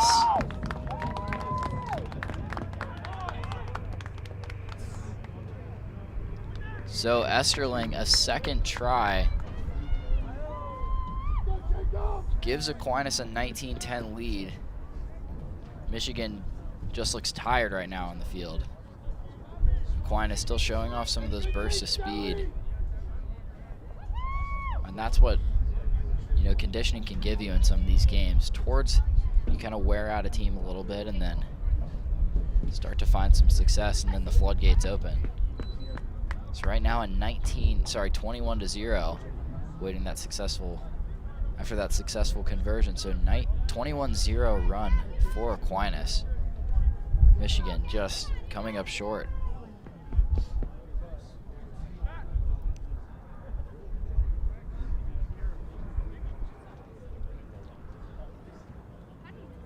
So 1.5 minutes remaining in this one. Theoretically, Michigan is still in it, but something's got to change, and quickly. That one knocked on. Michigan, 1 minute 10 seconds now to work with. Do they have something? It's going to rely on some of these seniors, some of these guys that have been here before.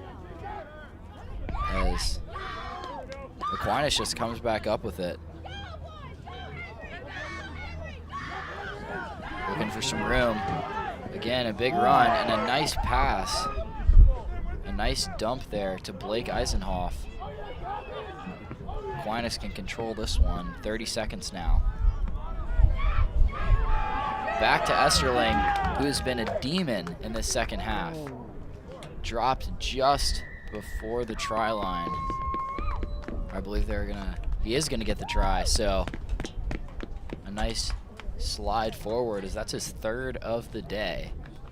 Just breaking away through the middle of the defense. This one winding down below 10 seconds now. So after this conversion, Aquinas, 4 tries and just looking dominant. 4 unanswered tries. Conversion's good, so Aquinas No time left now. Is this one going to come to a close? Michigan falls to Aquinas. Took a strong second half run and really just showed more physicality as they earn their first win of the day.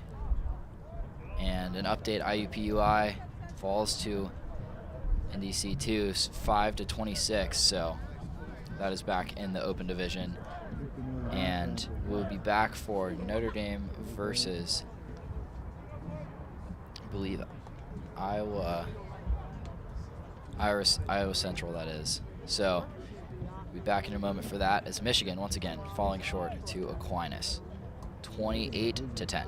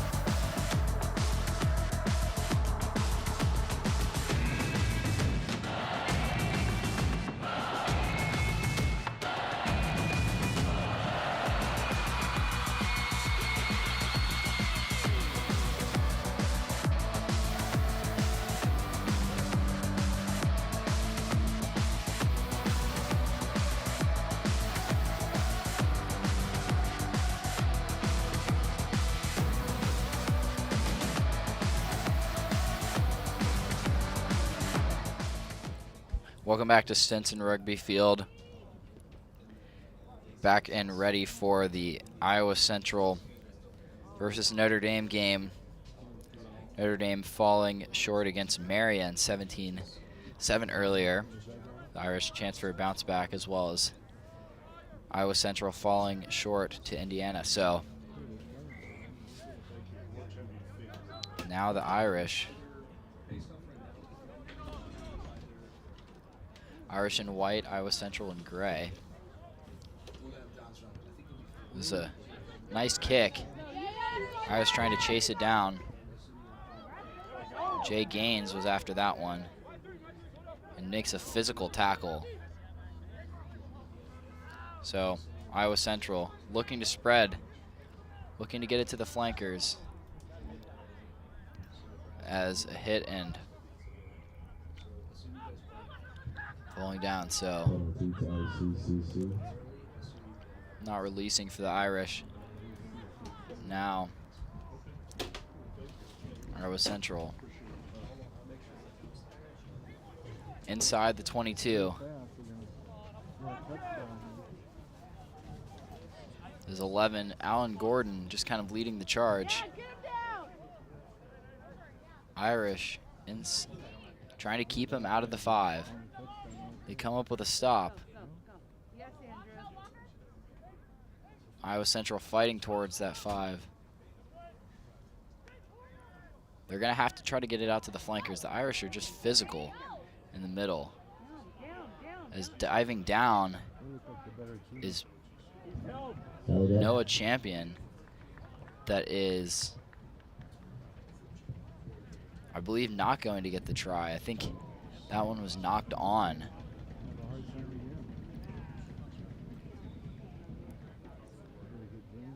So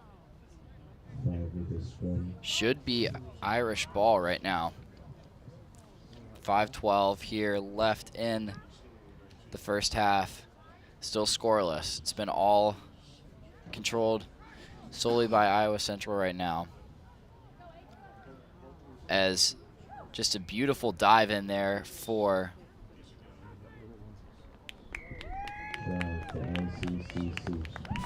ICCC, and it's going to be an early lead, as Irish really didn't even get a chance with the ball there.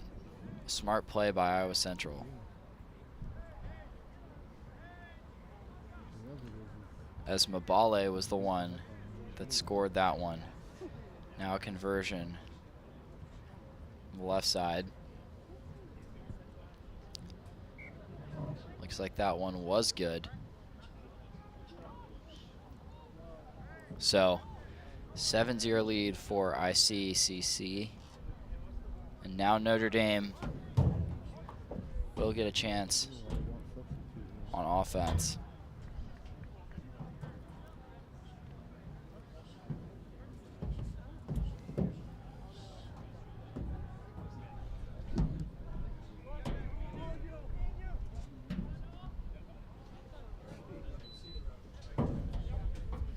Irish now trying to find some offense. They're going to have to try to work it to some of these flankers.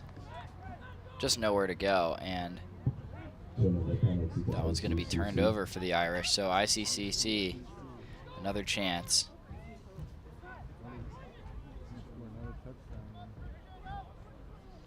As Mabale got that one out to the side for Cohen Webb. For Iowa Central, that one, thinking not releasing play. So Irish get it back.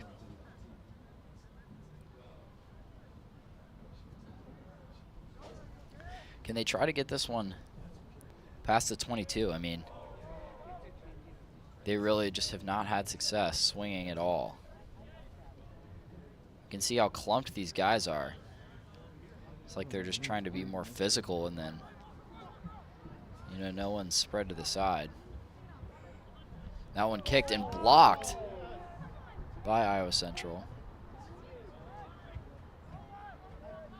Heads up play from the defense. Believe not releasing. So back to the Irish.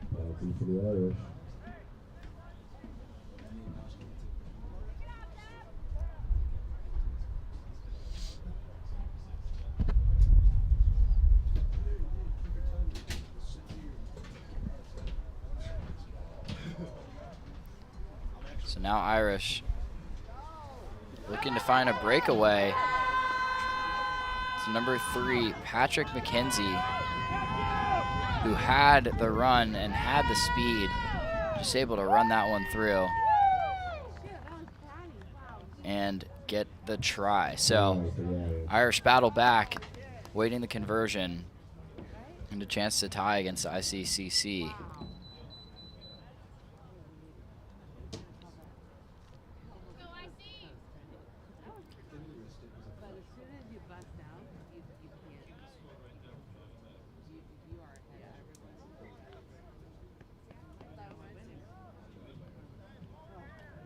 Conversion is I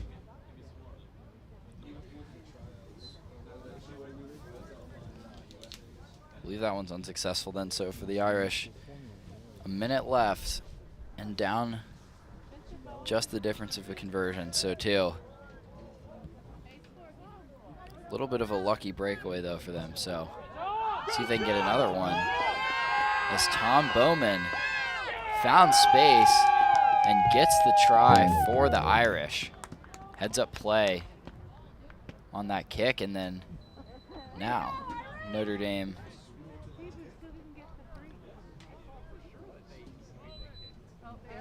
sorry, that last conversion was successful, so a chance to extend the lead to 14-7 as they do, and Notre Dame finding some offense here at the tail end of this first half. And oftentimes when you get a couple of tries in a row like this, it can really demoralize the other team.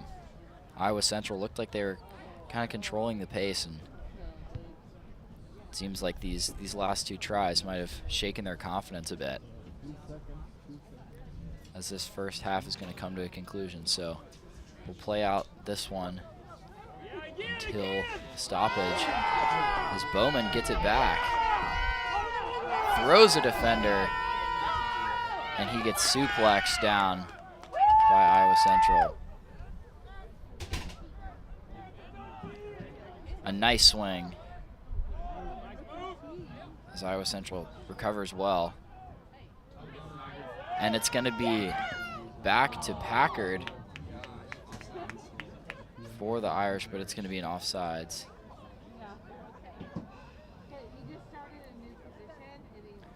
That one certainly hurts. It could have resulted in another play, potentially a score, but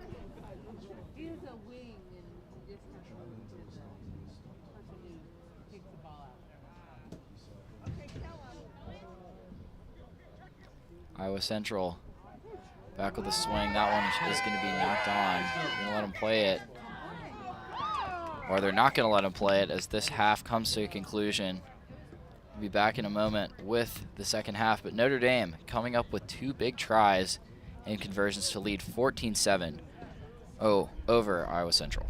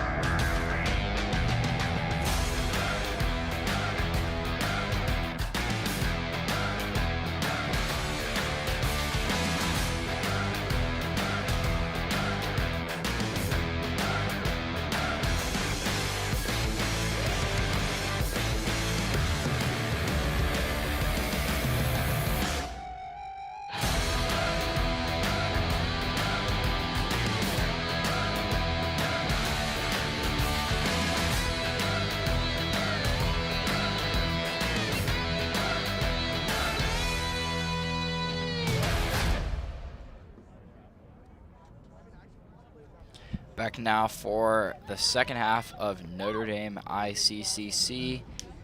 Irish coming out strong to finish the first half. It seemed to be kind of a common theme in these games. The team that finishes the halves well carries that momentum in, especially in some of these close games. As Cam Teza got that kick for the Irish. So the clock has not officially started yet, but 7-minute halves, as we said, and that one looks like it was a knock-on for the Irish. So back to the side here. Iowa Central looking to take off.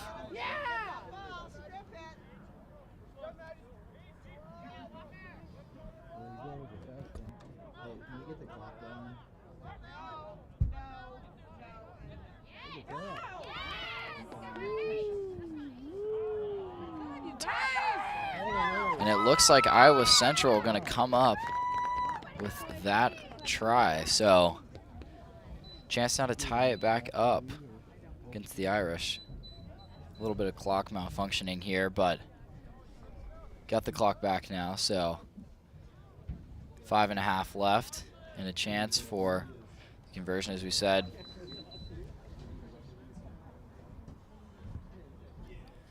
A long conversion, and it's going to be no good and unsuccessful. So Irish still holding on to that lead against Iowa Central, who, as we said before, Iowa Central went down to Indiana earlier today. So they're coming in winless, as well as Notre Dame coming in winless. And who lost against Maran earlier. So both teams hungry for this first victory. As you can see, just this physical battle. As Notre Dame working the other way now. High pass, that one going to be thrown into touch. Careless turnover for the Irish.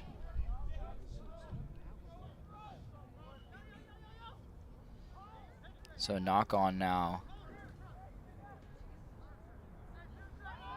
Or sorry, it's going to be a line out for ICCC.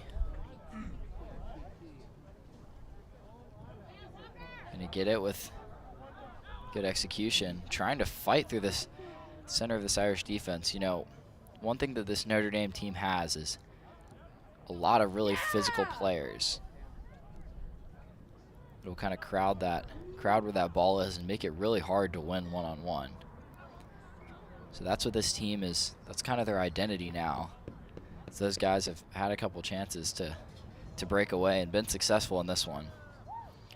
With 3.5 left, Iowa Central knocking on the doorstep of that try line. Go Irish! Inside the 22 and close to the 5. We'll see if the Irish can get a stop. Big scrum here.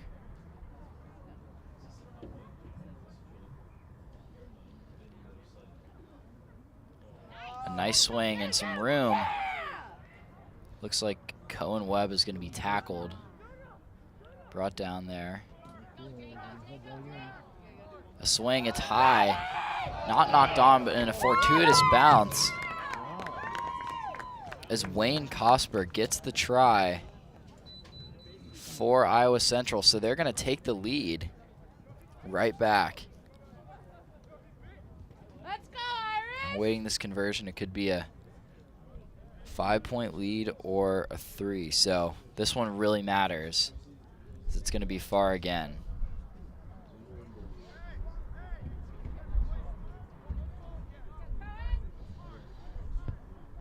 It looks like it's going to be wide right and short. So unsuccessful. 2 minutes now for the Irish to try to come back in this one. As Iowa Central just controlled possession really in that part of the second half. So now can the Irish find a little bit of success of what was working for them back in the first half?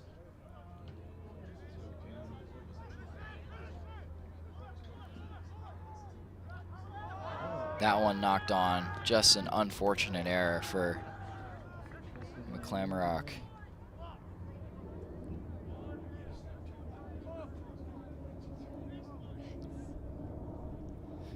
Looks like these Iowa Central guys are just retying their shoes on the field. A little bit of a time waster now with 1:20 left. If they manage the clock well, they can hold on to the ball for the rest of this one. So it's going to be up to the Irish. Can they get a stop? Can they force some careless mistakes? Iowa Central is just taking their time. Working out to the flankers now.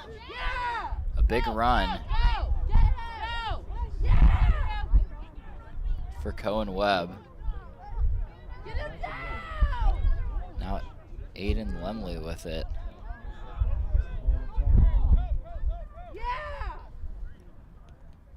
High pass. Back. Is that one? Unfortunate bounce and grabbed for Lemley. He's going to be tackled into touch.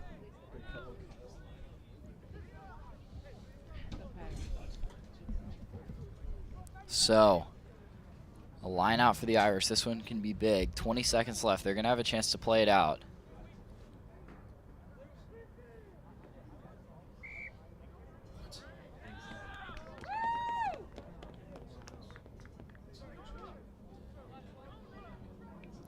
Looks like it's going to be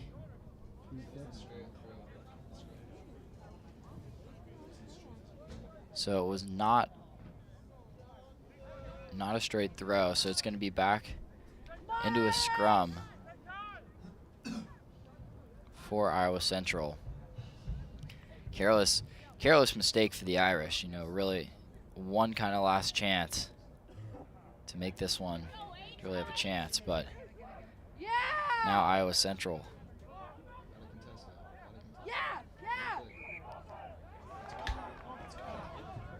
It's going to be a mistake for Iowa Central as Notre Dame kicks it one going far. Irish trying to chase it down. Iowa Central first there.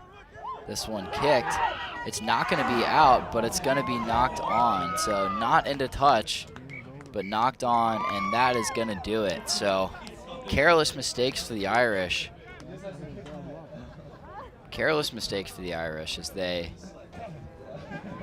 fumble this one away with that lead. And credit to Iowa Central, who really showed their resilience in the second half, not giving up and forcing Notre Dame to make careless turnovers as they get their first win of today, 17-14 over the Irish.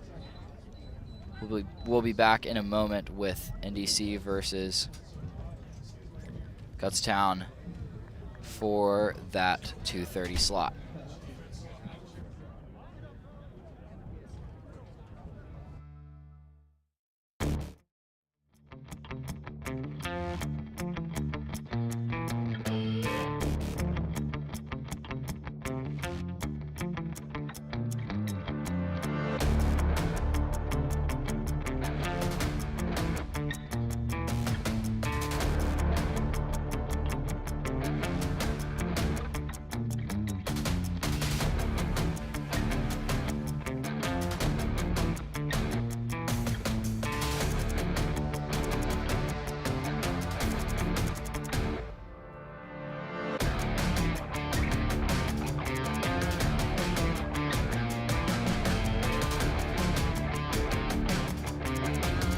Welcome back onto Stinson Rugby Field.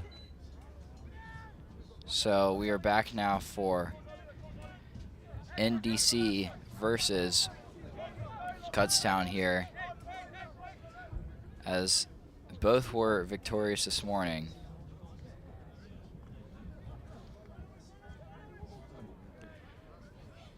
Now it looks like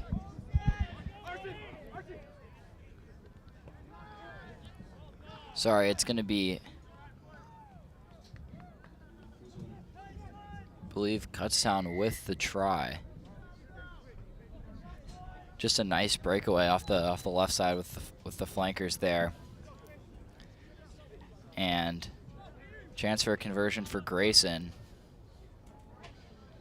Archie Grayson. Should be right through the middle, and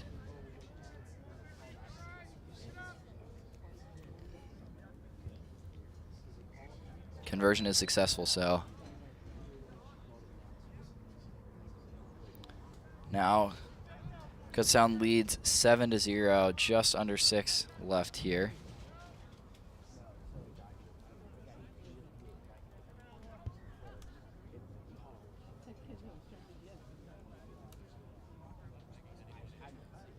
So now for Notre Dame College Falcons, can they find some defense? They find some momentum as well with a big win over Michigan earlier in a close 15-12 game.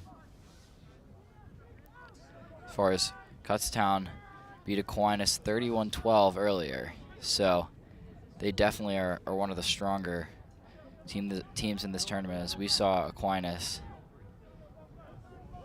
just control the game against Michigan.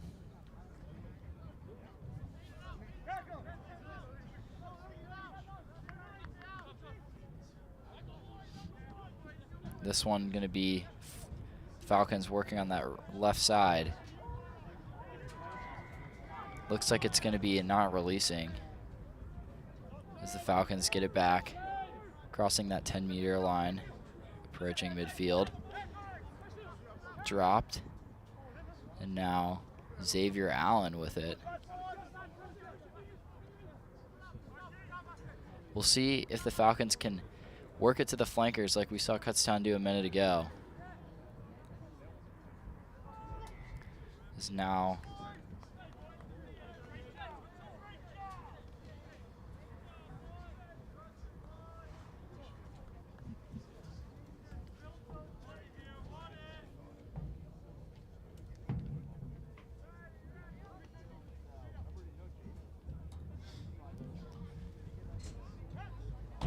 Kutztown with the scrum now. 3:50 left in this one. They looked really smooth there on their first possession. Just great communication. And there's a stiff arm there from Grayson, who had the try earlier. Big hit.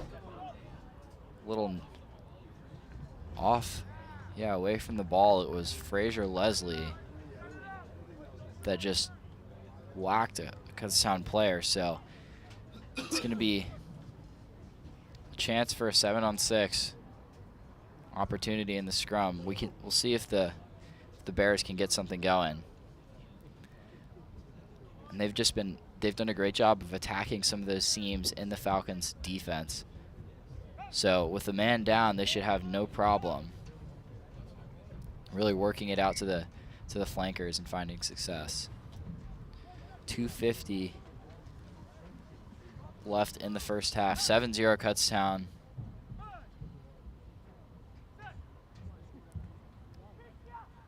They're going to grab this scrum. Work into the flankers. Remember, they are a man up as well. It's trying to find space. That one lost for Kutztown. I think they're going to call the runner into touch. So now a line out for the Falcons, who catch a break.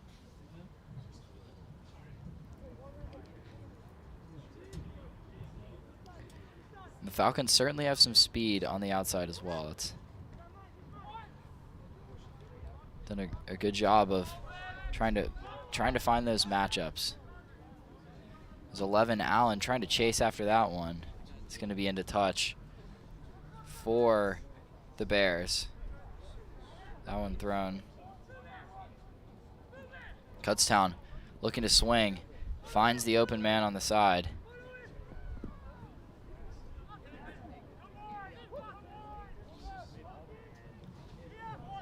Kutztown again crossing the field. Attacking the matchup is Archie Grayson, who got that first try. They're trying to push the pace once again and beat the defense as they do.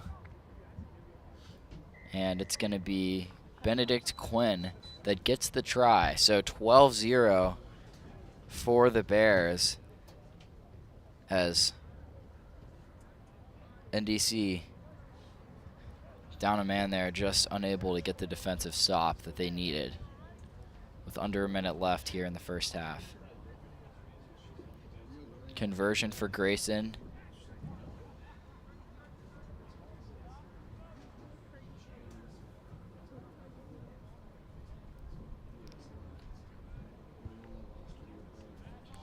Looks like it's going to be successful, so 14-2-0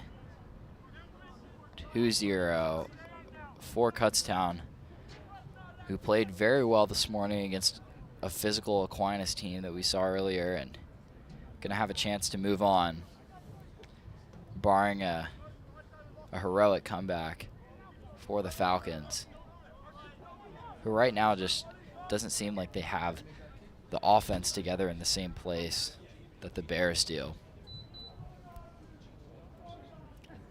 But anything can certainly change, as we've seen the closing of some of these halves.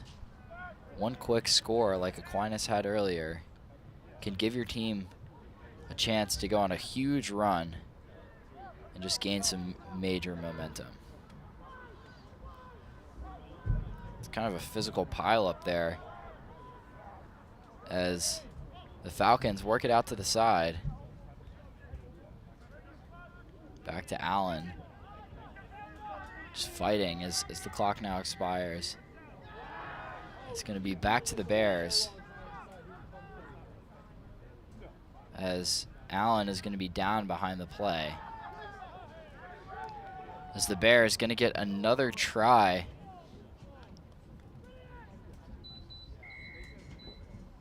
for number 12, Georgie Capersday.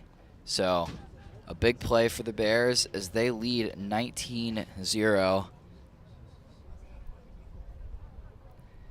And NDC, the penalty as well as the injury, men down and just not able to recover. Looking looking beat up out on the field right now. As this one, after the conversion, is going to come to a first half close.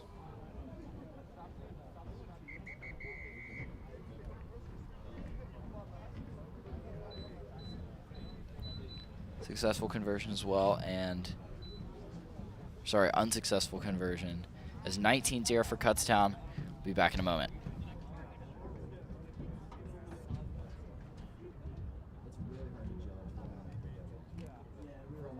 Especially if they're on that side of the field looking this way.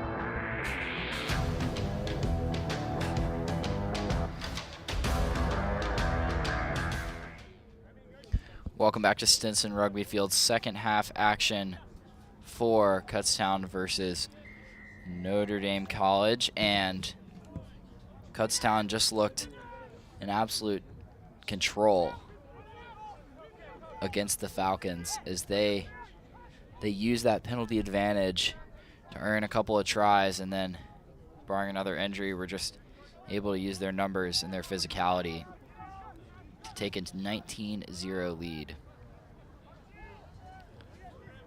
Now the Falcons trying to find some room, taking off there. They're trying to be difficult to bring down, and it looks like it's going to be out of touch for the Bears. A little extracurriculars, almost like a little fight going on over here.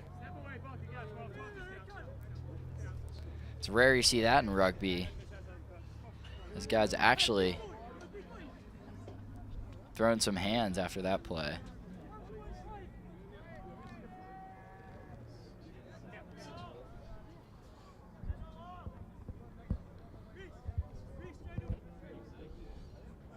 Now a line out for the Bears.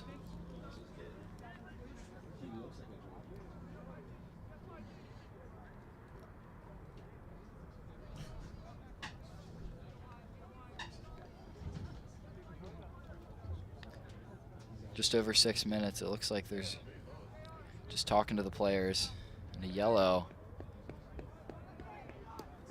for the Falcons player and a red for the Bears. Or sorry, that's going to be a red for the Falcons player, number 1, Fraser Leslie. So he was the one that got the penalty earlier in the first half, and now he gets the red. So that one really just hurting your team. Couple of just unfortunate decisions. That one, you know, he's out of this game, so the Bears really have a chance to just let this clock run out and just use the extra number that they have on the field right now. Barring a truly unlikely comeback, it would take almost a Herculean effort for the Falcons to find some offense, especially down one of their big guys up front.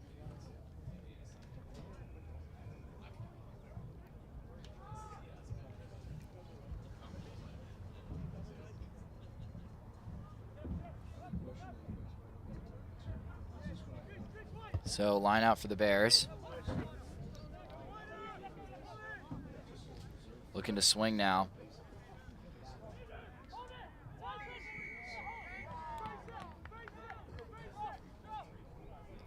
It's going to be a turnover now and back to the Falcons. way on this side of the 22. That one kicked into the stands. Gonna take it out past the 22 now. So,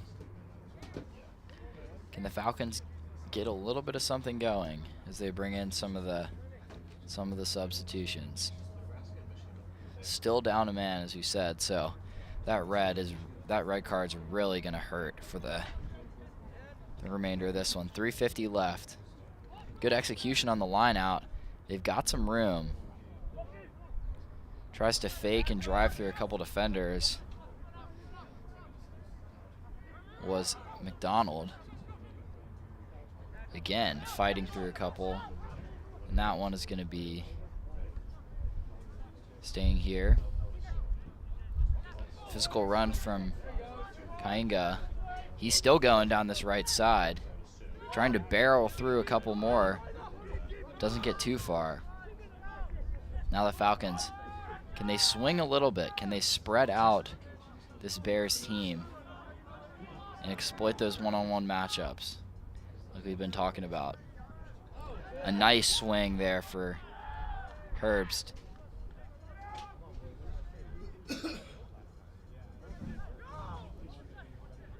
As just indecision for Gattaca, but he finds some space after all. I don't know how that one happened, but it looks like he wanted to swing and then he didn't. His teammates were yelling at him and then he found some room and able to get the successful try and conversion. So 19-7 now.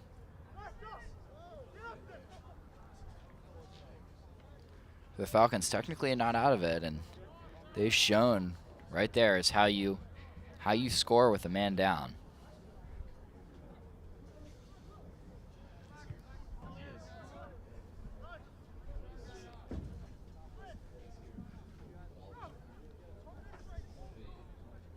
So now 2 minutes left here in the second half for the Falcons. Not a lot of time. That one kicked.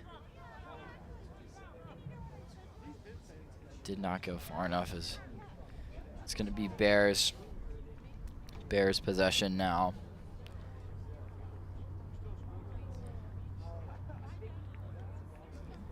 To update you in the open division, Thomas More earned the victory against Ohio State 26-24. Close one that came down to just kicking conversions, I believe. And so that one, big win for Thomas More.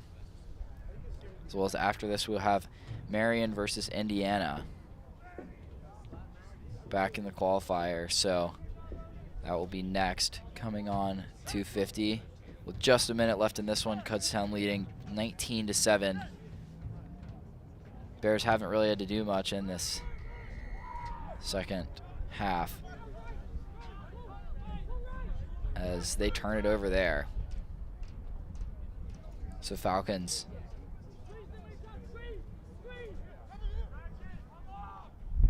looking for some offense again.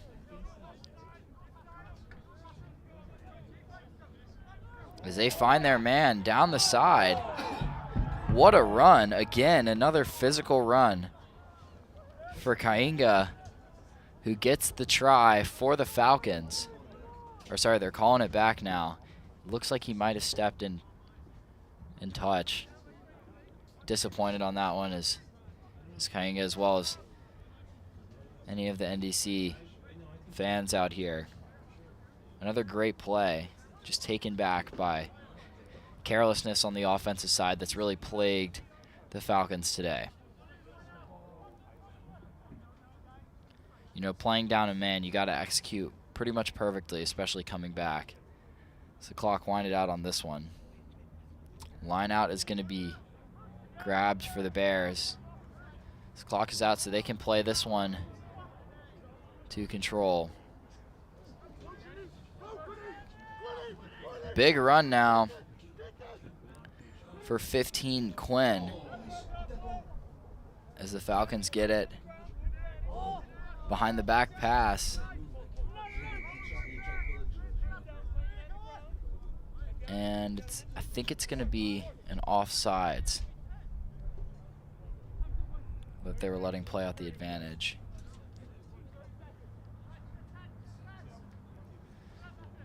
So now clock is out, Falcons with it.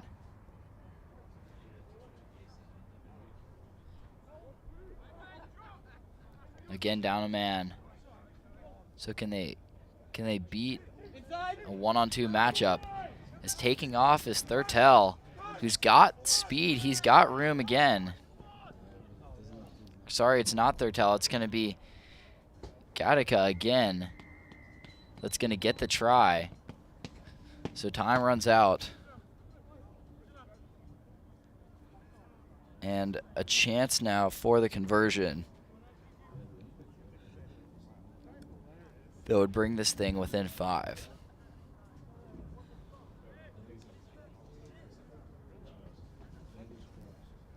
It's a big conversion and certainly a difficult one from the far side of the field. So does Thompson have it for the Falcons? The lefty, this one is up. It is wide right. Unsuccessful conversion. So good effort for the Falcons. That is going to close.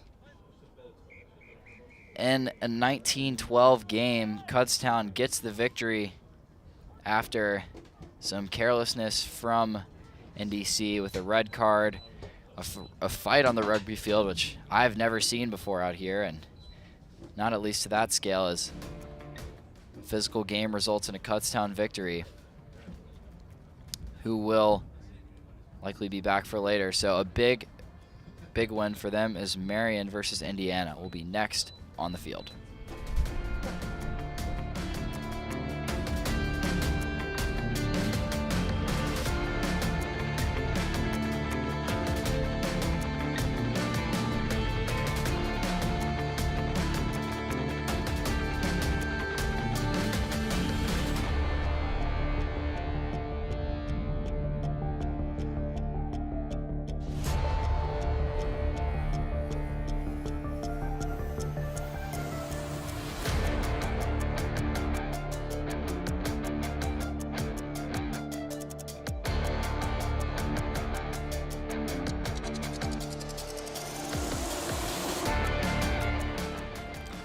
Welcome back now to Stinson Rugby Field.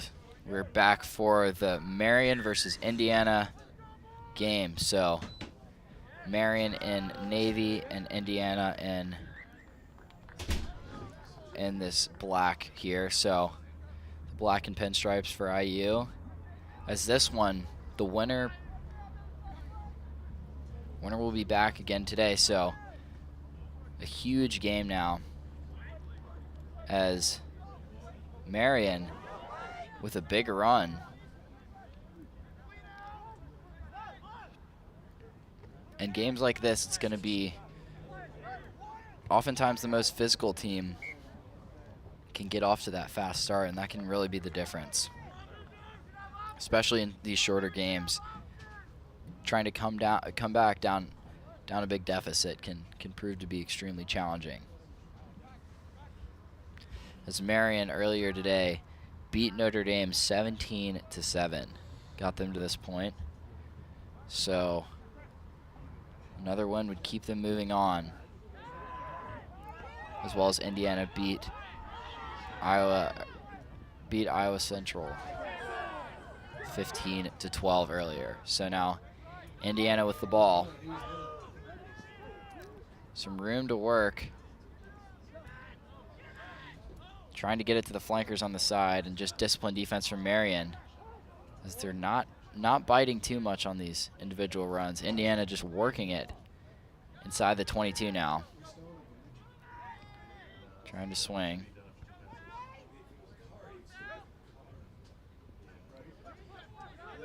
Indiana now got some space. Keenan Mikowski loses it. It's picked up by Schrader, who's gonna get the, I believe he's gonna get the try, or a little bit of confusion down on the field, a couple players down. It is going to be the try there. So Schrader, the senior, makes the big play for Indiana. Off of that loose ball, picks it up, keeps it from getting knocked on, and then now Indiana takes a 5-0 lead. Long conversion. Just a little bit of wind pushing kind of downfield. This kick, it's just going to fade right. And that conversion unsuccessful. So the wind's starting to play more of a factor. These kicks are really getting pushed to the right, especially on this side of the field. This is some more Midwest wind as it's really starting to pick up this afternoon. And then the other games, back in the Open Division, BGSU earned a 15-0 victory against Purdue. So big win for them. But the qualifier is where, especially for these undefeated teams, this is where the action has been right now in some of these close, hard-fought games where anything can happen. So now Indiana with this on the line out. The kick went just far enough not to be back for Marion.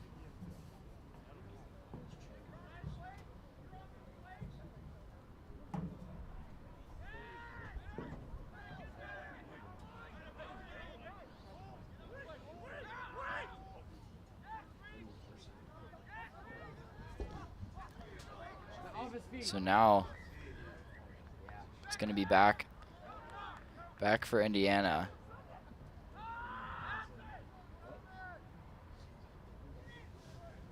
Inside the 22. Marion's done a really good job of pushing Indiana back. You can see on these swings, they're back almost to midfield from being inside the 22. That's a testament to the strong defense from Marion.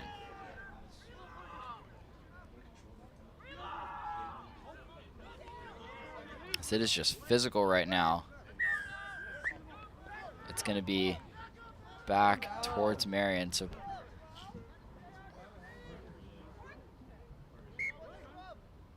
or I believe it's going to be a not releasing on Marion. So staying here with Indiana, who currently leads 5-0 on that beautiful run earlier. So a scrum now.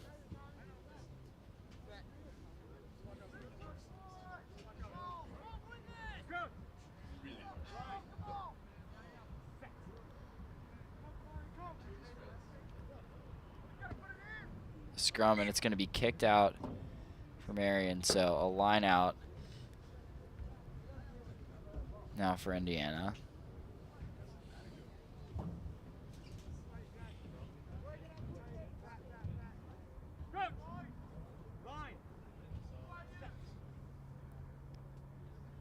Indiana doing a good job to control that one.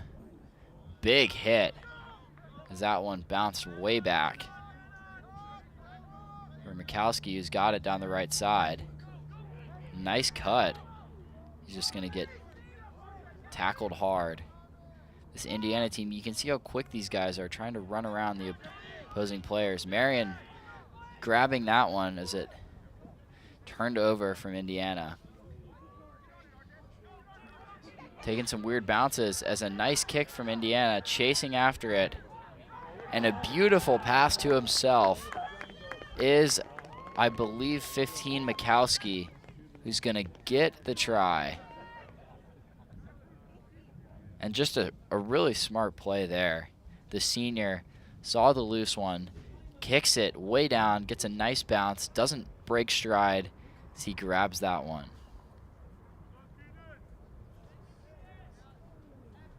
This one running out of time in the first half. Conversion chance now.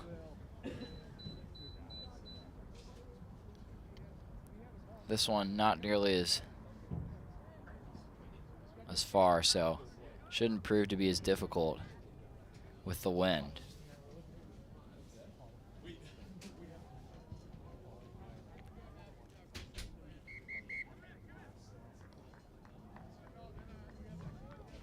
Looks like that one was successful now for Indiana as this first half comes to a close.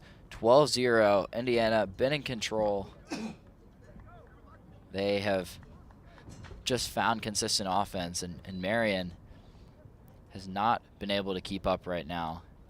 Really hasn't had a chance to control the ball without turnovers and some careless mistakes. So we'll see if this Marian defense can come up with some big stops to keep them alive in the qualifier division.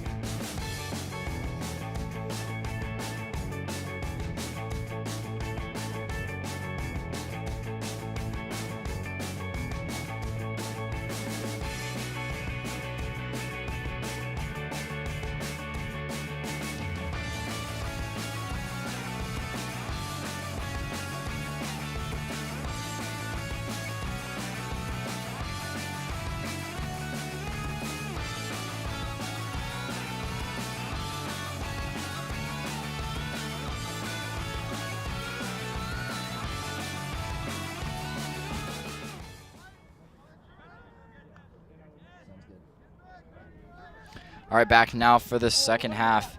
Indiana comes up with the Marian turnover. They've just done a great job of capitalizing on any of the turnovers as they look firmly in control right now, 12-0, leading Marian. We've got a couple of flankers on the sides that have really just made a difference. You can see all these teams in this tournament really have a different identity. This Indiana team, they do a great job of running behind the attacking players. And what a breakaway this time for number 6, Valentin, the freshman that gets a try. Just did a great job of recognizing the space and evading the defense as they take a 17-0 lead with 6 minutes here left in the second. So Indiana looking very strong offensively. It seemed like Marian was going to be able to contain them at the start, but Indiana doing a good job of utilizing the whole space on the field. As you can see, their players just stretch across. And they're playing disciplined enough with the ball that they don't have to worry about some of those careless turnovers. As that conversion looks like it was unsuccessful on the field. So 17-0 for Indiana. As Marian not out of it yet, 5 minutes left, but they got to get something going quick and really kind of change the way they're playing. A nice kick as Indiana chases after the loose ball. Looks like Marian's going to get it, but not after a physical battle. Not without a physical battle, as Marian pushing close to their 5. As a nice kick. Marian had a chance to chase after it. Smart play from Schrader, who grabs it. It looks like it's going to be a not releasing for Marian.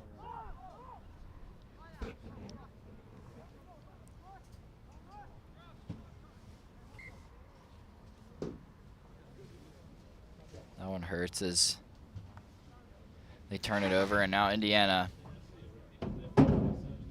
looks like they're setting up for a scrum.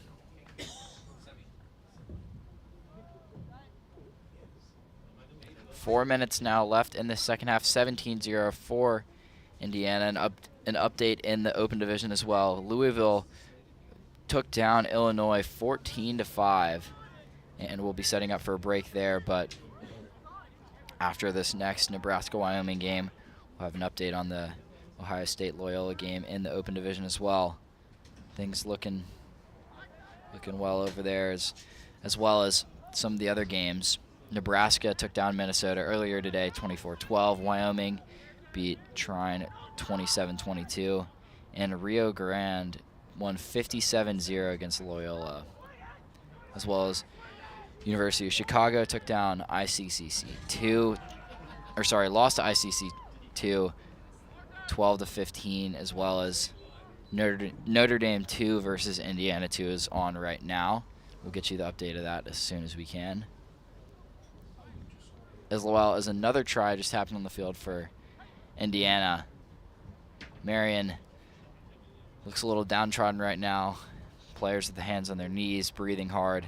Indiana just done a great job controlling the pace, and when you're always in defensive recovery, you never really have a chance to flip the script.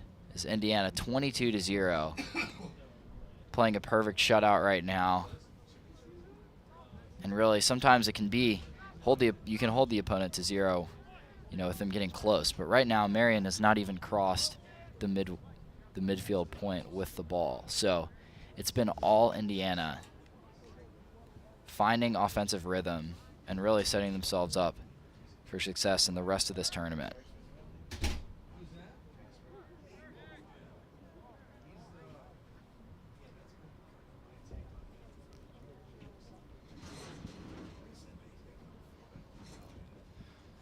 So now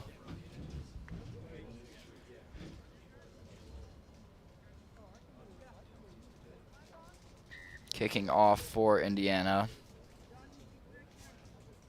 Just under 2 minutes left, 22-0.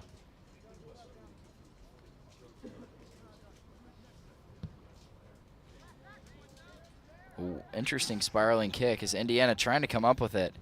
Marion does a good job chasing back after that. Trying to break away that was number 12, Reed. Didn't get too far though.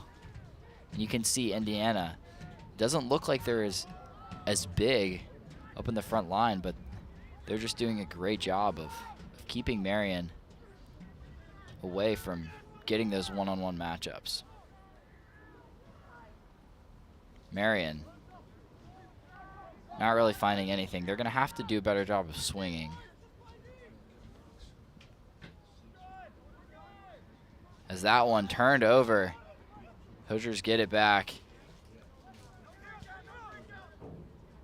Long swing. Takes a nice bounce for Indiana. Wall with it. He's got room. Peyton Wall down the sideline is going to get it in for the try. Just running around to make that conversion even easier. And Indiana, as the clock winds down to 30 seconds, took over the second half and really put the nail in the coffin.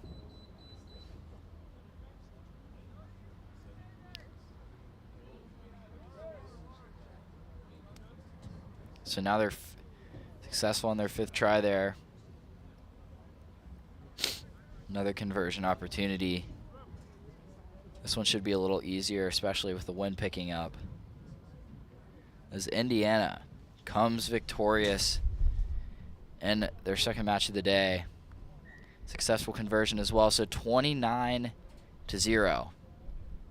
As this clock is now winded out, we'll play just a little more rugby here, but 27-0, just an impressive and dominating victory against a really strong Marion team. But you can see the discipline and the experience for Indiana has really made a difference.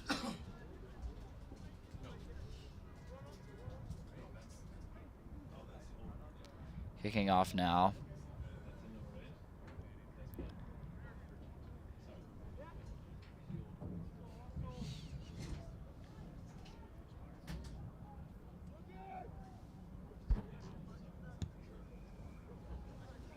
This one kicked. Wall grabs it back. Just had the try. So now Indiana can let this one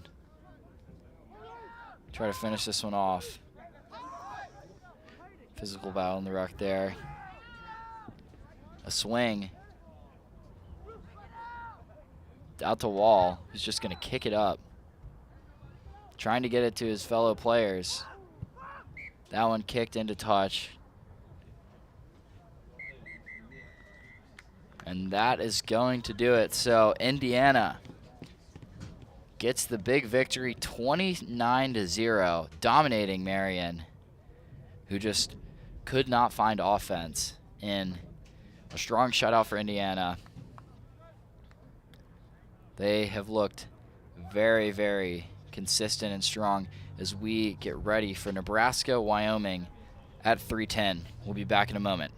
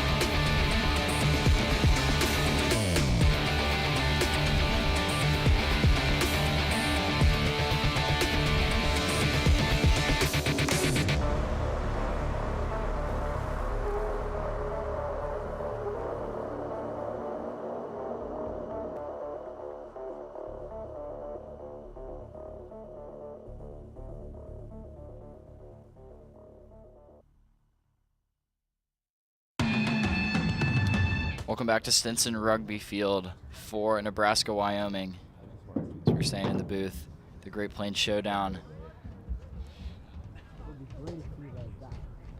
And Nebraska in red, Wyoming in black and yellow. That one turned over quickly as Nebraska going to get the early try.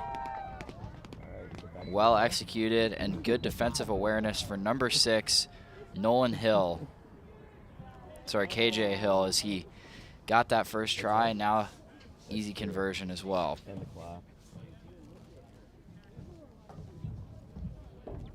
Gotta say, these Wyoming jerseys are some of the best I've seen today.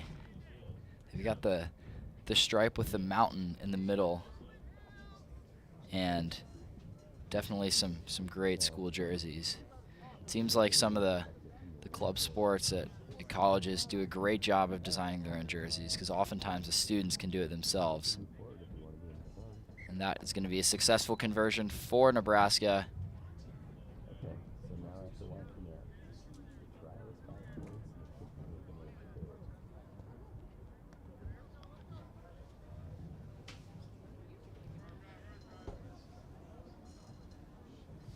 So earlier today, Wyoming lost to Notre Dame, and it looks like as well Nebraska lost earlier, so chance for these teams to win their second one.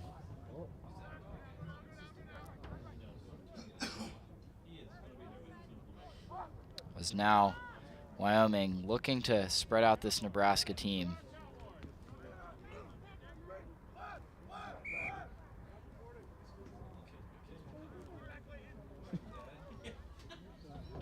Nebraska now. Looks like that one went a little rapidly for Nebraska.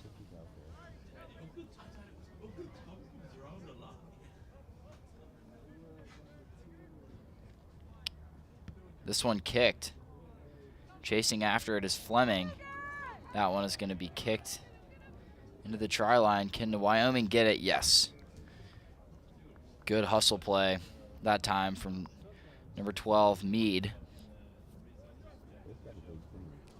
who saves some points on the board. But right now, Nebraska just looking a little quicker to the ball. We'll see in these kinds of games if Wyoming can break through this front line and score like we've seen some of these other teams do, like Fairfield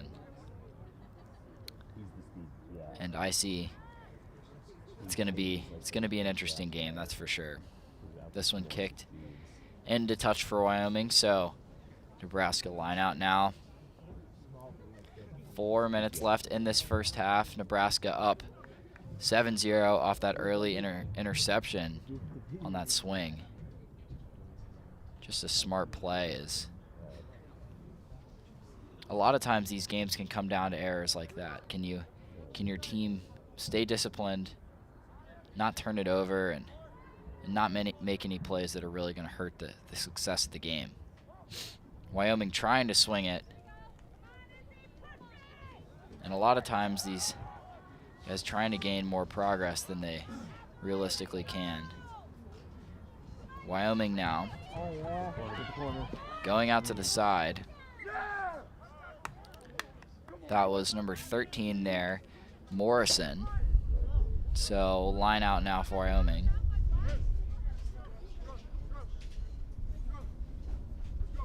Or sorry, it's going to be a scrum. My apologies here.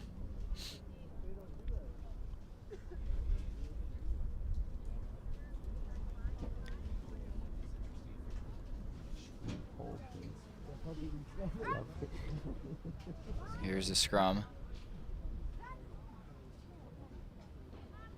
That one controlled by Nebraska. Wyoming comes in there. Now Nebraska starts it back. Done a better job swinging than Wyoming. Just trying to fight through that middle section. So Wyoming, disciplined defense, really, other than that careless turnover in the beginning, their defense has proven very strong. It's been more of the offensive side right now. As well, the wind on the field really starting to pick up. You can see with the way everyone's holding the flags right now. That's probably going to come more into play as we enter some of these second and third, the final game, as well as the third place and the fifth place games later today as the afternoon carries on.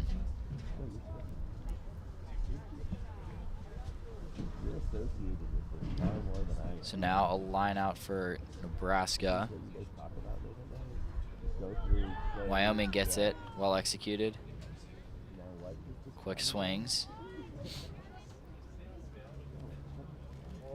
Nebraska, good job taking him down just past the 10-meter line.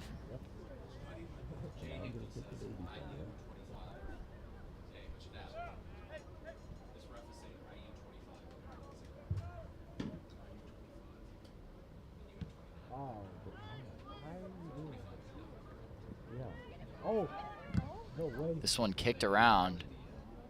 Nebraska's got it. It's going to stay going this way. A little offsides from the defense. Or I believe, sorry, from the... It's going to stay over here with Wyoming now.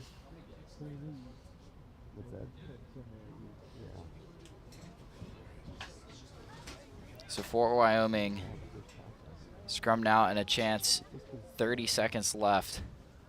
If they manage the time well, they could get the try as well as have a chance to tie this one up. But something's going to have to switch offensively. Maybe that's a careless play from Nebraska, but they have just not found any breakaway momentum right now.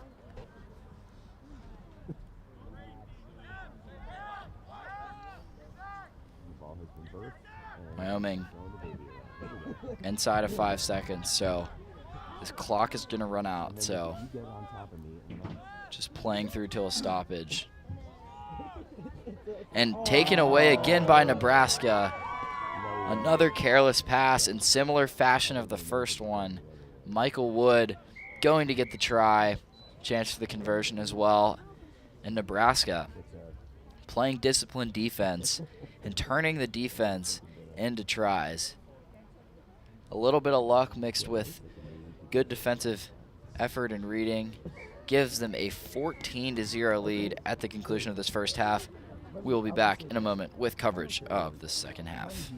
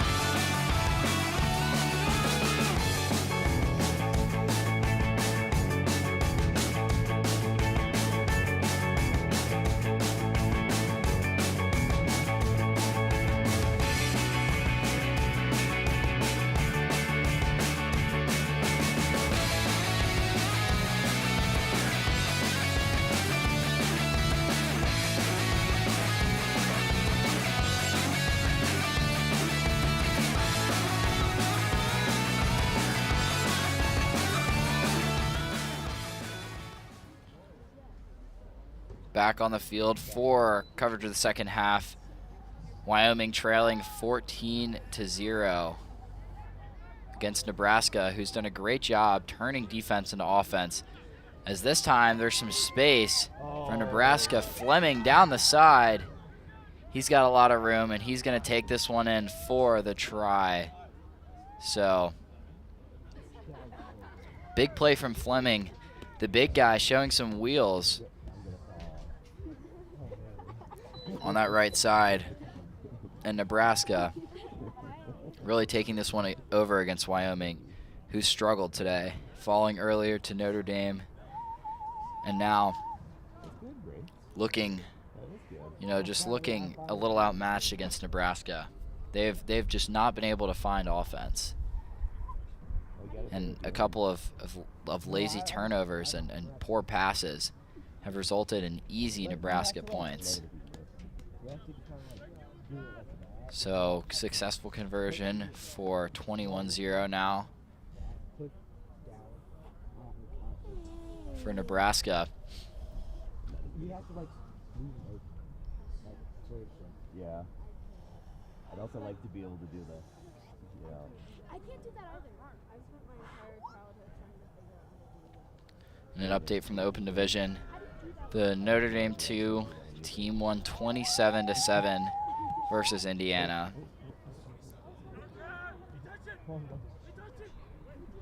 So, big win for that team. It looks like this one's going to be called back. They're gonna redo the kick here.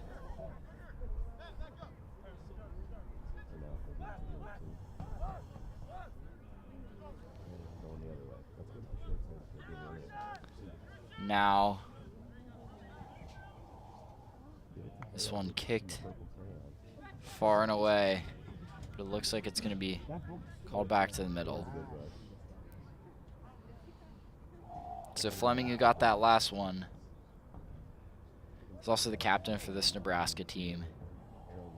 The senior fly half. It's been very solid for this Nebraska team, and you can see him down on the field just kind of guiding them as they control this one and are in a firm position to come out with the victory, 21-0. Wyoming just struggling offensively, and you know, they scored 17 against Notre Dame earlier today, but also let up 40 in that game. So a high scoring, a lot of running game. Seems like they just haven't had the same success. Okay, ready? 3, 2, 1, go! So that line out going to be back to Wyoming in a scrum.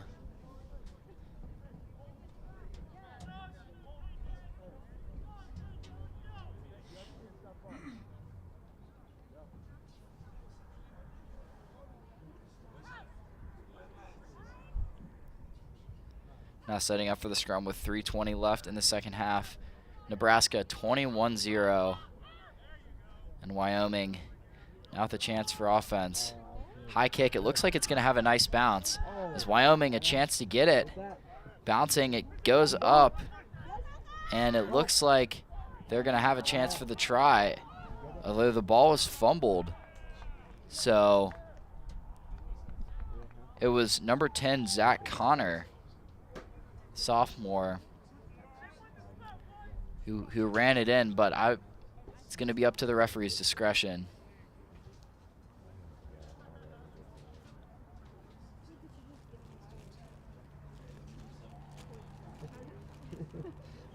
Looks like they're going to rule it as knocking on, as he kind of fumbled that thing forward. So a careless mistake for Wyoming, who had a chance to put up their first points of this one, but couldn't come away with the try. And now 2 minutes left is Nebraska with the scrum at about their 5-meter line.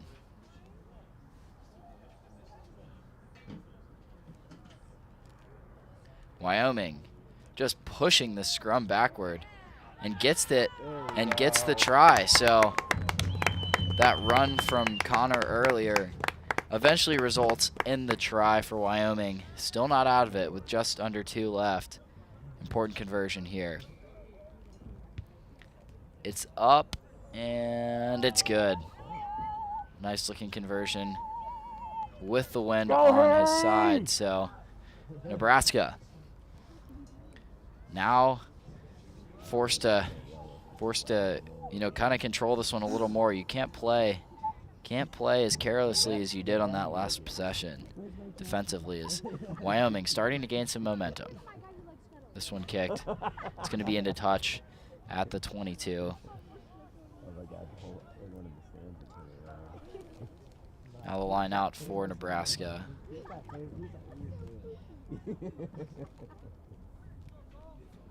Now less than a minute left, so if you're Wyoming, it's got to be quick. Can you come away with a stop or two and get some offense? Fleming, the captain, swings it.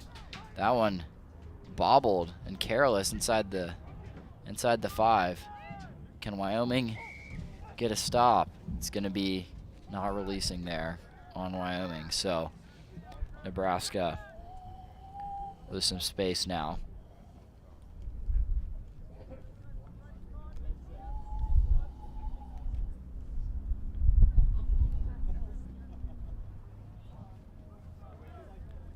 Wasting a little time is Nebraska, looking to just kick this one.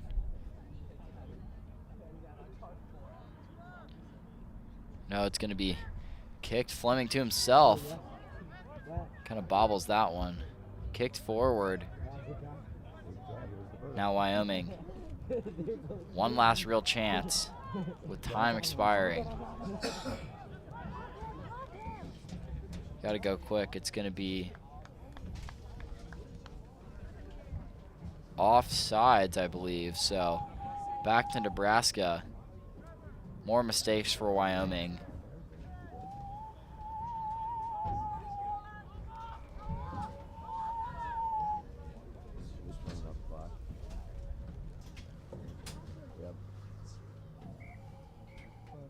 As this one's going to come to a close, 21-7.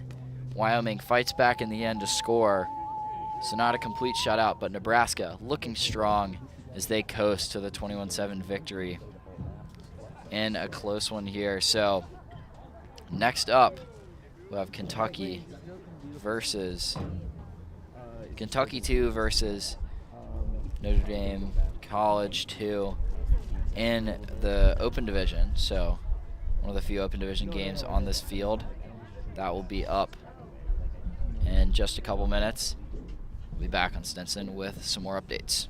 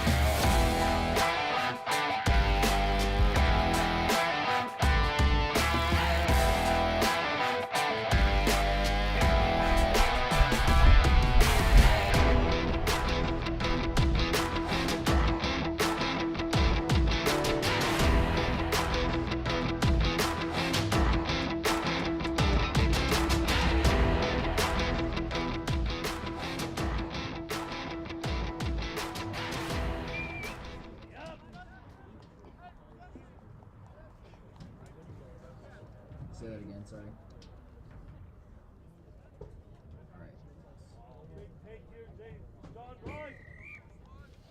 All right, back to Stinson for an open game. So different division out here with Kentucky 2 versus Notre Dame College 2. Notre Dame College in the darker blue as taking off down that right side. So my apologies, Kentucky's in the dark blue, Notre Dame College in the lighter blue. Looks like the teams, both blue, switched around their colors a little bit for this one.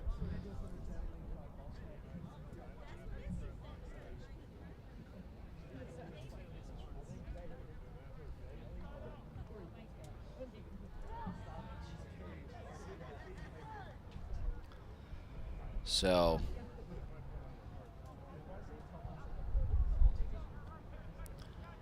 now Notre Dame College working it around, some smart offense, good swinging. So they've got some space.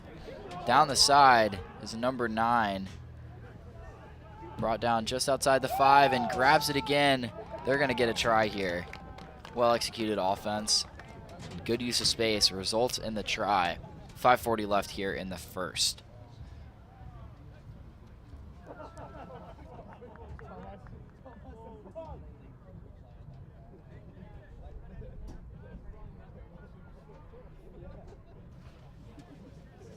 So a long conversion now.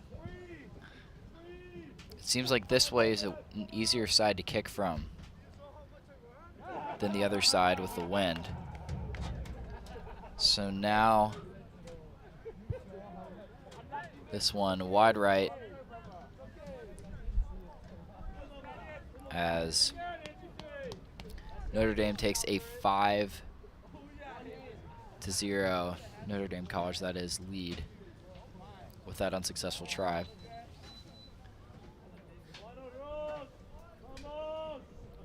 So a buffer in the open division. No current game right now, but next on will be Ohio State versus Loyola. So we'll get score updates as soon as we can for that. That's the game that is not on this field. There are a lot of games going on right now, but also in the open division moments ago, Whitewater versus IUPUI. That one was IUPUI falling 10-21. And we'll keep those score updates coming as they get back. And that one looking like it's going to be knocked on. So just a little bit too forward of a pass. So now Kentucky back with it.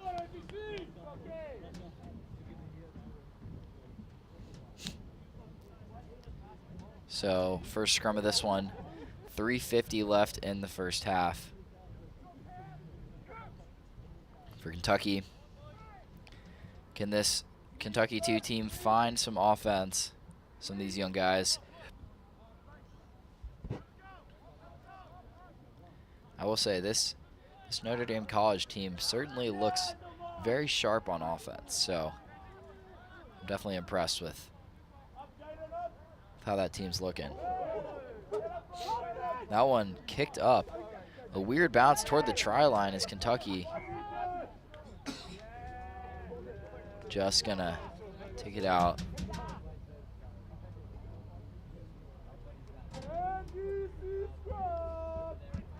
So out to the 5 for a scrum.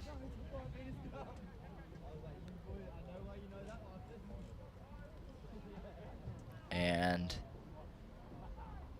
looks like it's going to be Notre Dame College scrumming there. So a chance for another try. As Kentucky pushing him back to the 22. On the ropes, a nice run down that left side. Number 7, no problem getting that try. As just looking fast on the wings.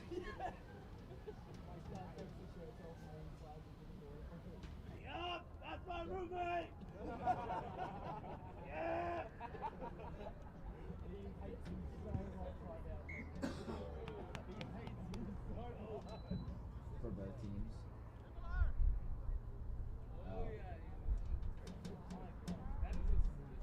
You look so much more lethal in Essex. You look so much more lethal in Essex. Okay, thank you.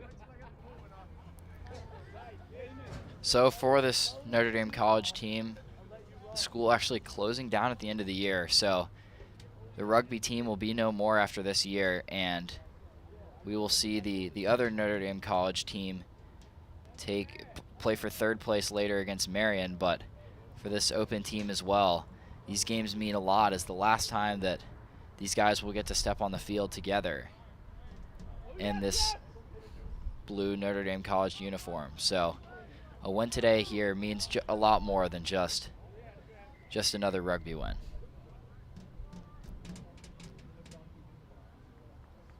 So well as now. On the field, it looks like it's going to stay here, still with the Falcons.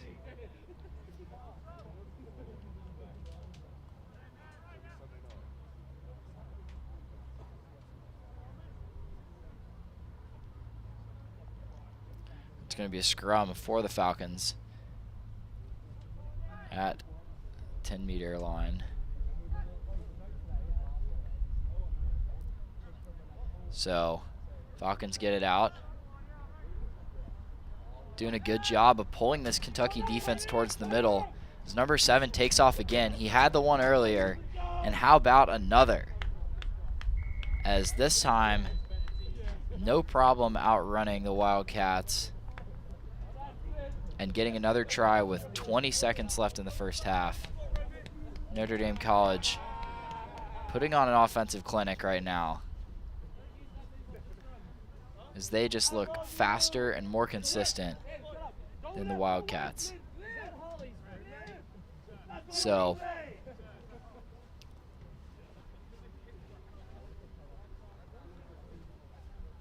here's the long conversion.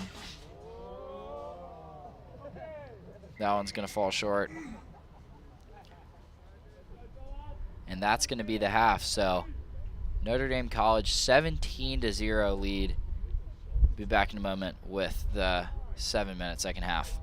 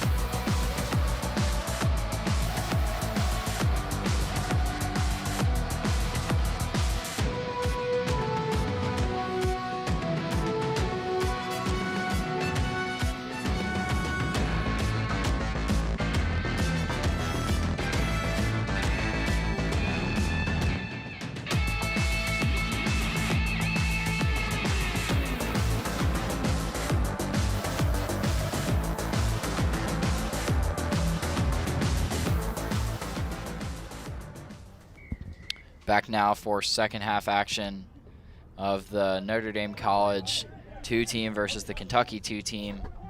Notre Dame College looking strong in this team's last game of the year and last game as a 2 program. So certainly meaning a lot for these Falcons.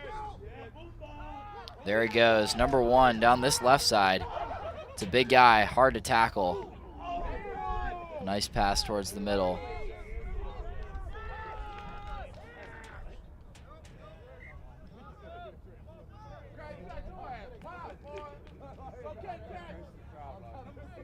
It's going to stay with the Falcons.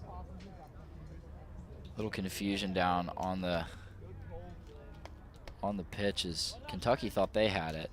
Then Falcons thought they had it, and now they're bringing a scrum.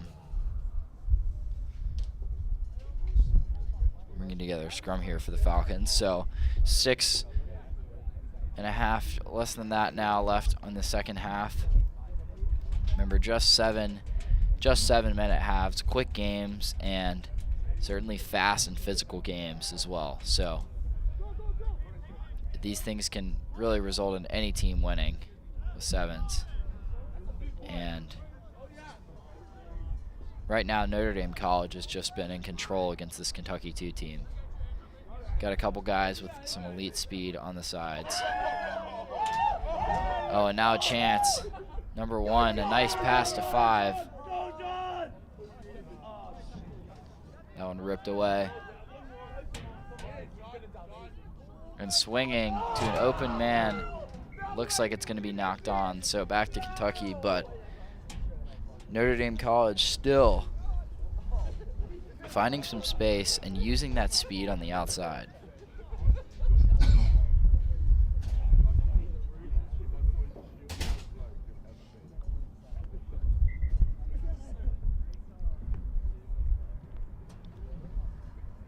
Well, on the game before, or 2 games before now, Indiana, the original final score was 29-0, but it's been updated to 27-0 after one of the conversions was updated as actually being missed instead of made. So Indiana will be playing later in the final versus Kutztown at 5:30. So not too far away from that one, as well as we'll have the 3rd place qualifier final, the open 3rd place, open final. All those will be in a row. So we'll start with the open 3rd, open final, qualifier 3rd, and qualifier final, starting at 4:30.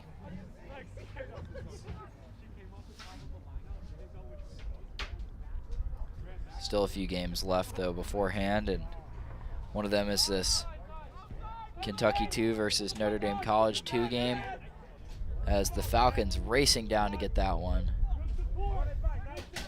I'll tell you what, this Falcons team surely has some speed. Is that one. They've made some errors, but they've got some speed, and they've played pretty disciplined for a 2 team in the open division.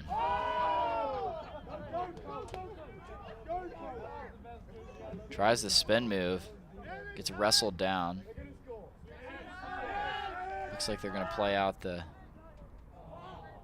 advantage here after that high tackle.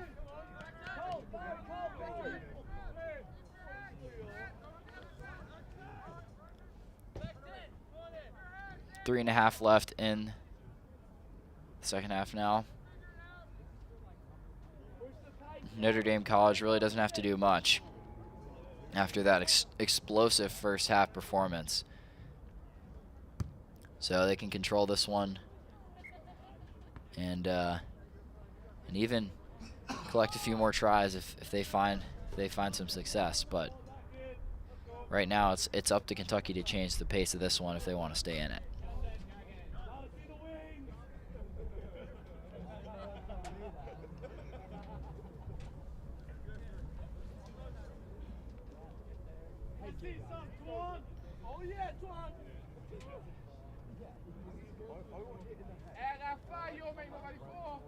So now the line out coming in on the side for, or sorry, it's going to be a scrum after that one was kicked into touch. Or sorry, that's going to be a line out after that one was kicked in touch. And then 2 minutes left now in the second half. Kentucky comes up with this one off of the Notre Dame College player, so not knocked on. Some space up the middle. He's got some speed and some room. It's going to be knocked down, taken down before the try line. Or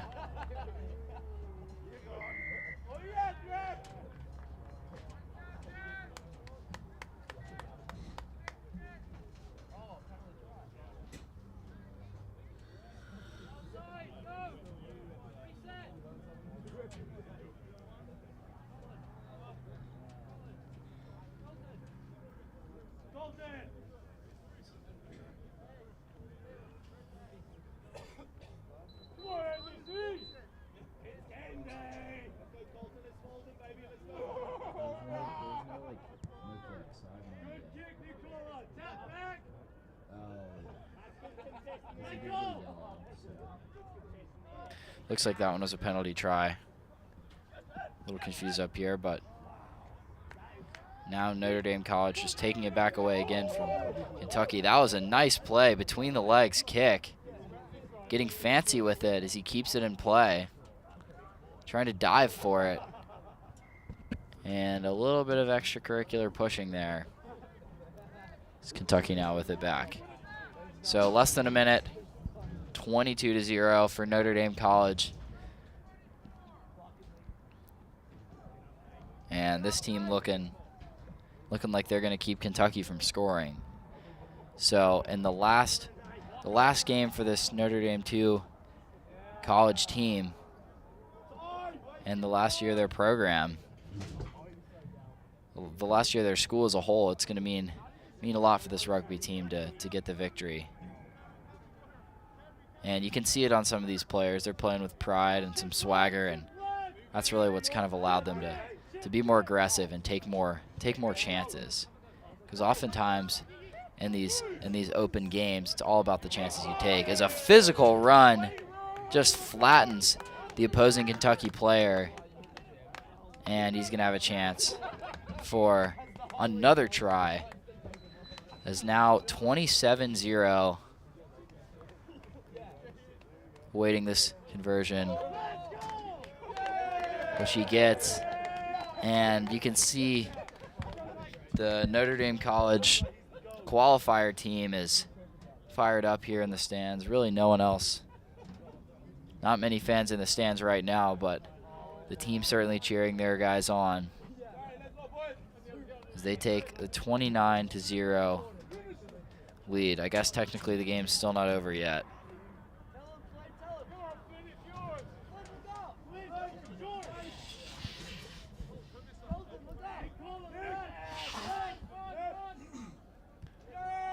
Kicks. Good. Kentucky has got it into the stands. And that's going to do it for this one. So Notre Dame College, in the final year of their school, the rugby team gets the victory in the open division. We will see the qualifier team later at 5:10. But a big victory for the Falcons as they win 29-0 versus Kentucky 2.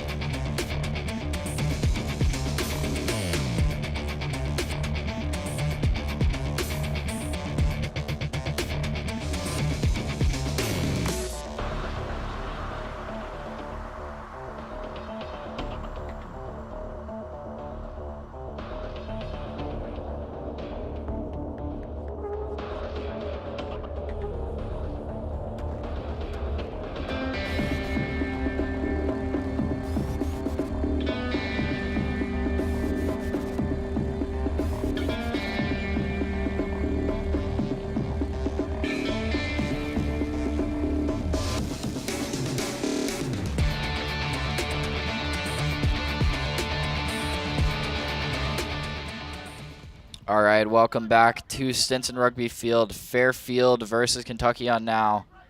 These two teams have looked very strong today. And this is the 9th place bowl right now. So Fairfield, quick breakaway. And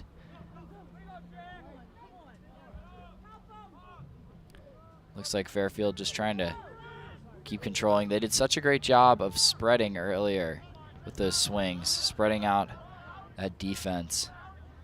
And finding some success.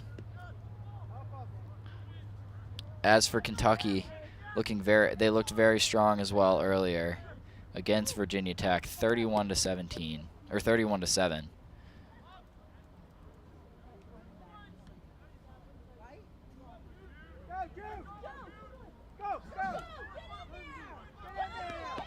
As now Fairfield to the 5 and a nice pass, a nice little flip celebration for Jude Minnick, who gets the try, the senior, and Fairfield on top first, 5-0, winning this conversion. The Stags looking strong to start.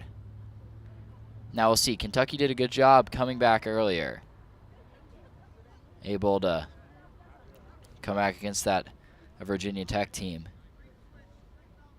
But this Fairfield team certainly brings a different level of offensive consistency and firepower.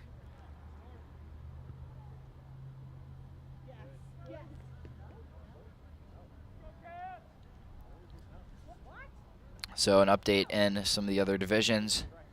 Ohio State beat Loyola in the open division 38-12, as well as Virginia Tech. It seems like they forfeited against WMU because of a lack of players.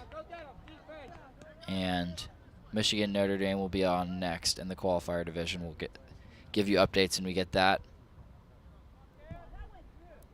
As well as after this one, we'll have the 5th place game, Aquinas versus Iowa Central Community College. And then we'll have the open division 3rd place and then qualifier games. As Kentucky taking off through the middle, and a nice run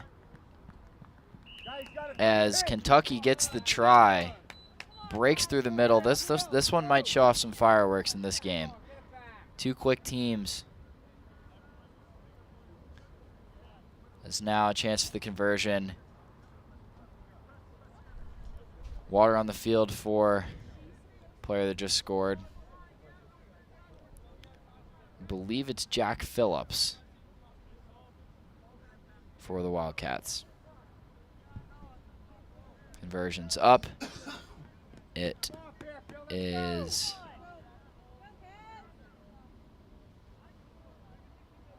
no good. So wide left on that one, and 5-5 still. 3.5 left in this first half. So halfway through first half now, both teams even, Fairfield and Kentucky. It seems like this one is going to come down to the end. Both teams look to have consistent offense. So which team can get a stop? Which team can keep up that level of consistency for all 14 minutes of these short games? Fairfield, a little trouble with that kickoff. Now working inside their own 22. He's got one man to beat. He's got room through the middle. That's number 13, Patrick McHale. He's got one man left. Slides in, and he's going to get the try.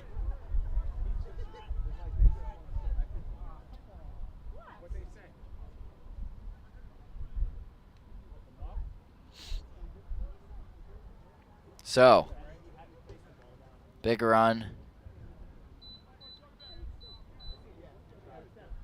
for McHale, who looks certainly a little tired, as he should be.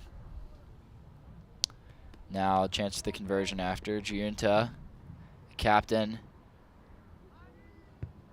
This one, is he going to get the wind gust? He is. And that's where you can see that south bend wind really playing a factor, as that conversion was good.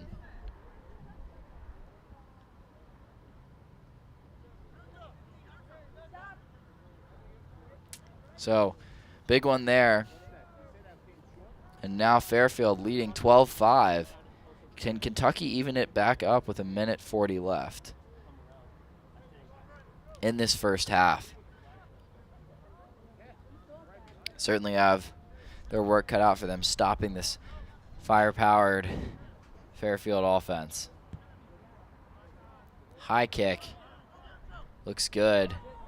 Fairfield's got it back. That one bobbled. Kentucky comes away with it. Can they get a little transition play? It's going to be a not releasing. So Kentucky now pushing it past the 10-meter line.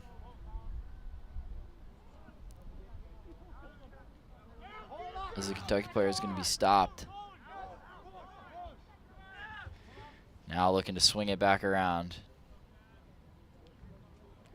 Lost the ball. Fairfield's got it back.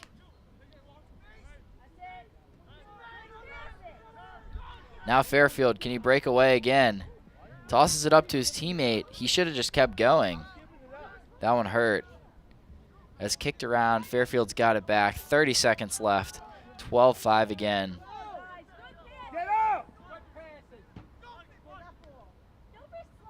That one close to being knocked on. It is going to be knocked on. So out to Kentucky. Kentucky with it inside that 10-meter line. So not too far to try to get a score and even this thing up, as time is going to expire. So you play out this one, and then hopefully you can go into half evened up. But Fairfield just playing disciplined on these front lines. Kentucky, you can see how far these guys have to go back to try to get these swings to the flankers. That one takes a friendly bounce. It's going to be knocked on back to Fairfield. And that is going to be the first half. So Fairfield 12, Kentucky 5, and this qualifier 9th place game. We'll be back with more of the second half action.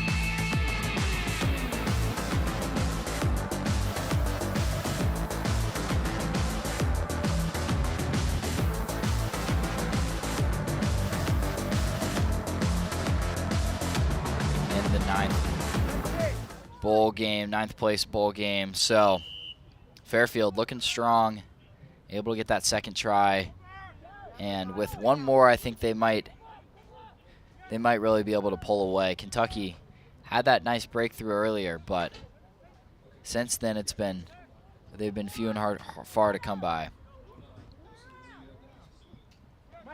Kentucky working back as Merritt goes down.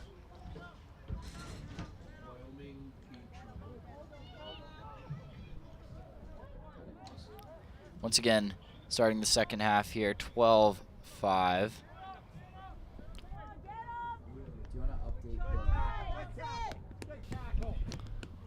So Kentucky trying to find some room through. You can see how this Fairfield team is shifting, where they're always going to have more numbers wherever the ball is. Even right there, it's a 3-on-2, and as Kentucky breaks away, misses the ankle tackle, and a great run. Dardis, I believe that was, and he's going to get the try with just under 6 minutes left in the second half. To awaiting this conversion could even things up.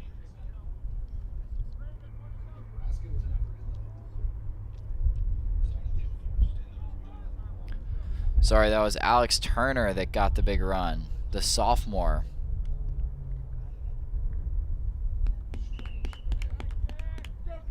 Conversion is good. Big one that ties this one up at 12. So 5.5 left in the second half here.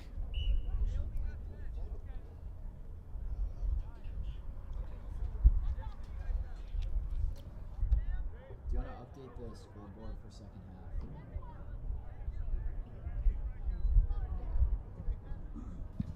So just over 5 minutes left. Tie game here, 12-12.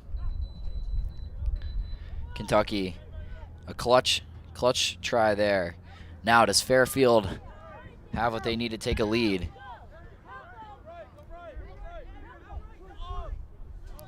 They're doing a good job of swinging, trying to collapse that defense, get some of these far swings. Flankers doing a good job as a nice desperation play back. As number 10 has got some space. He's got room. Giunta, a nice feed to his buddy Malvi, who's going to take it in for the try. And this one back and forth. Fairfield now back on top. Just a smart play from the captain. You can see this is where communication is so important.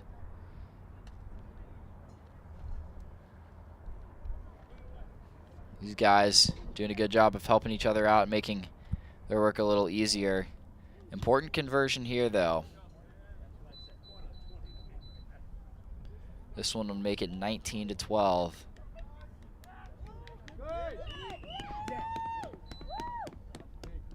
Much needed on that one as he gets it. So 19-12, 3.5 left. Can Kentucky tie it back up? Could we have an overtime game here for 9th place?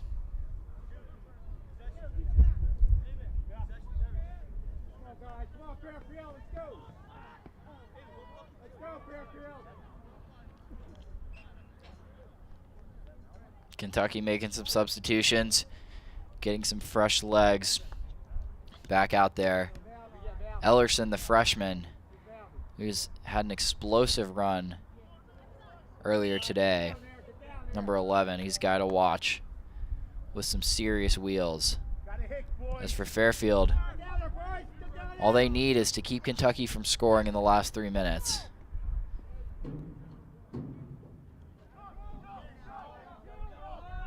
Kentucky trying to break through. Good passing. As now Ellerson has it.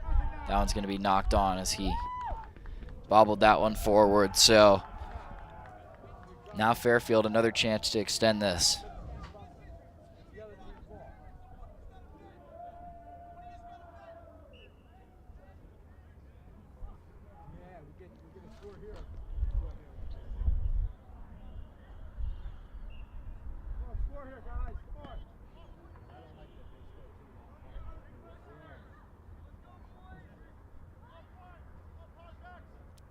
So a scrum for Fairfield.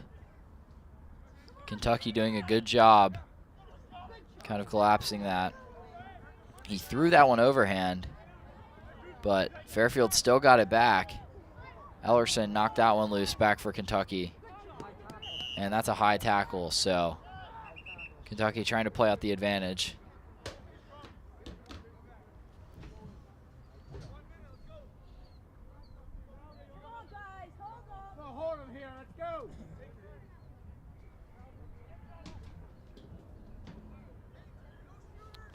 Now preparing for the scrum here.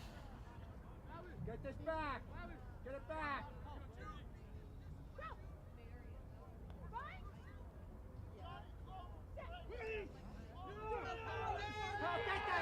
Physical scrum. Kentucky trying to grab it. It looks like Fairfield did a nice job.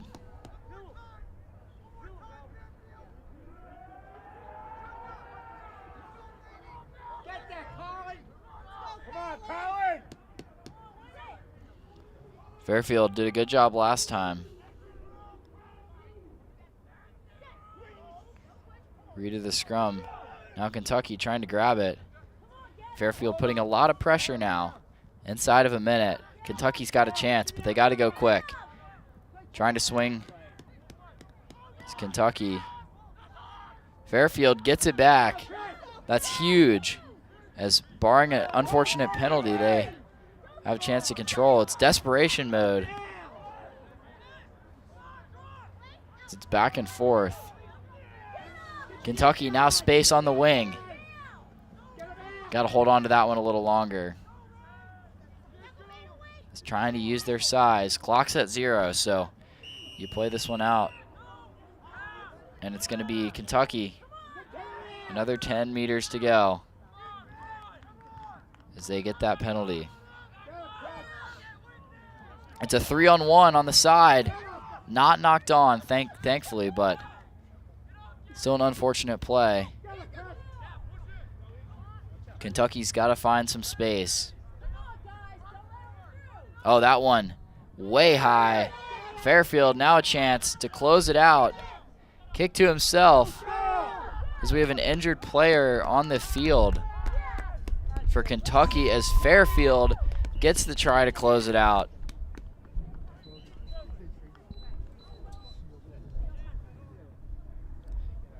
For Kentucky, Phillips, he went down weird. The trainers were on the field, almost in the way of the play, as Kentucky not able to come back, and Fairfield gets the 9th place bowl victory. So, next up we'll have Aquinas versus ICCC. Be back in a moment.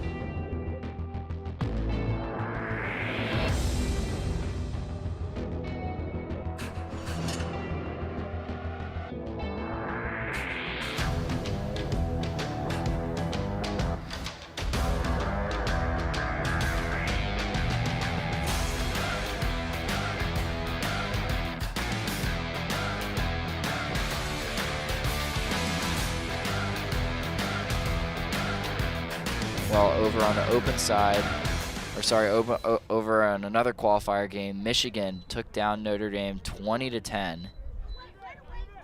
So, unfortunately not on this field, but Notre Dame comes out scoreless as Kentucky racing down the field. Chance for another try for number 8, Merritt, the Wildcats, and just adding on some points.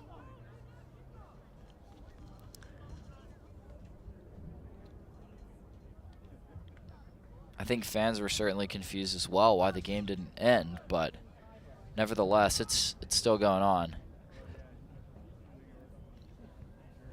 As the conversion's good, and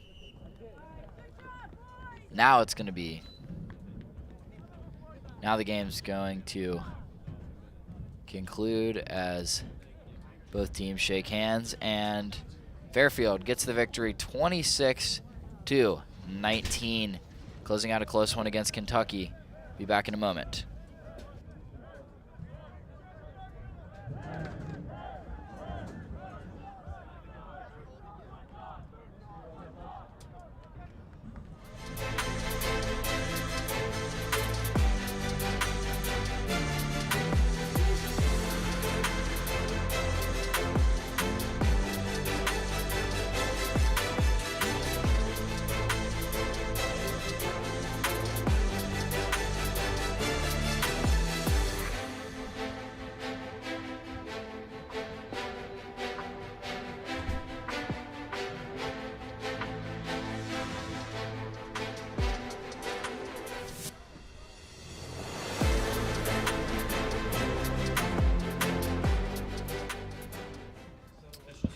Back on the field for, now we have the 5th plate game, Aquinas versus Iowa Central. So both these teams earned earlier victories today and playing for that 5th place opportunity.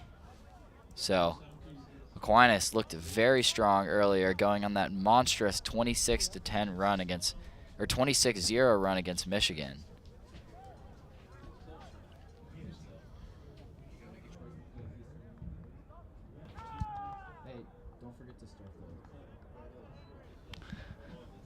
So now Aquinas looking to continue some of that momentum from the earlier game, as we've got someone taken off down the sideline.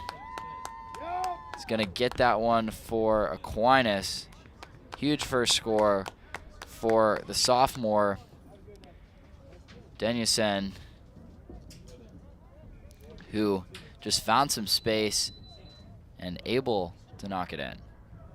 So chance for the conversion now. Looks like the wind is just staying consistent. This one's certainly closer, but that one's going to go through. So 7-0.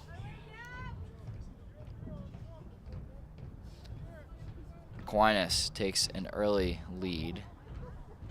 And now Iowa Central are going to have to come back, as earlier they faced Indiana and just fell by a small 3 points. So the difference of a try, they got their conversions. So Iowa Central team is good, so we know that they can compete with the best out there. They're going to have to find a way to stop Aquinas, though, who's just found bursts of offense.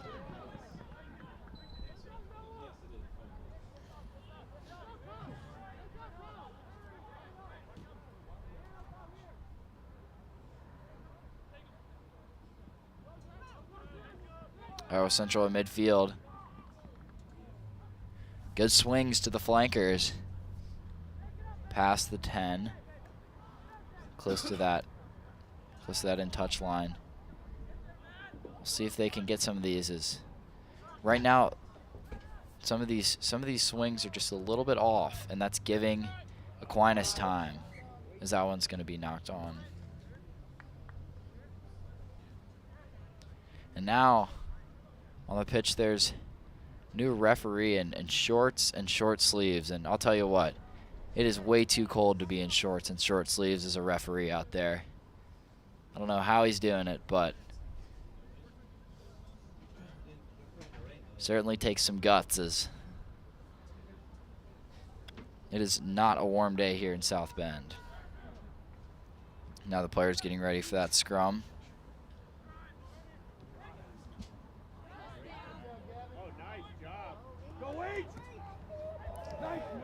A chance for Iowa Central, crossing the 22 at the 5-meter line, and they get the try. So good, smooth offense as Iowa Central just picked apart that Aquinas defense. We might have another close one, as we've got a chance for this conversion and a chance to tie this one back up.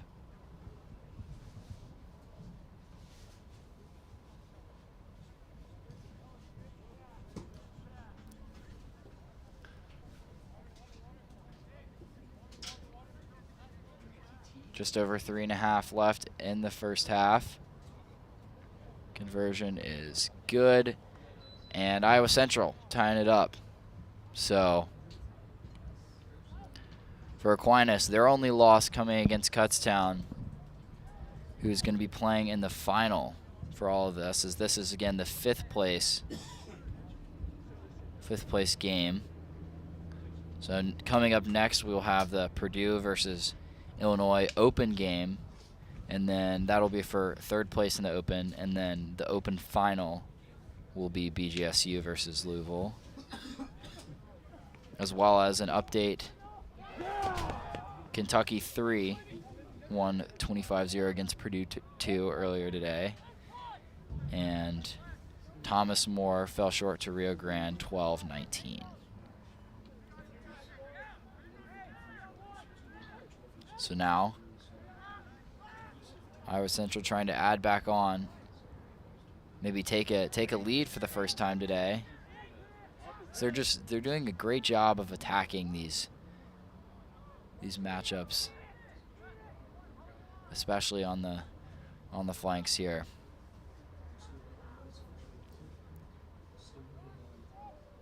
Iowa Central just over 2 minutes left to go. Careless pass. This one's going to be taken for Aquinas.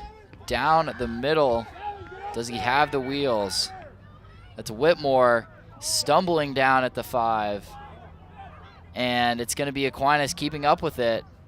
That one might have been knocked on, but they're going to say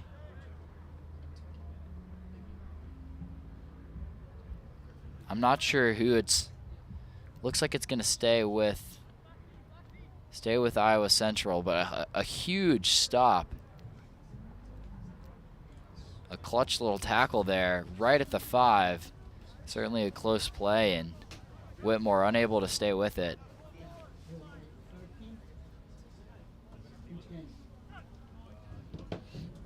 So a scrum now for Iowa Central. This one kicked at the 10, just at midfield. And it's going to be bobbled by Aquinas. He's going to stay with it, though. One man trying to stiff arm. That was really close to the touch line, and it's going to be in touch. It was close. Looked like his left foot just grazed the line. Should be a line in.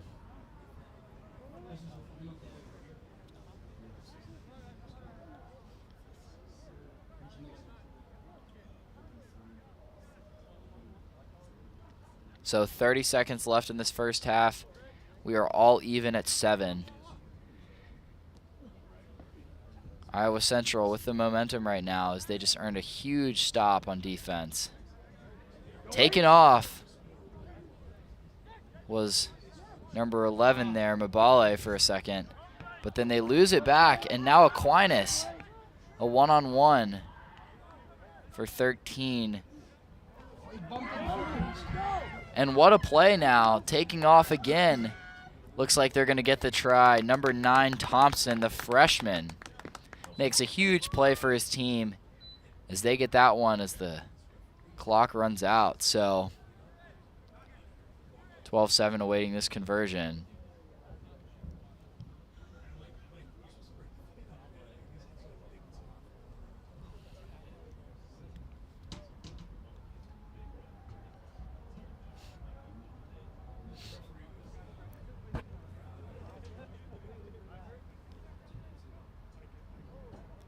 Gets ready with the conversion. And wow, Aquinas, it looked like it was all Iowa Central there for a moment, but a big play. Conversion is no good, so just a 12-7 lead for Aquinas as we had to break for half.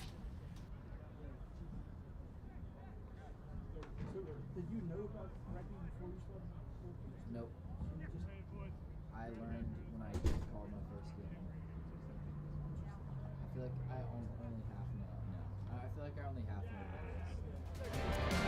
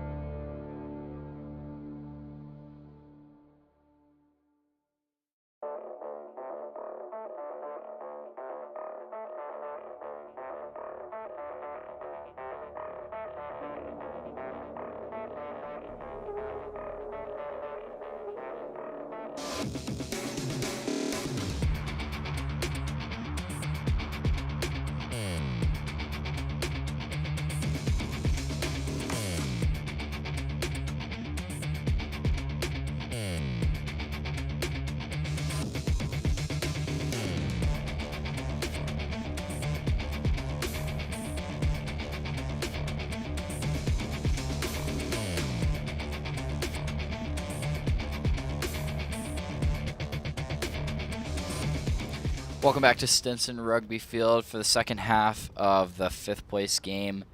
Aquinas versus Iowa Central. Aquinas, a huge try right at the end of that first half to give them the 12-7 lead.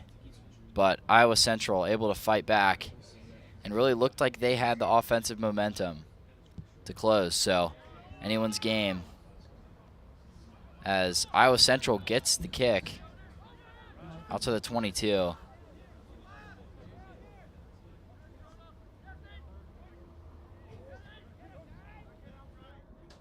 can get the scoreboard.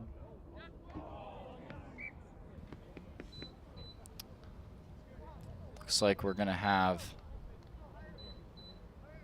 scrum here in the middle. So for Iowa Central, can they get the ball to those flankers, and can they find some seams in this defense? They've done a great job towards the latter half of this tournament, and now Aquinas, just an easy hole. No one to stop him, as that's number 10, Morales, who gets the try for Aquinas, and a huge play. Now it gives them a 10-point lead before this conversion here.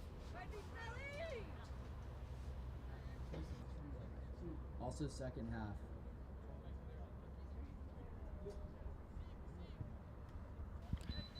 Conversion successful there. Hey, can we get the second half part on there? Conversion was successful there. It's 19-7 lead for Aquinas.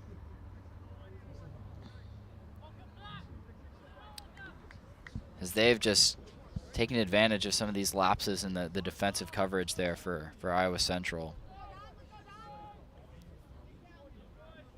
And Aquinas, who has played really well in the end of the first half and start of the second half. That's been their bread and butter in this tournament so far. You can see just the intensity with which they play. It's now Iowa Central trying to push the pace a bit. This one high and away, as tried to play out that advantage for a moment. So now Iowa Central doing a good job attacking these seams as he breaks away and into the 5. That's Mabale, who looks a little beat up, but it's going to be still a try there for 13 Jonah. So Iowa Central gets a response of a try. Even with some of those physical plays there in the middle, still able to keep possession and get the much needed try with the conversion. So right now, just down 5, just down a try. See if they can get a stop with over 3.5 left here in the second.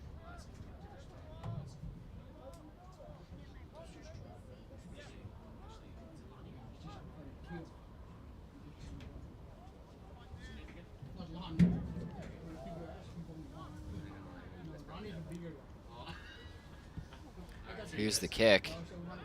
This one not close to the 10-meter line. So now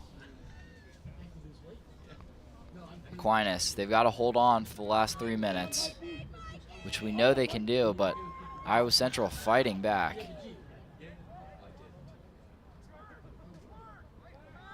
Aquinas trying to break through. Out to 15 Fleming. You can watch how Iowa Central just shifts their defense. They do a great job of really maintaining that line as Aquinas breaking back through. Looking for Fleming, there it is. And it's gonna be a not releasing penalty as he dives forward and gets the try. Esterling, who had some huge runs in some games earlier, limping a bit, but the breakaway speed and the dive there gives them a very important try. They got a chance to extend this out to 26-12 with 2 minutes left in the second half.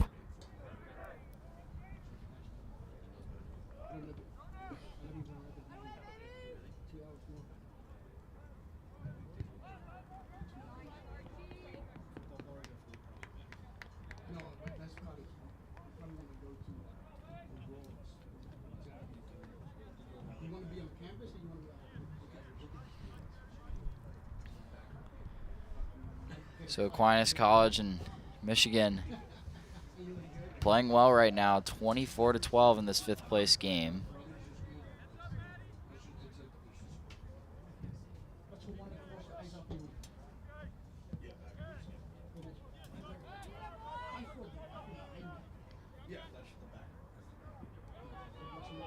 Now Iowa Central, a little bit of momentum, swinging to those flankers. They can work it to either side, they're going to have a good chance. Get it to some of their speed guys. But still just working the ball right down the pitch right now. That one, a beautiful through pass. As he's got some space, does he have the wheels? Yes, he does. 14 for Iowa Central. Wayne Cosber gets that one, get the successful conversion. And we still have a game, folks. Just a 5-point game right now for Iowa Central with this kickoff. This one could come down to the wire here with 30 seconds left.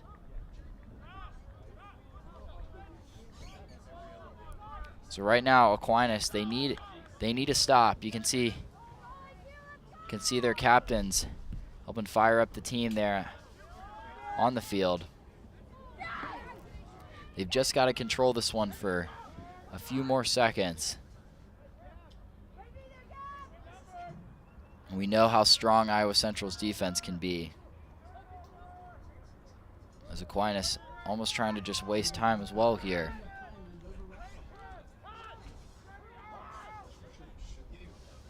Swinging it well. Iowa Central just doing a good job collapsing. Aquinas kicking it into touch as this one's over. Or sorry, Aquinas and Iowa Central falls short.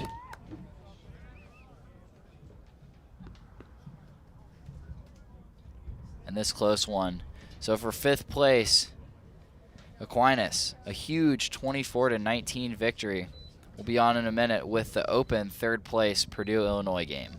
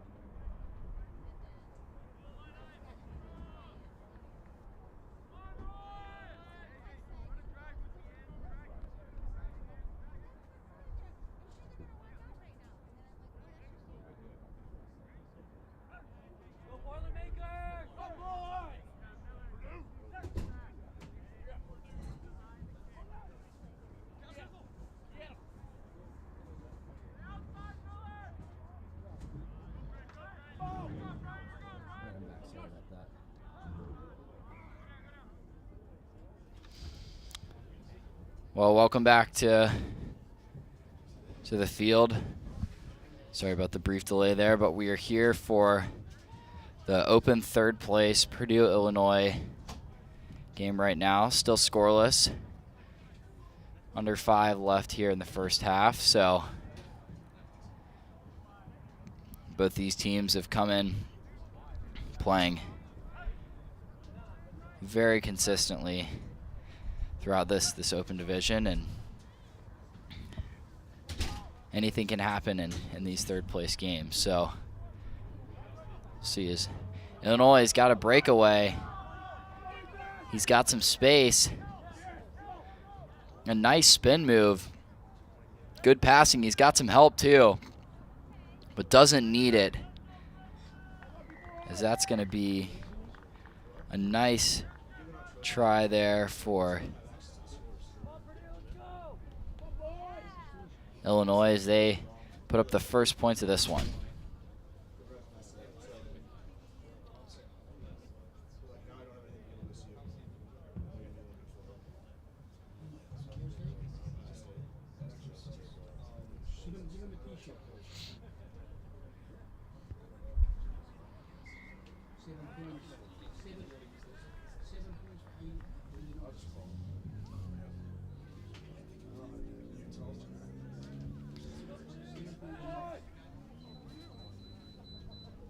So that conversion there is successful, so Illinois taking the early lead. 7-0, 3.5 left in the first half.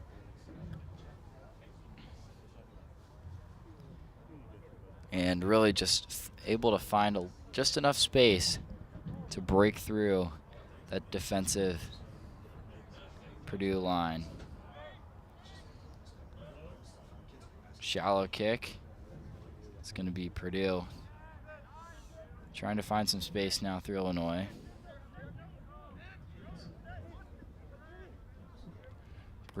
Illinois doing a great job just containing Purdue. Not being too aggressive. They know they've scored already. Let them play out the advantage there.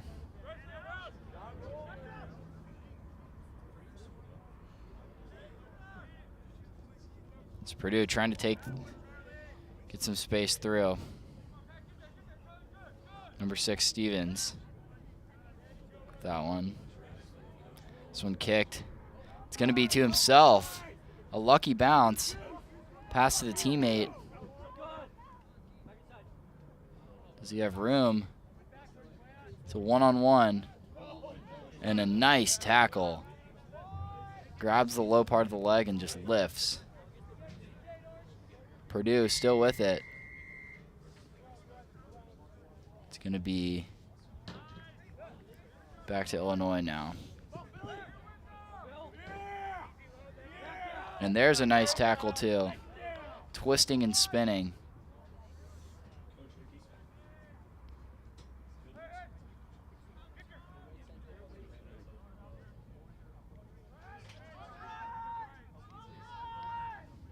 Illinois.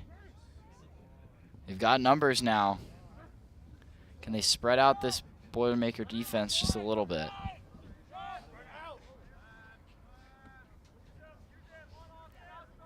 Trying to draw the defense, and a nice pass. Breaking away on the sideline for Illinois is Fitzgerald. No one's going to stop him. And he is going to get the try for the Illini. So now a big lead for Illinois has come to a close in this first half. Under a minute left.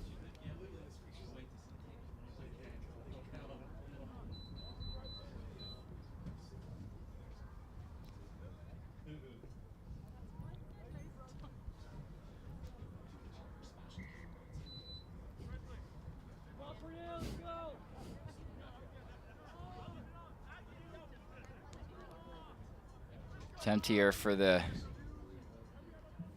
conversion was good, so now just residual time left, and Illinois looking very strong offensively. You can just see their guys able to attack and draw multiple defenders. That's the key here. You draw a couple guys, you beat one, and then you pass, make an outlet pass to someone else, and got a chance to score. Now Purdue, that one knocked on, but he had a chance. He really had a chance on that.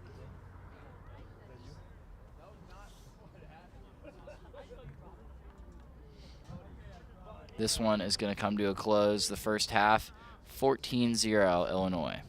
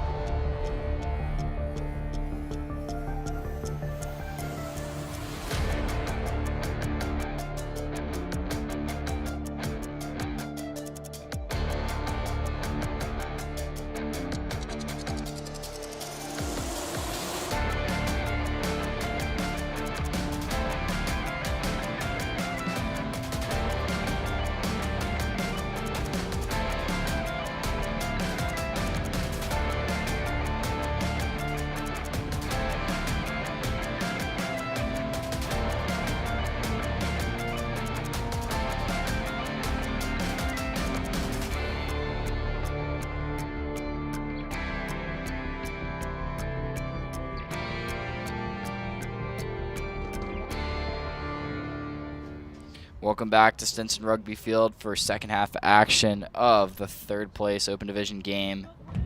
Illinois off to a smoking hot start, 14-0, and just controlling this one against Purdue.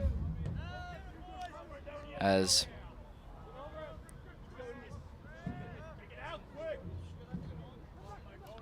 some of these other teams finishing up as well, getting ready to come watch that third place and then the final game later this afternoon. The qualifier third place game will begin at 5:10, which is Notre Dame College versus Marion, and then the qualifier final, Kutztown versus Indiana, will begin at 5:30. So, some more good rugby to come, and the rest of these games as well. Definitely important to these teams. The last action they'll face this season, I believe, and fun 7-on-7 tournament is Illinois once again trying to break through. They can just draw the defenders and find some room. Beautiful swinging, and there's the try. Gets it towards the middle, so an easier conversion for his teammate, and Illinois looking strong with, just a minute of action, able to score.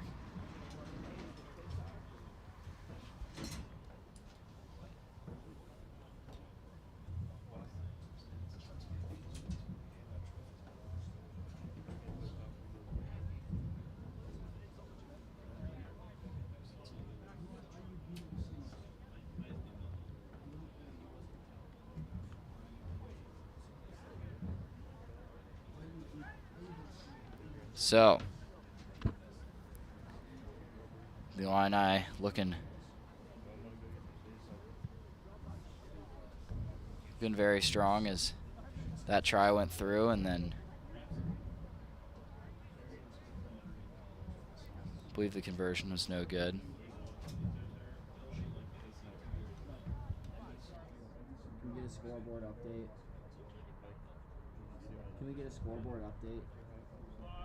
You're good. They're just yelling at me. So. Did you make the conversion? I don't think so. Now the Boilermakers, can they get a try? Can they find some offensive momentum? I will say some of these guys just the difference right now between these teams is who wants to be an offensive threat. And right now, Illinois, all these guys are looking to score. They're looking to attack. It's going to be pushed into touch, so line out coming now for the Boilermakers.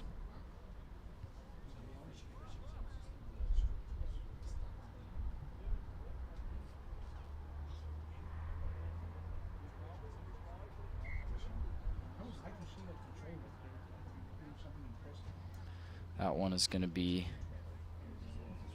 redone now. Not a straight throw, so 19-0 is the Illinois lead right now. So we're halfway through this second half.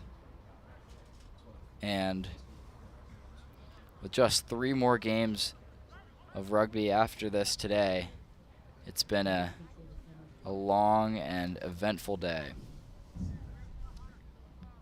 out here on the pitch. So now a scrum coming towards the middle at 3 minutes left for Illinois. Draws some defenders, looking for a swing. He's not going to need it, as just a beautiful attack into that try line. And number 16, Gentile, is going to get it. So another try for the Illini. Conversions up and good, as they lead 26-0. And just controlling fashion, as you can see them getting some of the guys that don't get as much experience now in the game, with 2.5 left in the game.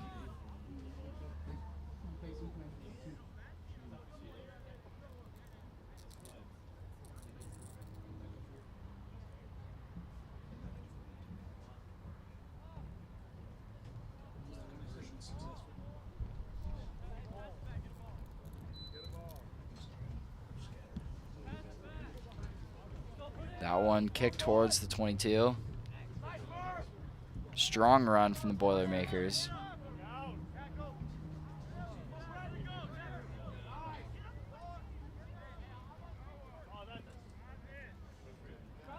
Physical tackling. You know, there's the collars. Certainly a target place for opposing teams.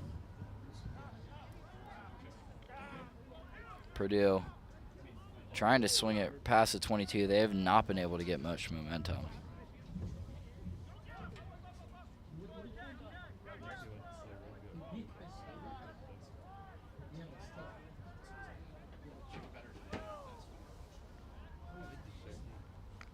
Purdue trying to find some space. They've got numbers, but they're not swinging.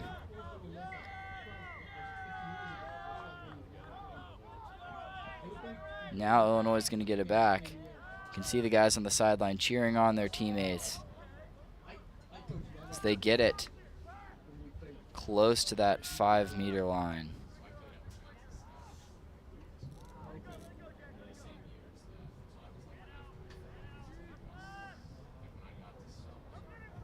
That one tipped backwards. Purdue, not a lot of space to go. Illinois just pushing them back towards that try line with 30 seconds left. And this one kicked high and into touch. So we have a line out, and then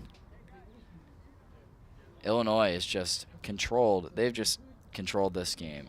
You know, it's been smooth coasting right now for the Illini as they battled throughout today to get to this game and just have shown why they deserve to be here, shutting out Purdue. As they're looking for another try, clock has run out, and 17 is going to take it in for the try for Illinois. As this one looks like it's coming to a close. Conversion unsuccessful. And this one is going to come to a close 31-0. Illinois in dominating fashion, win this third place game, and finish this tournament with just one loss. So now, the big win for Illinois, and finish this tournament with a big win. So for Purdue, unfortunate way to go out, but the Illini come out strong in the open division in the third place game. So next up we'll have the open final, which will be Louisville versus BGSU, and then we'll be on to the qualifier third place and final games. Be back in a moment.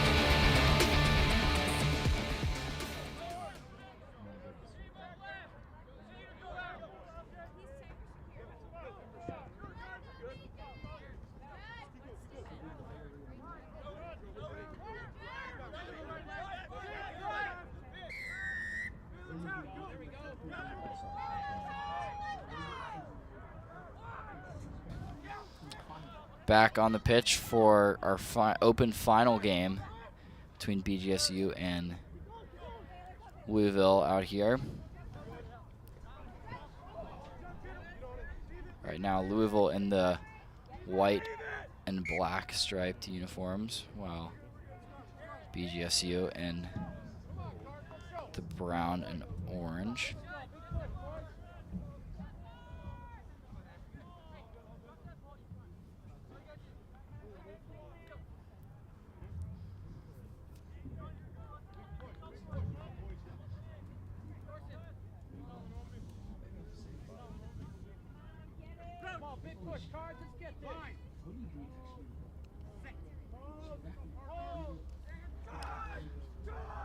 So now for Bowling Green.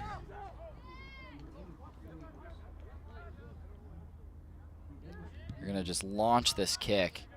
That's some serious distance. This one rolls towards the 22. Bowling Green players bearing down. Cards get it. That one almost a forward pass. That was certainly close. So Cardinals trying to draw some defenders and move this around. You can see Bowling Green playing with one guy back right now.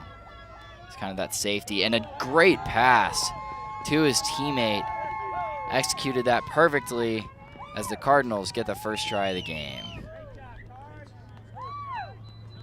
That's what you love to see, your teammates hustling down with you. You know, whatever sport it is, you always follow the action. You always run hard. And here you can see in rugby exactly why that matters, giving your friends some help. So look for this first conversion of the game.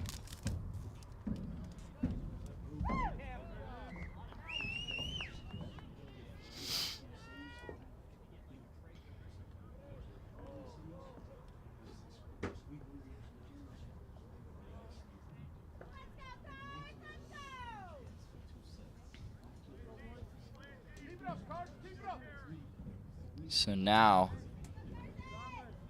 Louisville on top 7-0 after that successful try. Or sorry, after that successful try and conversion. This kick high and far. Little physical contact. It's going to be into touch for Bowling Green.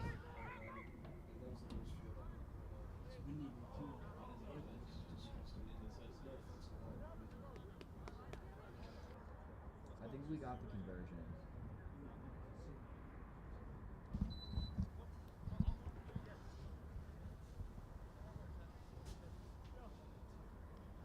Let's go, Cards.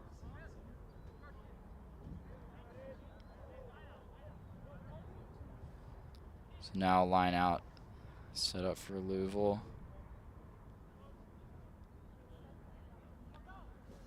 Trying to swing this one back. Spread out Bowling Green a little bit. And he finds some room. No one's going to touch him. Another easy try for the Cardinals as the Falcons just out of place.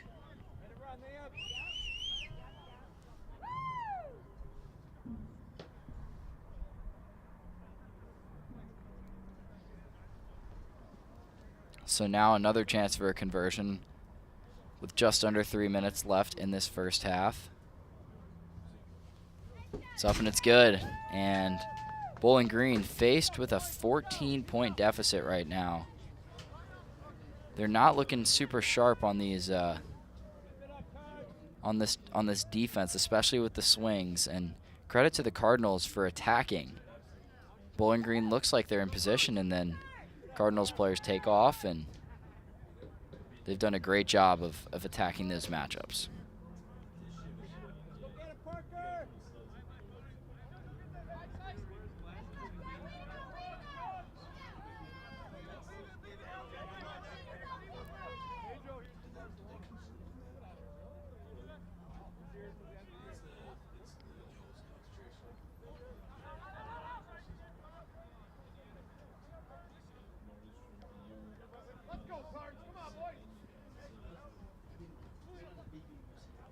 Bowling Green now with it, looking for a chance as got the ball past midfield.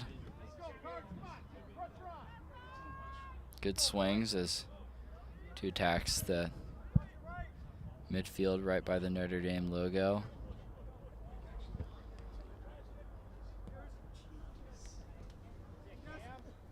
Big hits as the Cardinals wrestling the Falcons for the ball. And it's going to be knocked on for the Falcons as the Cardinals take it back.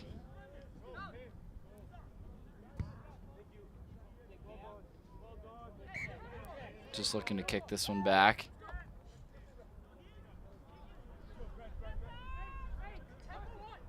With 50 seconds left, another try for the Cardinals would put them in a really commanding position.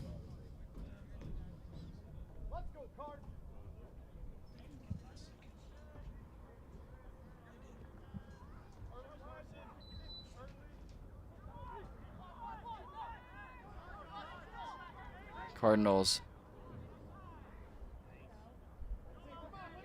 trying to get it in, and they find some speed near that touch line to get the try. So just dominant in these last two open games. One team has come out swinging while the other just unable to keep up.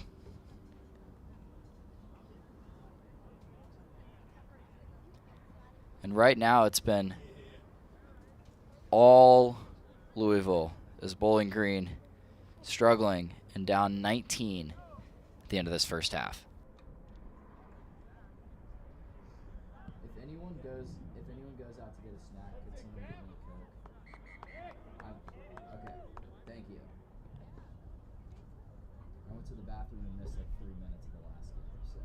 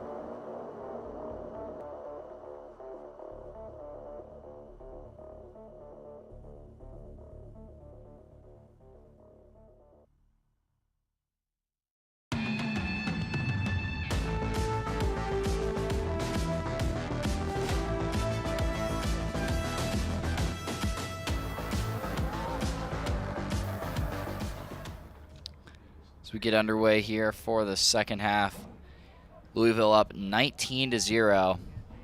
It's been a dominant performance from the Cardinals, as we said, and yeah, and as these games have gone, it's been the last two of these open games, 31-0 for Illinois. This one looking like it's going to be a Louisville blowout as well. And what's interesting is Louisville, Illinois played earlier, and Louisville edged out a 14-5 victory. So that was a close game, and that might have been the most competitive open game of the day, or one of them at least, between two of the best teams in that division. And on the field now, you can see on the back of the end zone, you can see Notre Dame College and Marion warming up for that qualifier third-place game, as well as Kutztown and Indiana getting ready for that 5:30 game as well. So 2 more to go. The Marion Notre Dame College game will start at 5:10. So pretty immediately after this one comes to a close. And then that last game will begin at 5:30. So right now, Louisville just doing a great job of swinging the ball and beating these one-on-one Bowling Green matchups.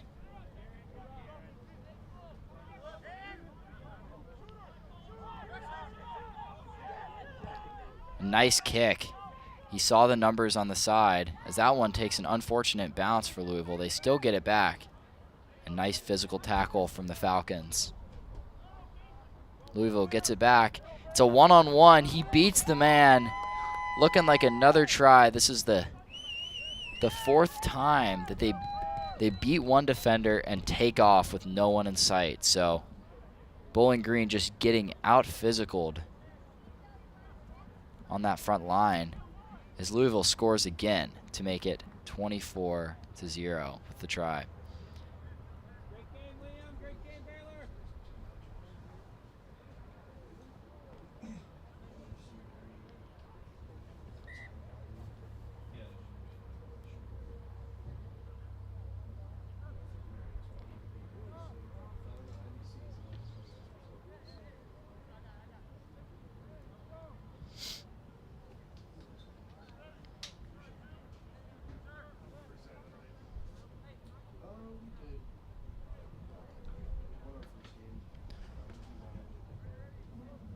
Here comes the kickoff with 4 minutes left here in the second half. 24-0 now after that unsuccessful conversion, I believe. Louisville still just fighting through these defenders. You can watch as they draw the defense, find the open guy on the wing, and just use their speed, diving in for another one. Is number 3 is going to get the try.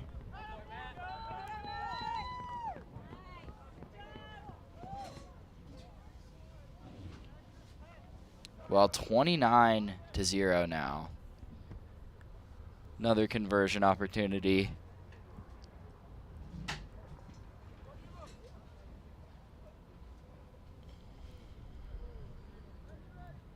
For the Cards here.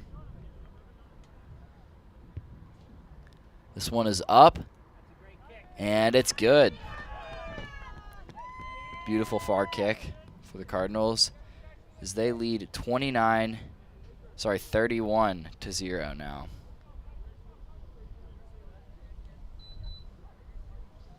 Three minutes left in this second half. The last game ended 31-0 in favor of Illinois.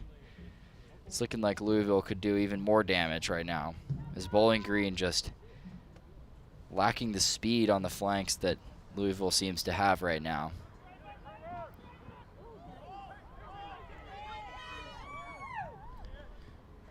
Cards working it again to the flankers. A nice pass. He's got room, got space down the touchline, trying to get it towards the middle. And drops it in for the try. So another try, 36-0. Waiting this conversion.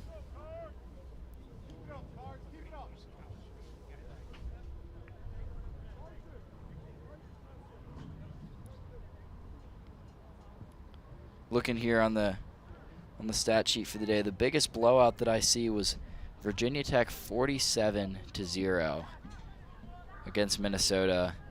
Louisville's not far off, though. This one might be the second biggest victory of the day. And that was in the qualifier division. This is in the open section. This is the final as well, so it's pretty crazy to imagine that Louisville is this much better than the field, but they're certainly showing just a skill right now on the rugby pitch. Another chance for a breakaway. How about one more as he takes the try in? 41 right now. They still could break the Virginia Tech scoring record from before with a minute left. This conversion's no good.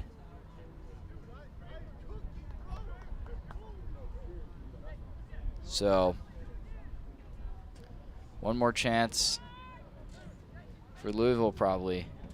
Can Bowling Green get any sort of stop and score? Maybe end the season on a better note than this, but certainly a major blowout. Bowling Green trying to get it. Louisville physical tackling.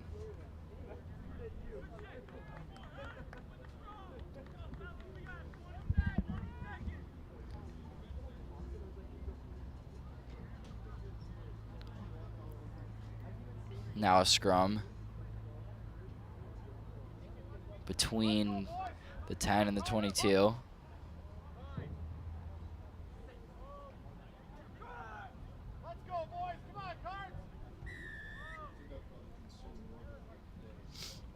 Bowling Green comes out with it.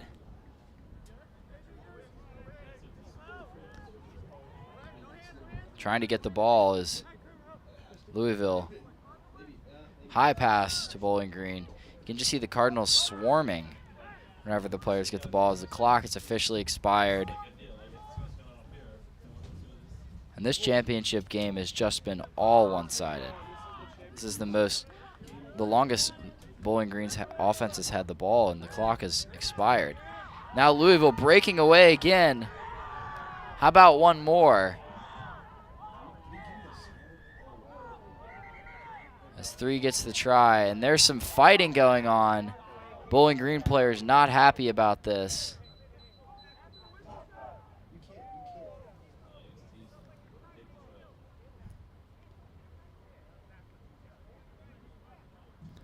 As he got the try and then just got body slammed onto the ground well after the play was dead.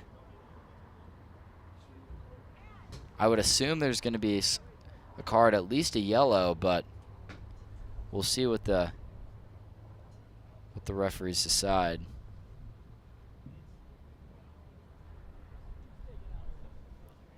Certainly some physicality in this one.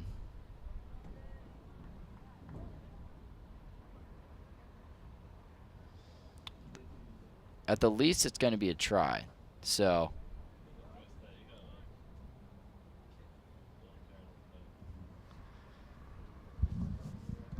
Did they get the points for the try?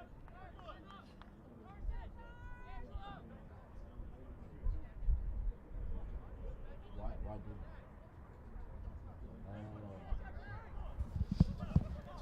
So it's looking like there was some taunting by Louisville that negates the try. So as the clock has expired, this one, some unnecessary extracurriculars from both teams, as there was some fighting after the play and then some taunting that just negates the play. Now Bowling Green inside their 22. Brought down at the 22.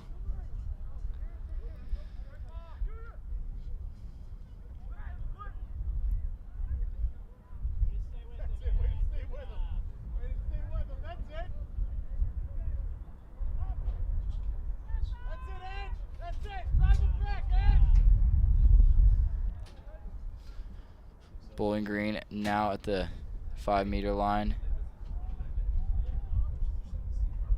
That one knocked on for Louisville. And that's going to be the game. So the Cardinals in the open final get a 41-0 win. Second biggest victory for any team of the day in the open final. Absolutely dominating performance as they finish with a win. So next up, Marian and Notre Dame College.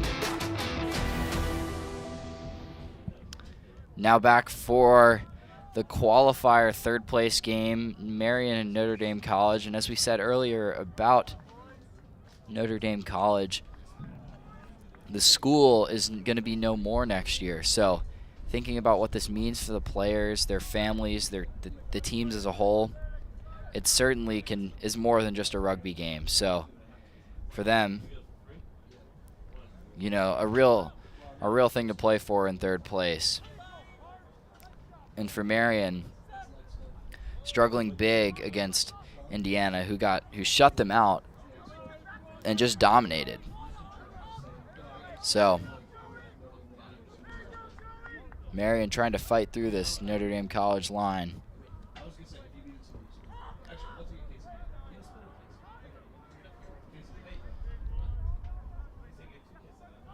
Marian pushing towards that try line. It looks like they're going to get it. They do. Number 6 there on that try line, Justison, with the nice dive and the first points of this one. Just over a minute for Marian to get that one.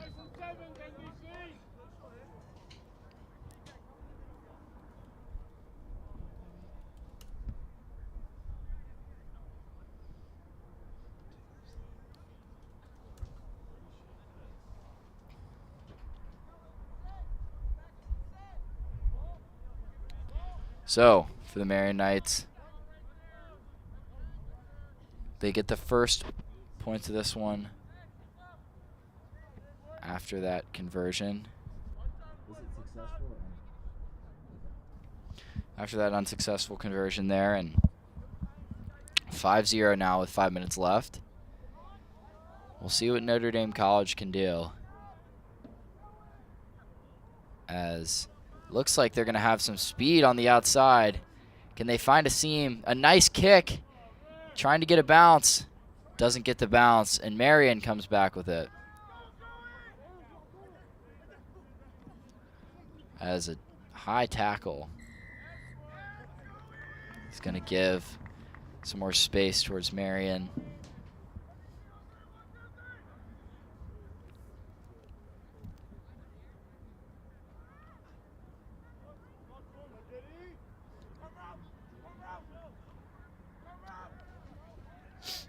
Marian trying to find some space. Doesn't seem like much.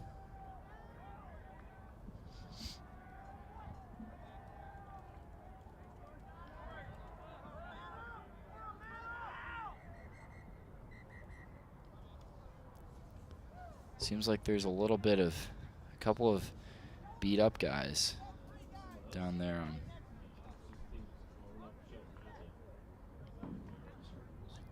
I think there might be an injury there for Notre Dame College.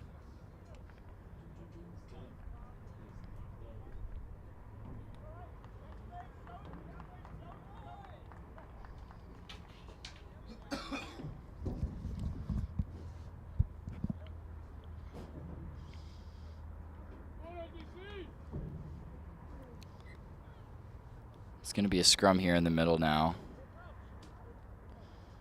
And looking at this roster for NDC, most of these guys also are not from the U.S. I see in Australia, England, Zimbabwe, Chile, Australia, even South Africa. So these guys, I'm sure this means a lot to the team and the players' families and everything as they play their last game in these uniforms. Now Marion gets it back, as it's going to be offside there.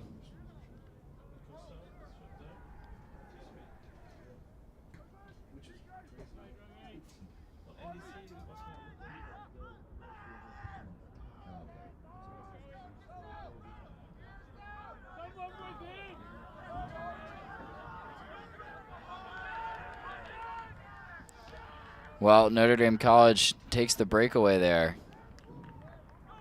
as they get the loose ball, bring it towards that 5.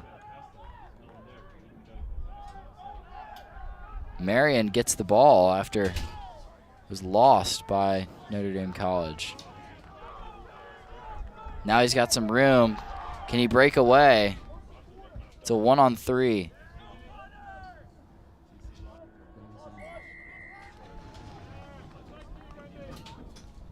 Now Marion, they lose it back, so back to Notre Dame College. There's Allen from Ohio. He's going to make a man miss. Broke some ankles and gets the try. As now it is even, folks. 5-5 waiting this conversion.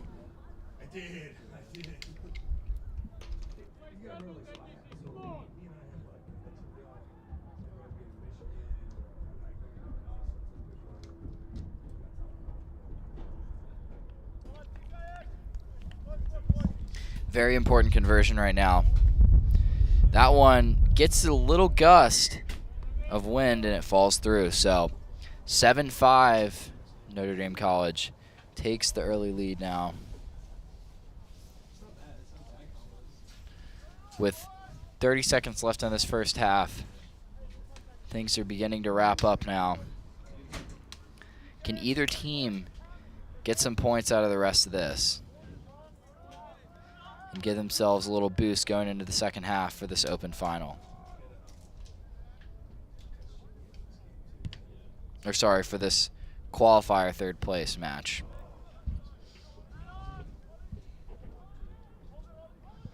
Here comes Notre Dame College.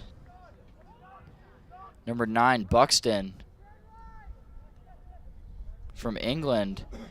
He had a good play there. That one, it's going to be just thrown behind as Marion comes up with the loose one there. Kicked, trying to get a nice bounce to himself. And he gets it. He gets it back. I thought it was knocked on, though, and it is. They're going to call it knocked on. So clock's expired as well.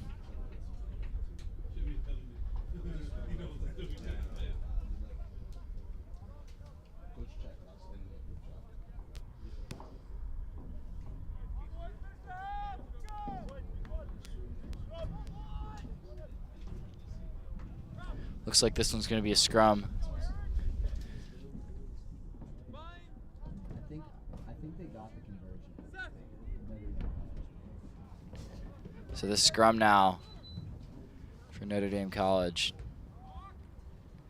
Just doing a little swinging in this qualifier final, or this qualifier third place. A nice pass. This man's got some space. That's Herbst. Going to the 5, and he's going to get the try with no time left here in the first half. You can see Marion players look like they're out of breath as Notre Dame College fought for that one and got the try. So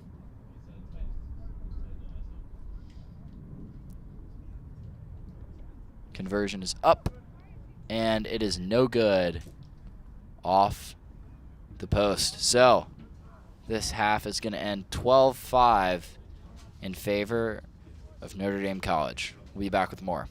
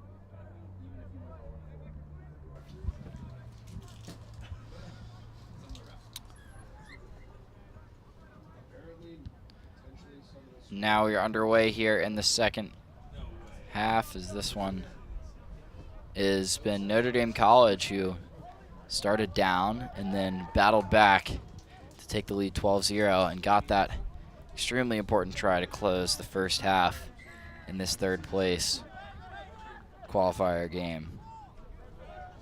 Now, some room for another try. Does he have the wheels? Allen does.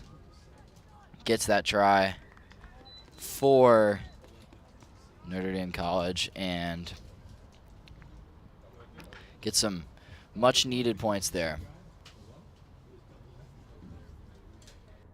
Hey, clock.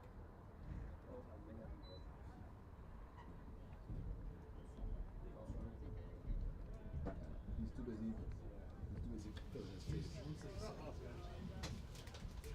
He said as he was filling his face.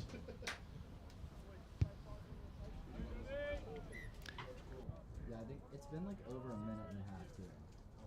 Yeah. I would say just drop a minute.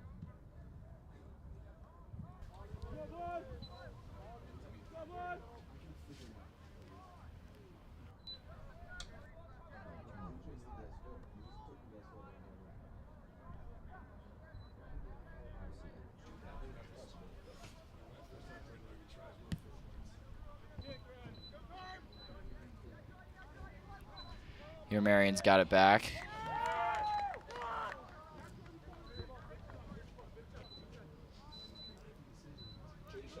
I think it's going to be penalty for not releasing. We're going to scrum here for it.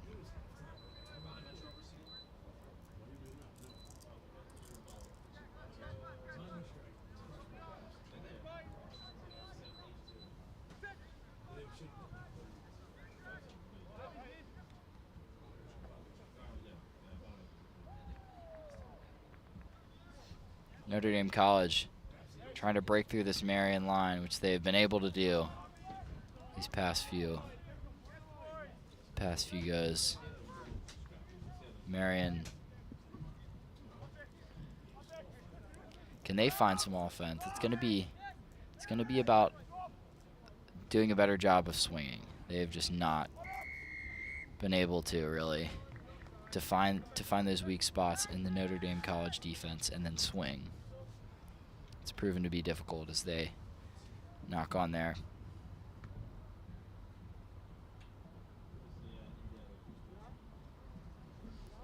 So under 4 minutes left in this half.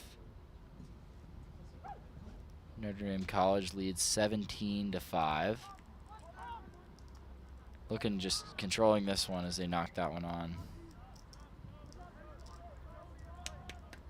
And Marion bringing in a host of subs. Trying to give these guys a little boost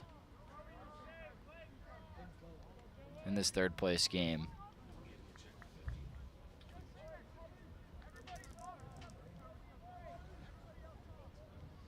So while Marion is favored and thought to potentially blow out Notre Dame College, they've shown some willpower and some resilience to fight back and take this lead. And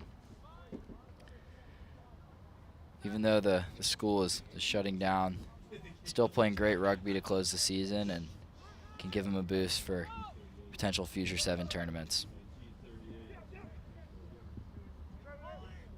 Good tackle there. As Marion trying to find some space. That was RJ Fine from Alaska that broke through a little bit there. So now an extra 10 meters brought down for Marion. Ball is loose and it's going to be back to Notre Dame College. 2 minutes here left in the second half. 17-5 Notre Dame College. They've just been the better team really after that first possession for Marion.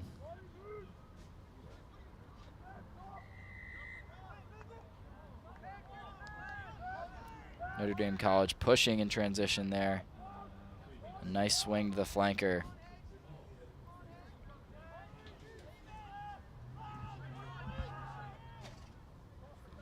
Can they work this one all the way back around? They did a great job just beating guys one-on-one as there's an opening, and it looks like he's going to get the try. Number 12, Herbst, is going to score the try for Notre Dame College, give them the 22-5 lead. And again, you can see just the value of swinging there, as when one guy can draw more than one defender, it leaves someone else open and leaves someone else space to just have to beat one really before that try line, as you saw there. This one's up. It's good. Notre Dame College 24-5. Less than a minute left in this sevens game. Marion, after that first possession, just been stagnant offensively. And down big here.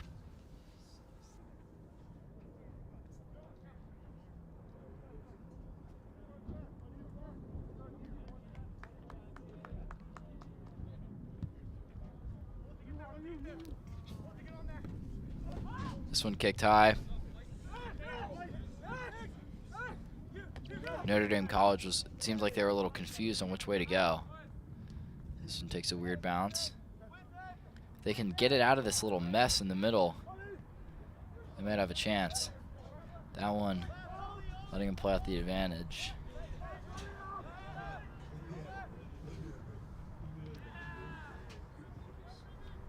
It's Notre Dame College trying to find some space, and he almost got through the middle, was Gattaca. As this time, they're going to have someone taking it all the way. Buxton getting the try for Notre Dame College.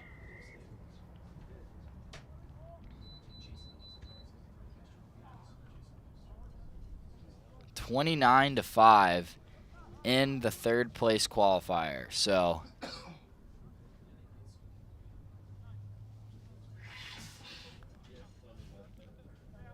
I'm not sure if they're huddling about, but here's the conversion attempt.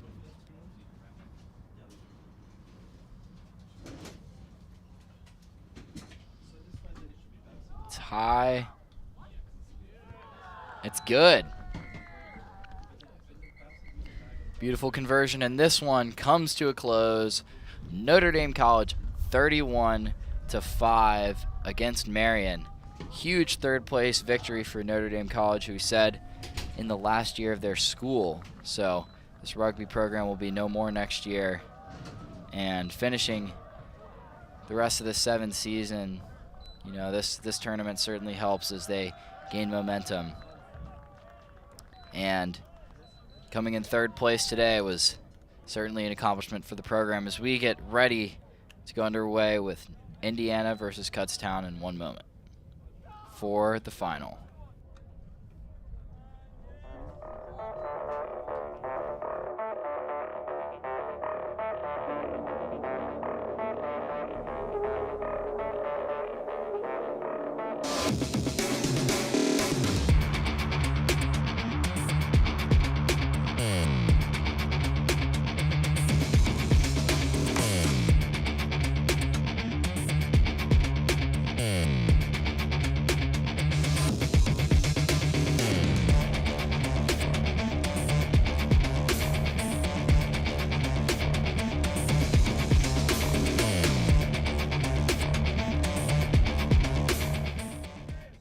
Welcome back to Stinson Rugby Field for the final match of the day. The qualifier final, Kutztown versus Indiana. This one's certainly going to be a difficult game for both sides as we get underway in just a moment, and both teams coming in undefeated so far today. So two of the best teams in this tournament, Indiana especially looking impressive, as they destroyed Marion earlier today, 27-0. And We will now see this one get underway as Indiana looking to win this thing as Kutztown comes up with it first. This kickoff. Well, what Kutztown did earlier, they did a great job of was just attacking. They were very physical and they weren't up numbers because they forced the opposing team to make some mistakes, and ultimately there were some penalties. Here goes a man down the middle of the field. Looks like no one is going to stop him.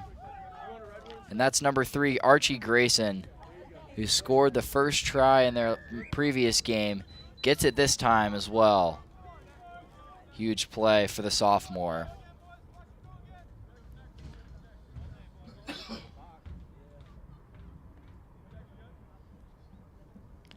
Now the question is, can Indiana match that firepower? They looked so smooth earlier, so consistent, and we'll see. This game means a lot for both teams as they look to win. That conversion is up and way good.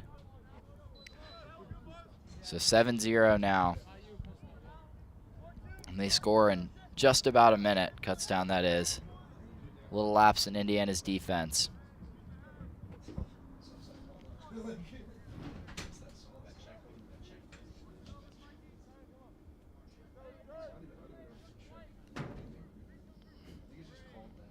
Now for the kickoff. This one high, deep, Indiana. Going on that close side. Kind of between the 10 and the 22. They look a little unsure of themselves right now as they're not making passes with confidence that we saw earlier. That one, a lucky bounce as Kutztown trying to fight Indiana inside the 22. Indiana's got to draw some defenders and do a better job of spreading this Kutztown team out.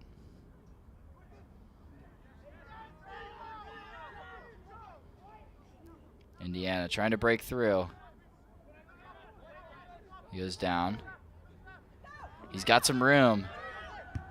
Kicks this one high. Didn't get the distance he wanted, but it's going to bounce just a little far. And whoa, this one keeps going. As Kutztown goes, it's tackled inside their own 5. Indiana gets it back. Looks like it might be a scrum at the 5. So a chance for Indiana to make a statement.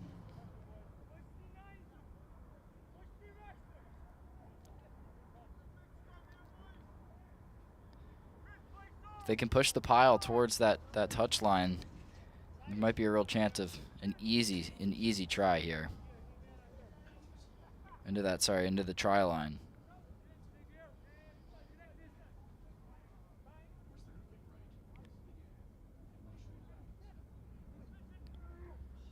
Kutztown locked up.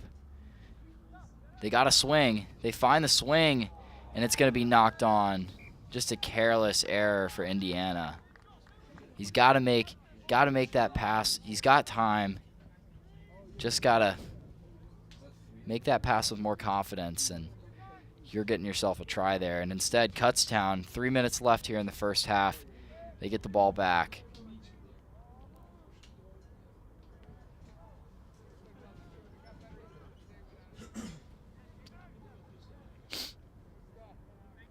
Another scrum now.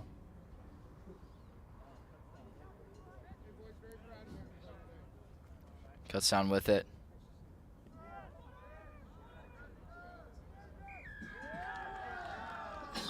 Believe an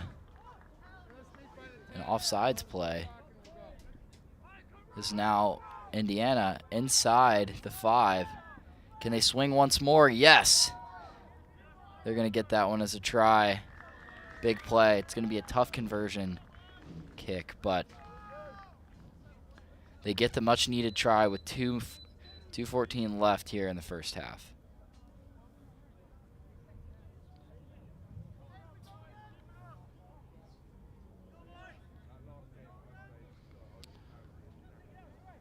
So the wind is gusting right now. This is the side isn't as difficult as the other side. That one, it's up and it's going to be wide left. So Kutztown keeps the lead, 7-5. But this one's going to be close. It's going to be physical, as we've seen. And right now, Kutztown is staying on top just from that conversion. That's what these highest level games can be decided by.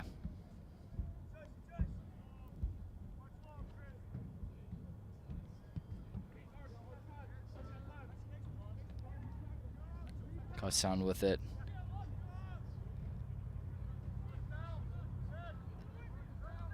Trying to beat his man over on that side. And a huge hit. He gets it out. What a play is the Kutztown player racing towards that try line, and he's going to get it.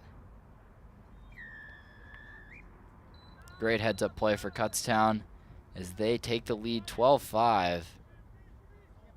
And just a quick score, quick response.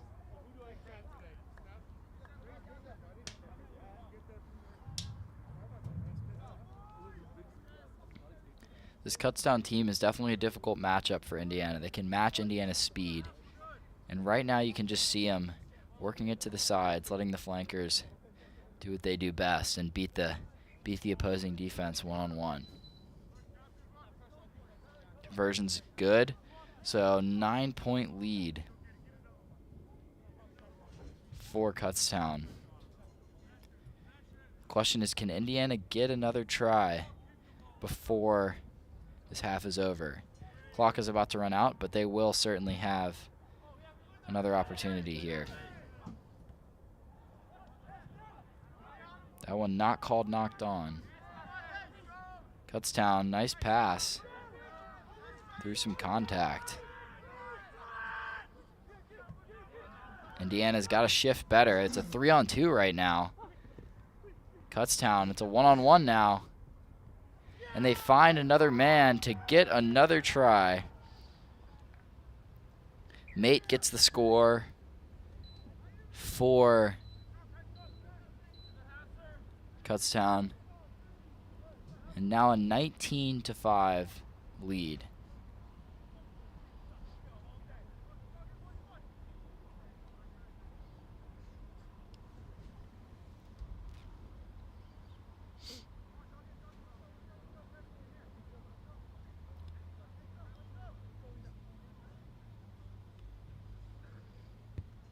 It's no good on the conversion. So 19-5 is going to end this first half. We'll be back in a moment with the second.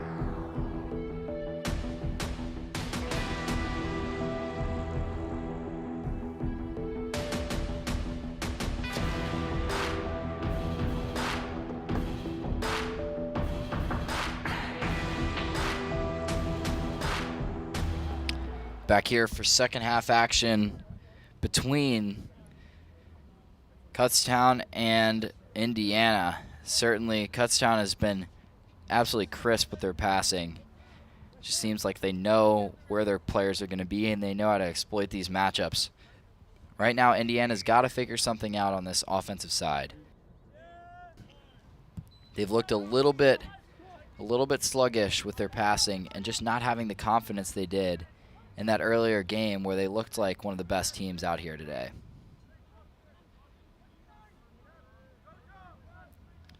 Trying to find some room over there on the side, but not a whole lot of space for the Hoosiers.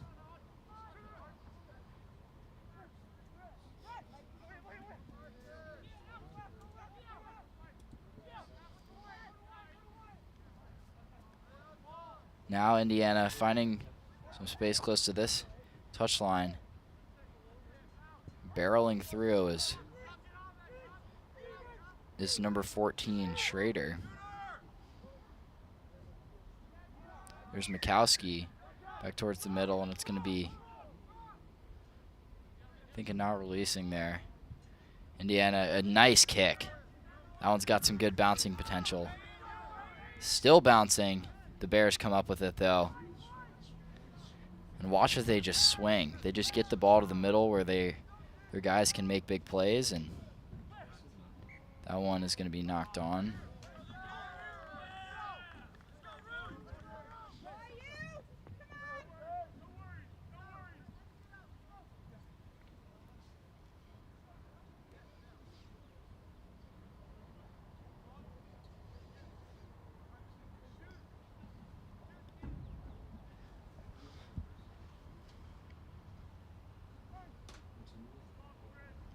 So now scrum.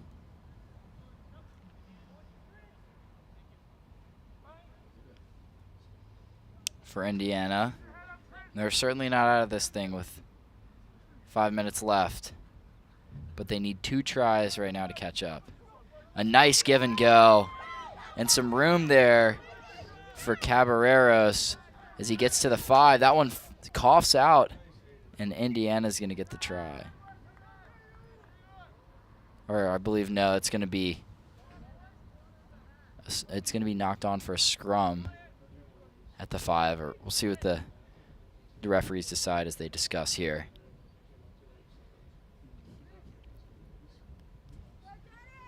Certainly an important play in this final as well.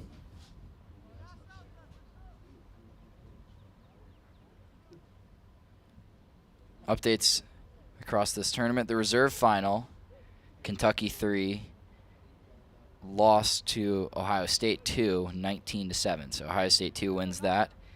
In the open final, we just saw that one. Louisville won 41-0. Could have been more, barring some unnecessary penalties and taunting at the end. And now this one in the qualifier final. Right now, Kutztown is leading 19-5 as there's just some confusion as the referee's talking to the players there.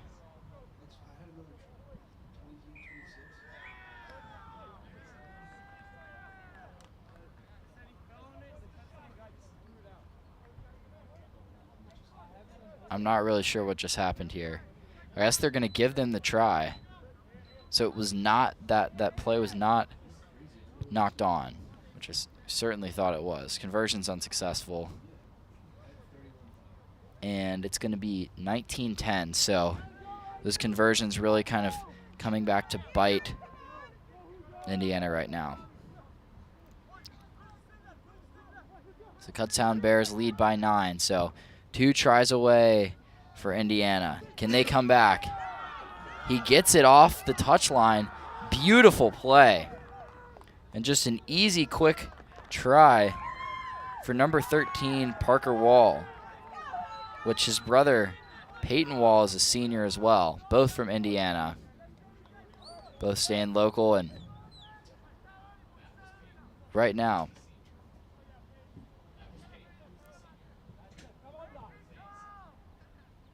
so Wall with the try there.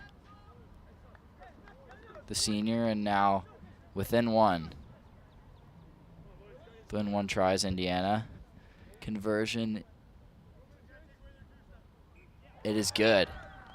They're going to give it to him. So even with some gusting wind, he sinks that one through, and definitely an important one. Down 2 is Indiana. How do the Bears respond? 2 minutes left in this one.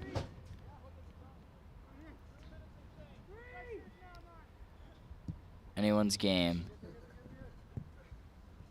as it's going to be Bears ball.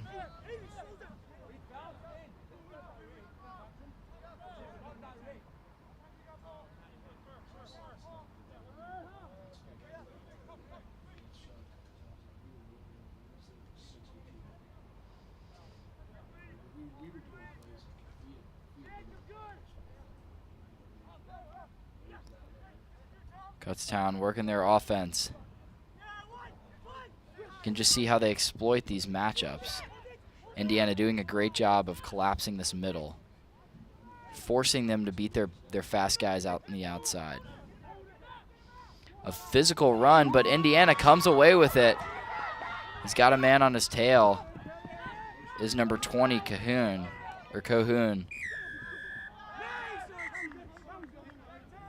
And it's going to be knocked on.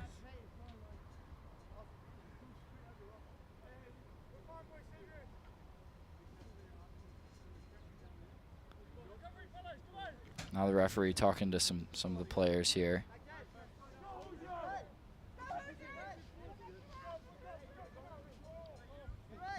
So for the Hoosiers, time is running out, so they're going to have to. I thought it would have gone to a scrum if it was knocked on, but I guess it was a different call there. Because now the Bears have to be careful. They can't let Indiana come back here. That one coughed up as Indiana kicking it towards the try line, forcing the Bears back. This one booted away. Kutztown's got some room. Is it going to roll? Is it going to stay?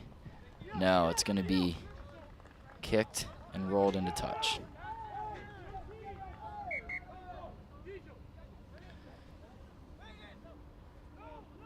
So the clock has run out. These short 7-minute halves. This one means everything, though. Because right now, Kutztown leads 19-17.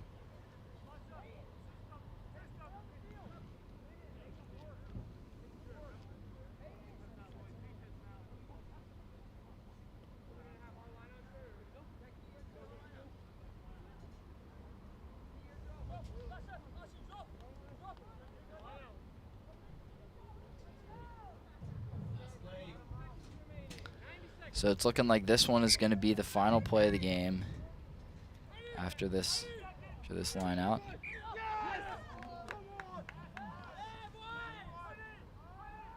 That one ruled as not a straight line out, so back to a scrum it goes, I believe.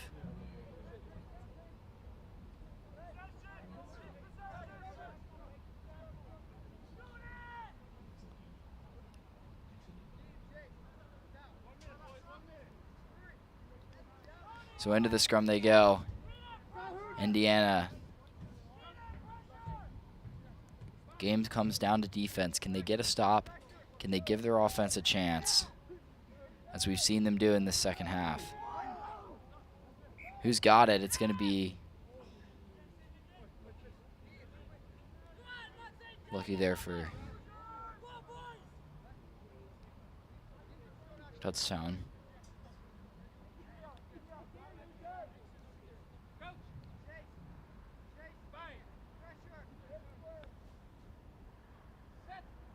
So Cleveland rolling it into the scrum. Indiana's got it.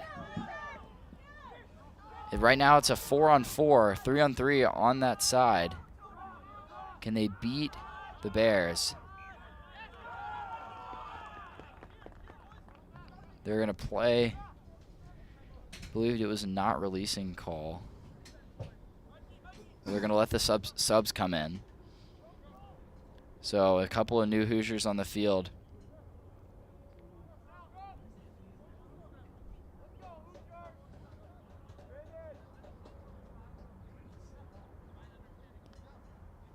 Little confusion still, though.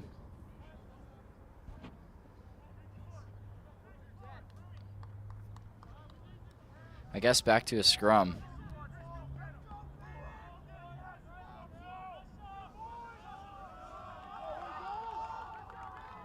Must have been a not releasing call there on Kutztown.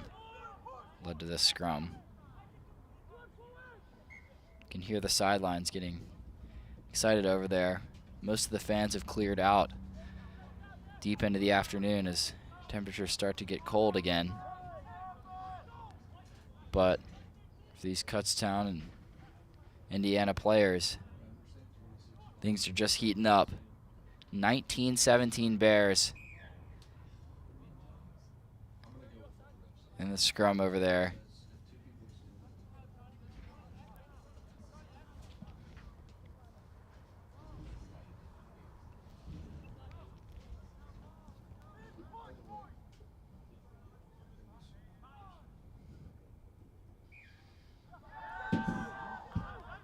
And it's going to be Kutztown that gets it and wins as they kick it into touch. Indiana players disappointed and unhappy about that conclusion, but giving it away, and the Bears just playing like the more complete team in this qualifier final.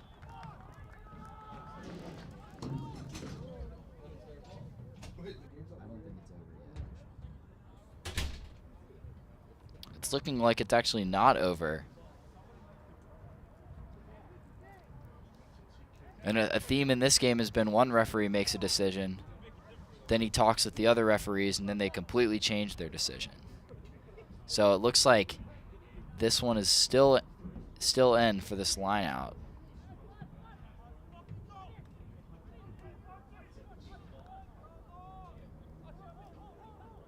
So because he punted it out of bounds, or sorry, because he punted it into touch, Indiana gets another chance. It's a 3-on-3. He's got a chance to keep going. As long as all of the players stay in touch, I think it's over. Or sorry, as long as they stay.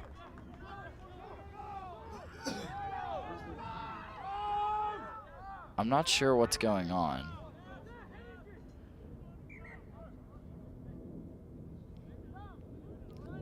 I think everyone on the field is confused right now.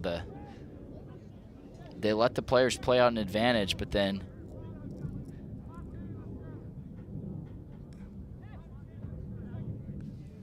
I'm not sure. Right now it's Indiana ball, but it looked like they had it. They went into touch on this line here. As now a player is injured for the Bears. I'll step aside for a moment.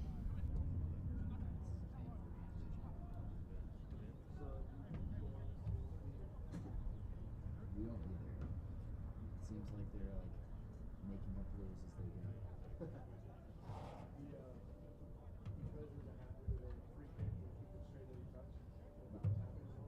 Oh. Okay.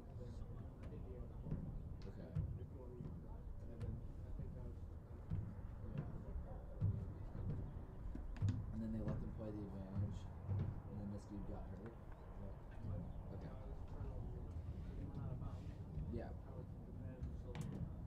Okay, that's what I thought. But then they just took it. Okay. So it seems like the play there, what happened was the ball was kicked into touch, but the player did not tap it in. So technically it was Indiana's ball still, and then they let the players play out an advantage. This one's kicked. Looks like Kutztown kicks it into touch, and they do win. So after all the confusion, the Bears come out of here with the victory. And Indiana, after another chance, falls short. So Kutztown wins the qualifier final 19-7 in a close, hard-fought battle, and shows that they were the best team out here today. And in a a beautiful sunny day here in South Bend. It's been an enjoyable afternoon calling these rugby games. Hope you've enjoyed tuning in on Stinson Rugby Field for this sevens tournament here in Notre Dame, Indiana. Once again, I'm Henry Lytle, and I appreciate joining along for this morning if you heard our previous commentators, and we thank you once again for tuning in.